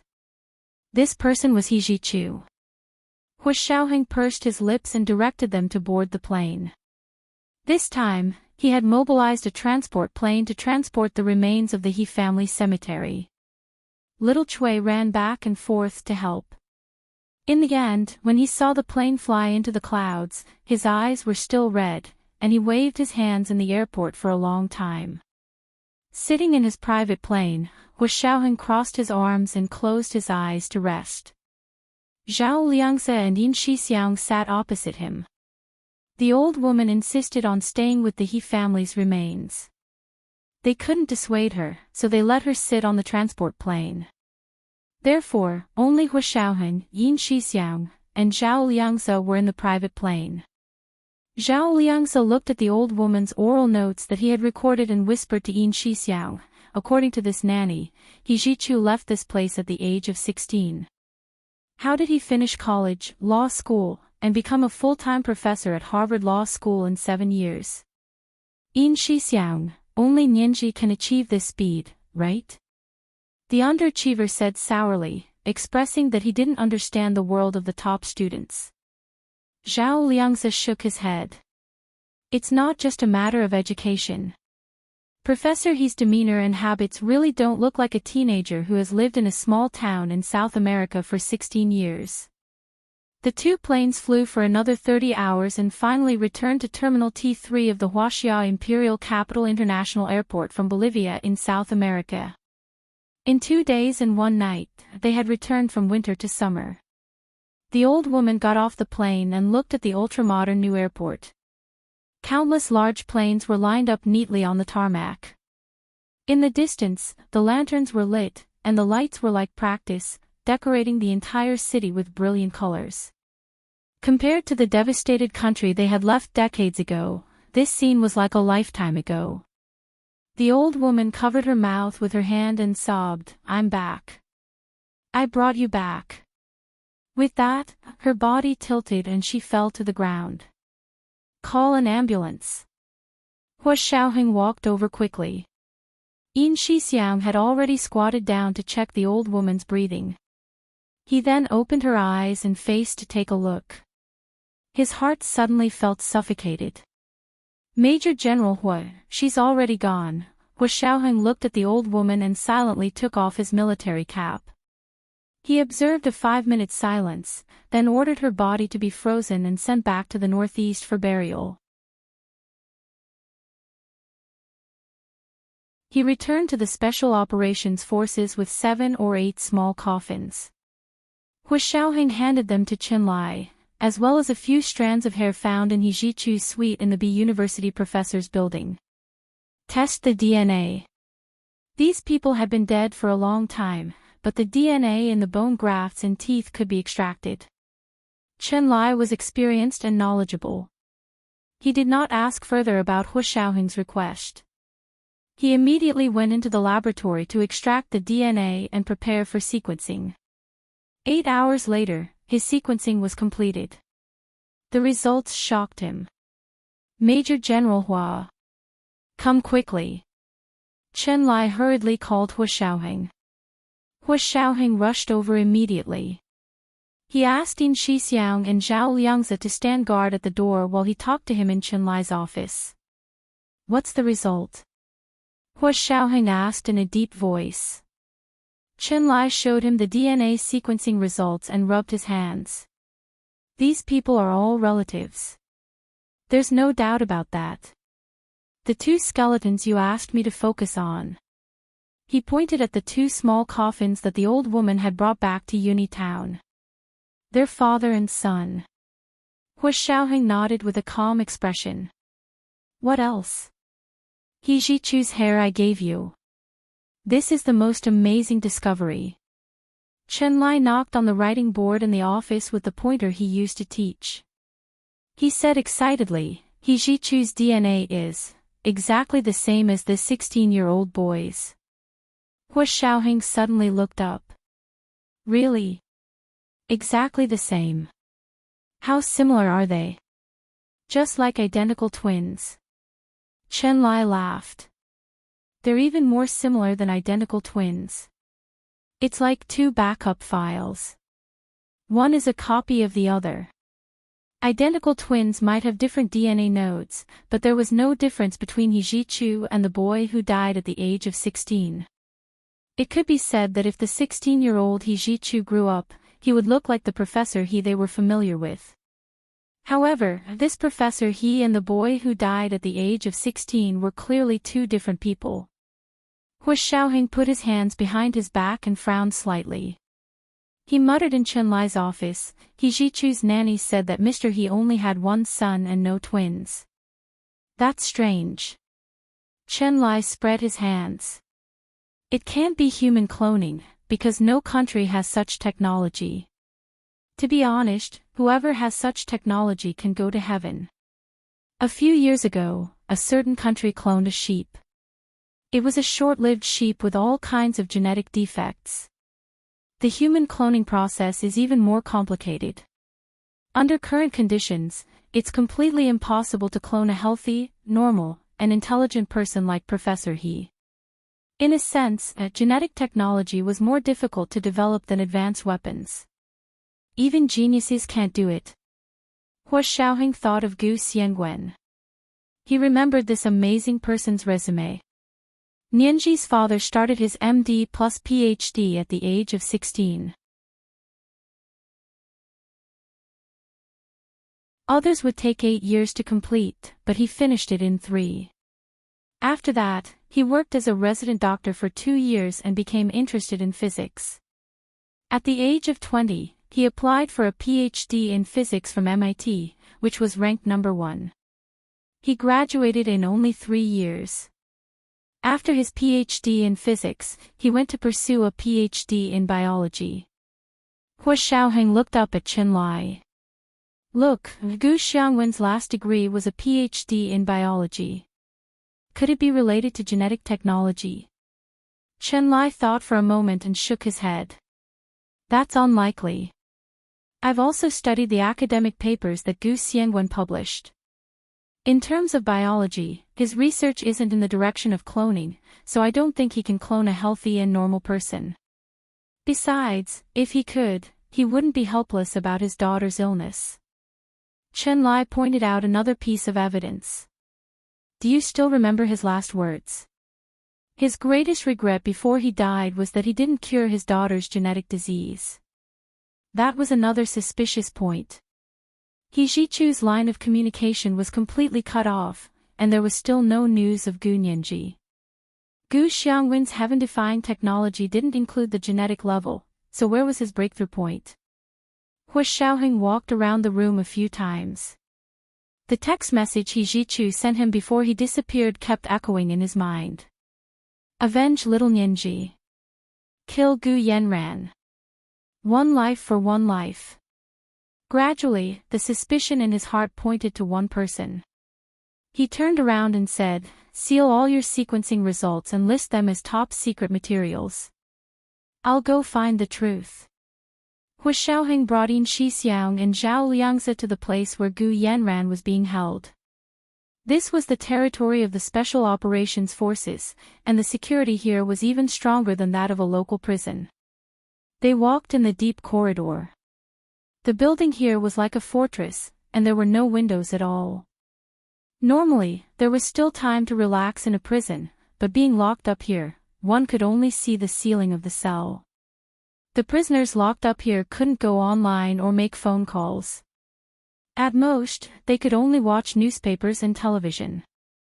If Gu Yanran was the one who led Gu Nianji's disappearance and kidnapping, how could she send the news to the outside world? It was obviously impossible.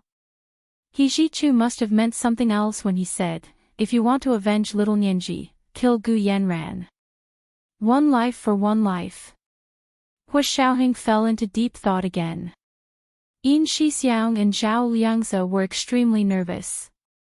The results of the He family's DNA sequencing were too unbelievable. Both of them hadn't recovered yet. If it wasn't a clone, then what was it?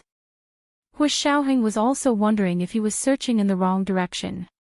Didn't those people kidnap Gu Nianji because of her special constitution? But what did the text message he received on Director Chen's phone mean?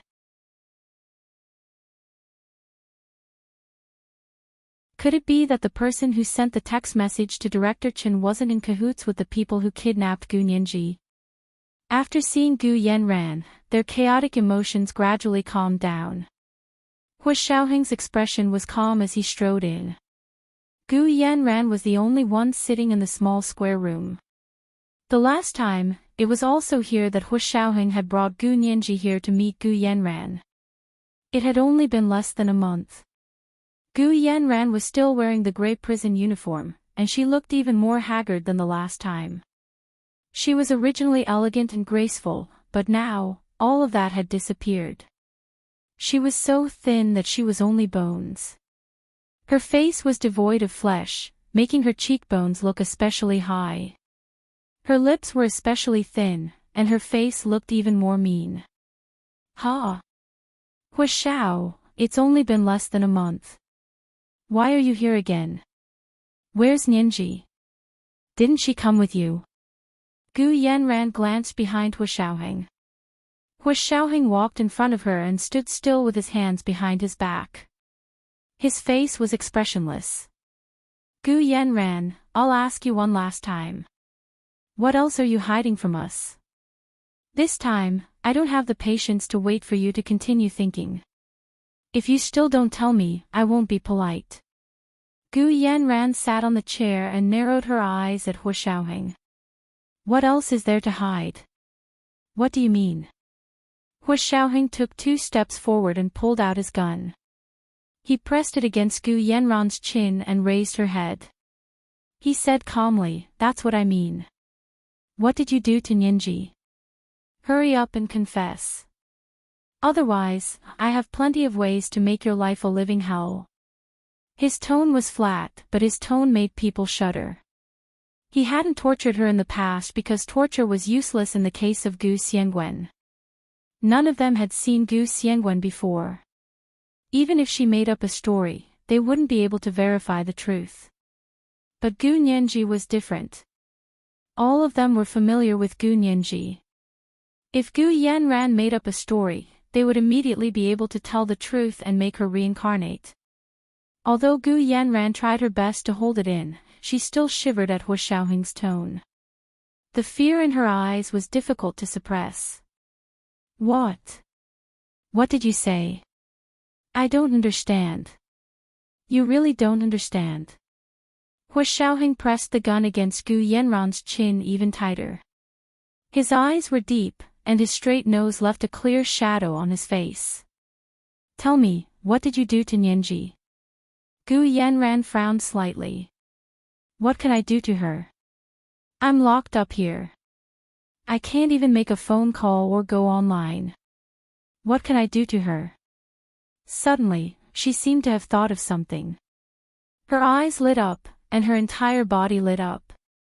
Holding Hu Xiaoheng's wrist, Gu Yanran asked anxiously, did something happen to Gu Nianji?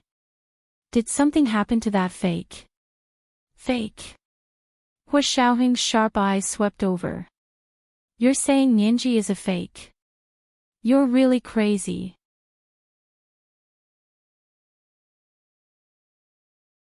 Did you forget the lawsuit in court?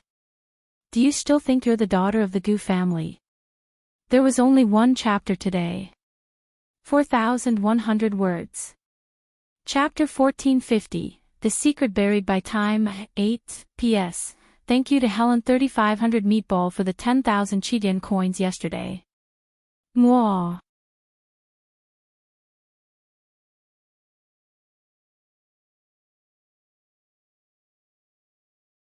Chapter 1462. Gu Yanran completely ignored Hu Xiaoheng's sarcasm. She only grabbed his wrist and asked stubbornly, did something happen to that fake? Her eyes were shining, as if all her wishes in this life had been fulfilled. It was as if she really knew something that no one else knew. Although he was unwilling, Hu Xiaoheng still hid the surprise in his heart. He pulled his wrist out of Gu Yanran's hand and took a step back without batting an eyelid. If you know where she is, I'll consider letting you go. Hu Xiaoheng had never said something like that in his career. In order to find Gu Nianji's whereabouts, he was even willing to give Gu Yanran a big cake. Gu Yanran understood Hu Xiaoheng's words and froze for a moment before leaning back in her seat. Looking up at the ceiling, her eyes were shining as tears quietly welled up. After a while, she confirmed again, what happened to Gu Nianji? Tell me honestly, and I'll tell you everything I know. Hu Xiaoheng raised his eyebrows and put his hands in his trouser pockets. He said calmly. Nianji is missing. We have no clues. His tone was too calm, as if Gu Nianji's disappearance was not a big deal. Ha! Only missing. His tone also affected Gu Yanran's feelings, and her shining eyes instantly dimmed. Gu Yanran was extremely disappointed. She slowly stood up and said coldly, I said before, I'm only keeping one breath to see the end of this B*TCH fake. Since her end hasn't arrived yet, I have no comment. She then turned to leave. However, Hu Xiaoheng suddenly reached out and grabbed her neck from behind. You want to leave? Do you think I have that much patience? At this point, Hu Xiaoheng's patience with Gu Yanran was completely exhausted.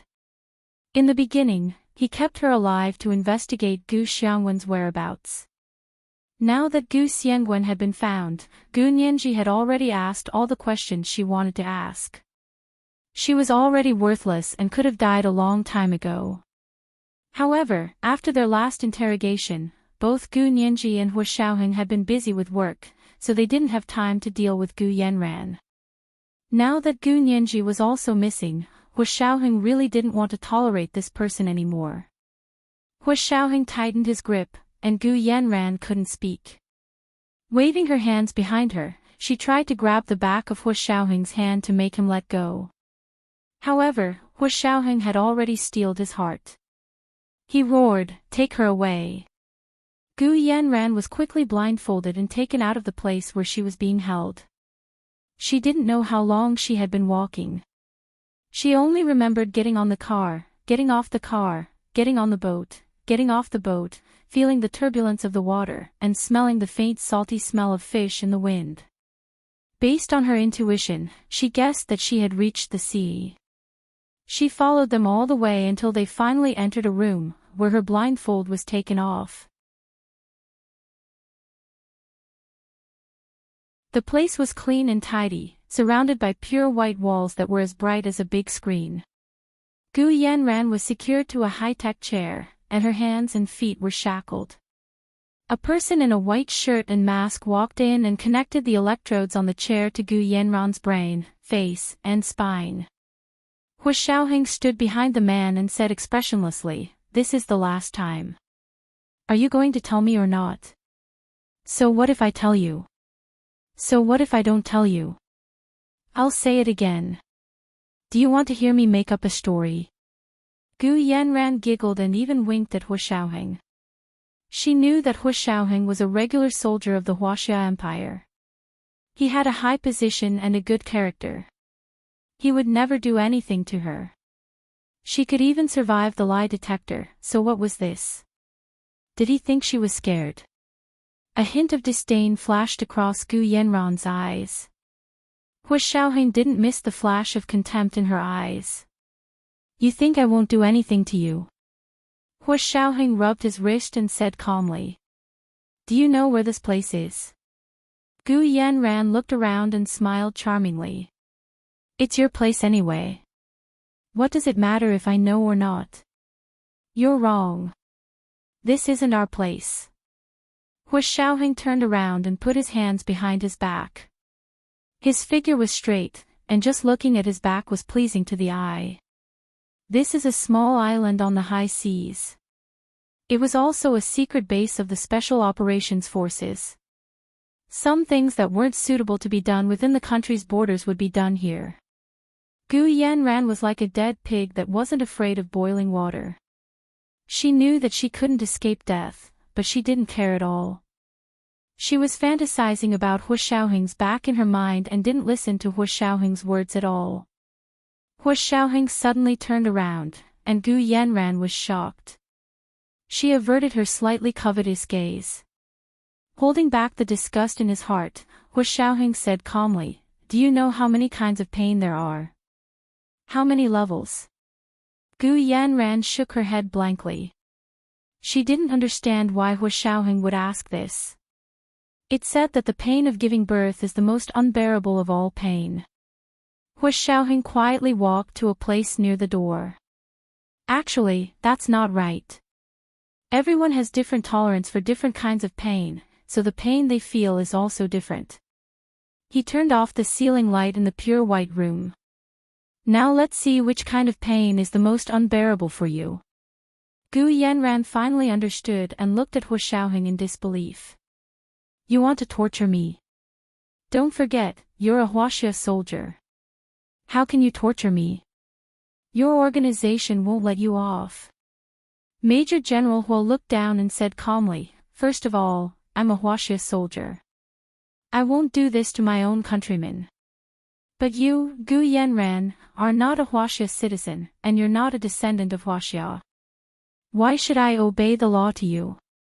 Second, this is international waters. Huaxia laws can't control this place. Gu Yanran's expression gradually darkened. She snorted. What are you trying to do? It's just torture. Why did you turn off the lights? Could it be that you are plotting against me? She smiled again. Major General Hua, you don't have to force yourself on me. I'll definitely lie down obediently and not resist. I'll make you feel like hell. She thought Hua Xiaoheng was going to force himself on her.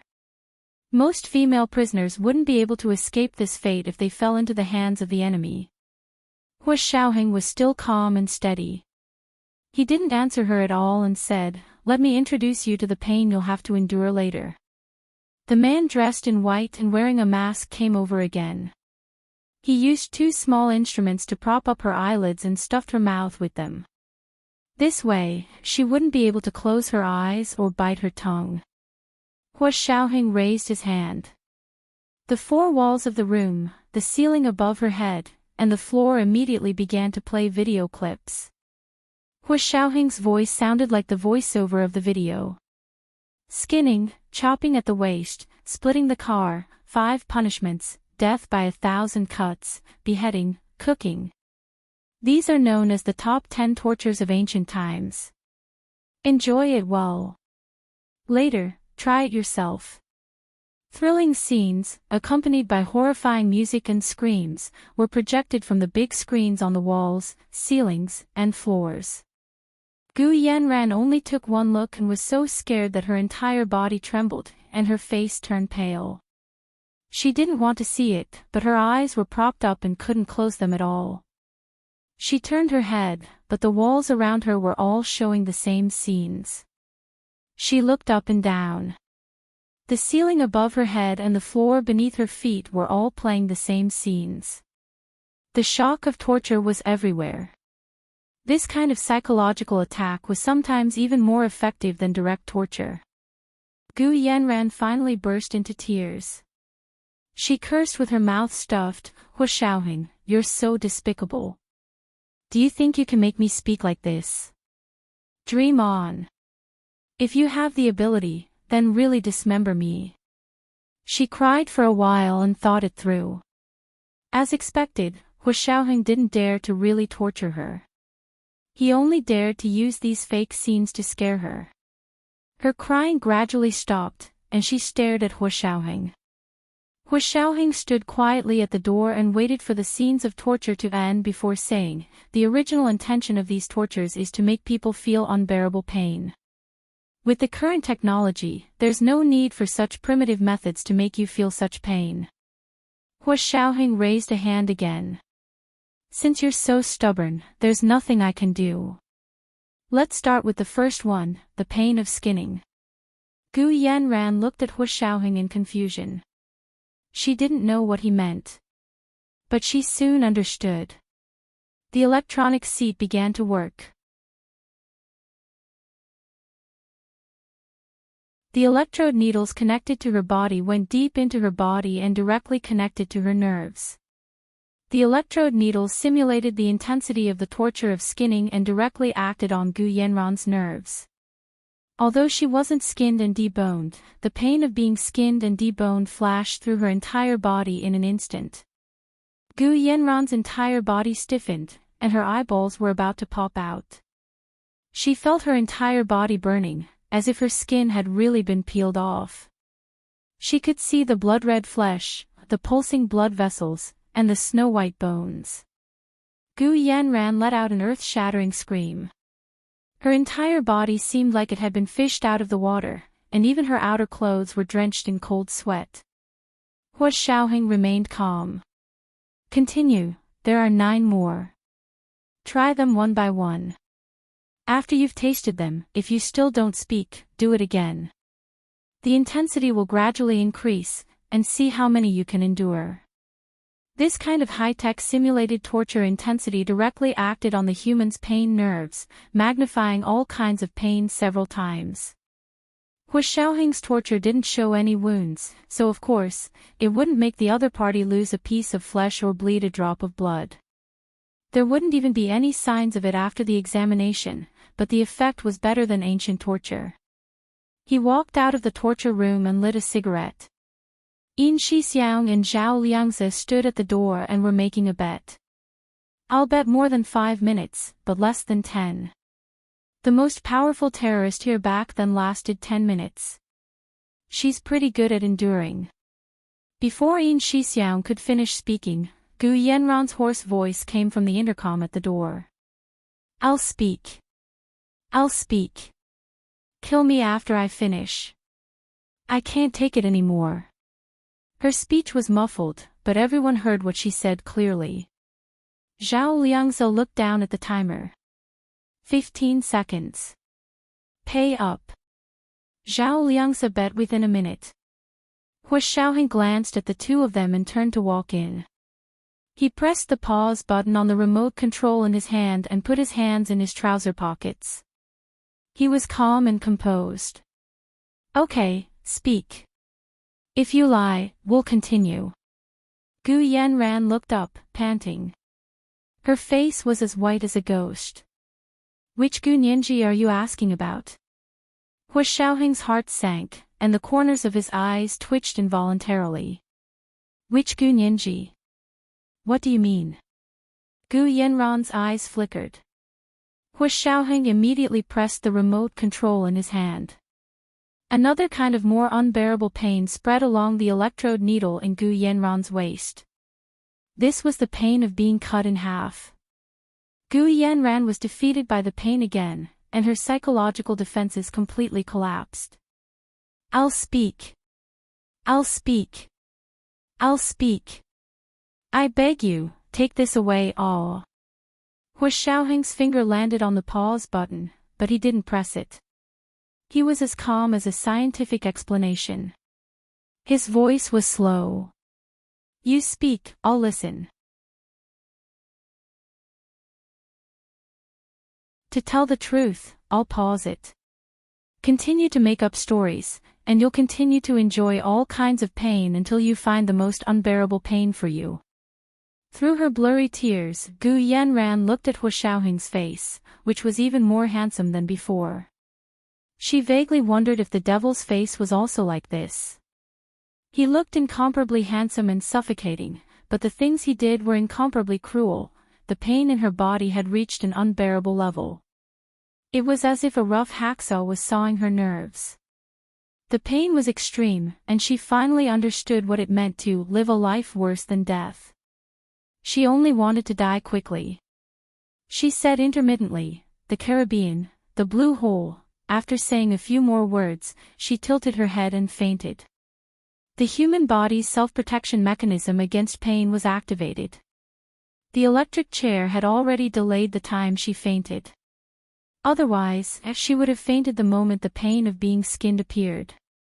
Hua Xiaoheng understood Gu Yanran's words, and his face instantly turned ashen. He pressed the pause button, turned around, and walked out of the torture chamber. Prepare the plane. We're going to the Caribbean blue hole. Not long after flying back from South America, Hua Xiaoheng's private plane took off again. This time, they didn't use Cuba. Instead, they directly contacted Barbados, which was near the Caribbean, and flew straight to the country's airport. To be on the safe side, Hua Xiaoheng brought in Shixiang and Zhao Liangzi, as well as Chen Lai and Song Jining. Song Jining didn't know until she got on Hua Xiaoheng's private plane that Gu Nianji had been kidnapped and had been missing for almost 2 weeks. The most precious time to rescue her had long passed. Song Jining was extremely anxious. She complained to Hua Xiaoheng repeatedly, "What's wrong with you? You can't even keep an eye on the person you love the most. Nianji likes you for nothing." Yin Shixiang and Zhao Liangzi were dumbfounded when they heard this. This was really her biological mother. Nianji's biological mother. Hua Xiao must have given it to her for topping up her phone. The two of them quietly looked at Hua Xiaoheng's expression with sympathy. Hua Xiaoheng didn't say anything. Perhaps he was used to Song Jining's way of speaking, or perhaps he was blaming himself like this in his heart. However, his face didn't show anything. He was still calm and composed. With one hand on the armrest of the seat, he kept swiping his phone with the other. This was today's chapter of 4,100 words, chapter 1451, The Secret Buried by Time, 9. P.S. Thank you to Helen 3500 Meatball for the 10,000 cheat-in coins yesterday. Mwah. You're tuning in to the LoveLore Library YouTube channel. We're so grateful for your support, and don't forget to subscribe to join us on this incredible journey through captivating stories. Your generosity through donations truly makes a world of difference, as it's the primary source of revenue that allows me to expand and enhance this channel for you. Thank you from the bottom of my heart for being a part of this adventure.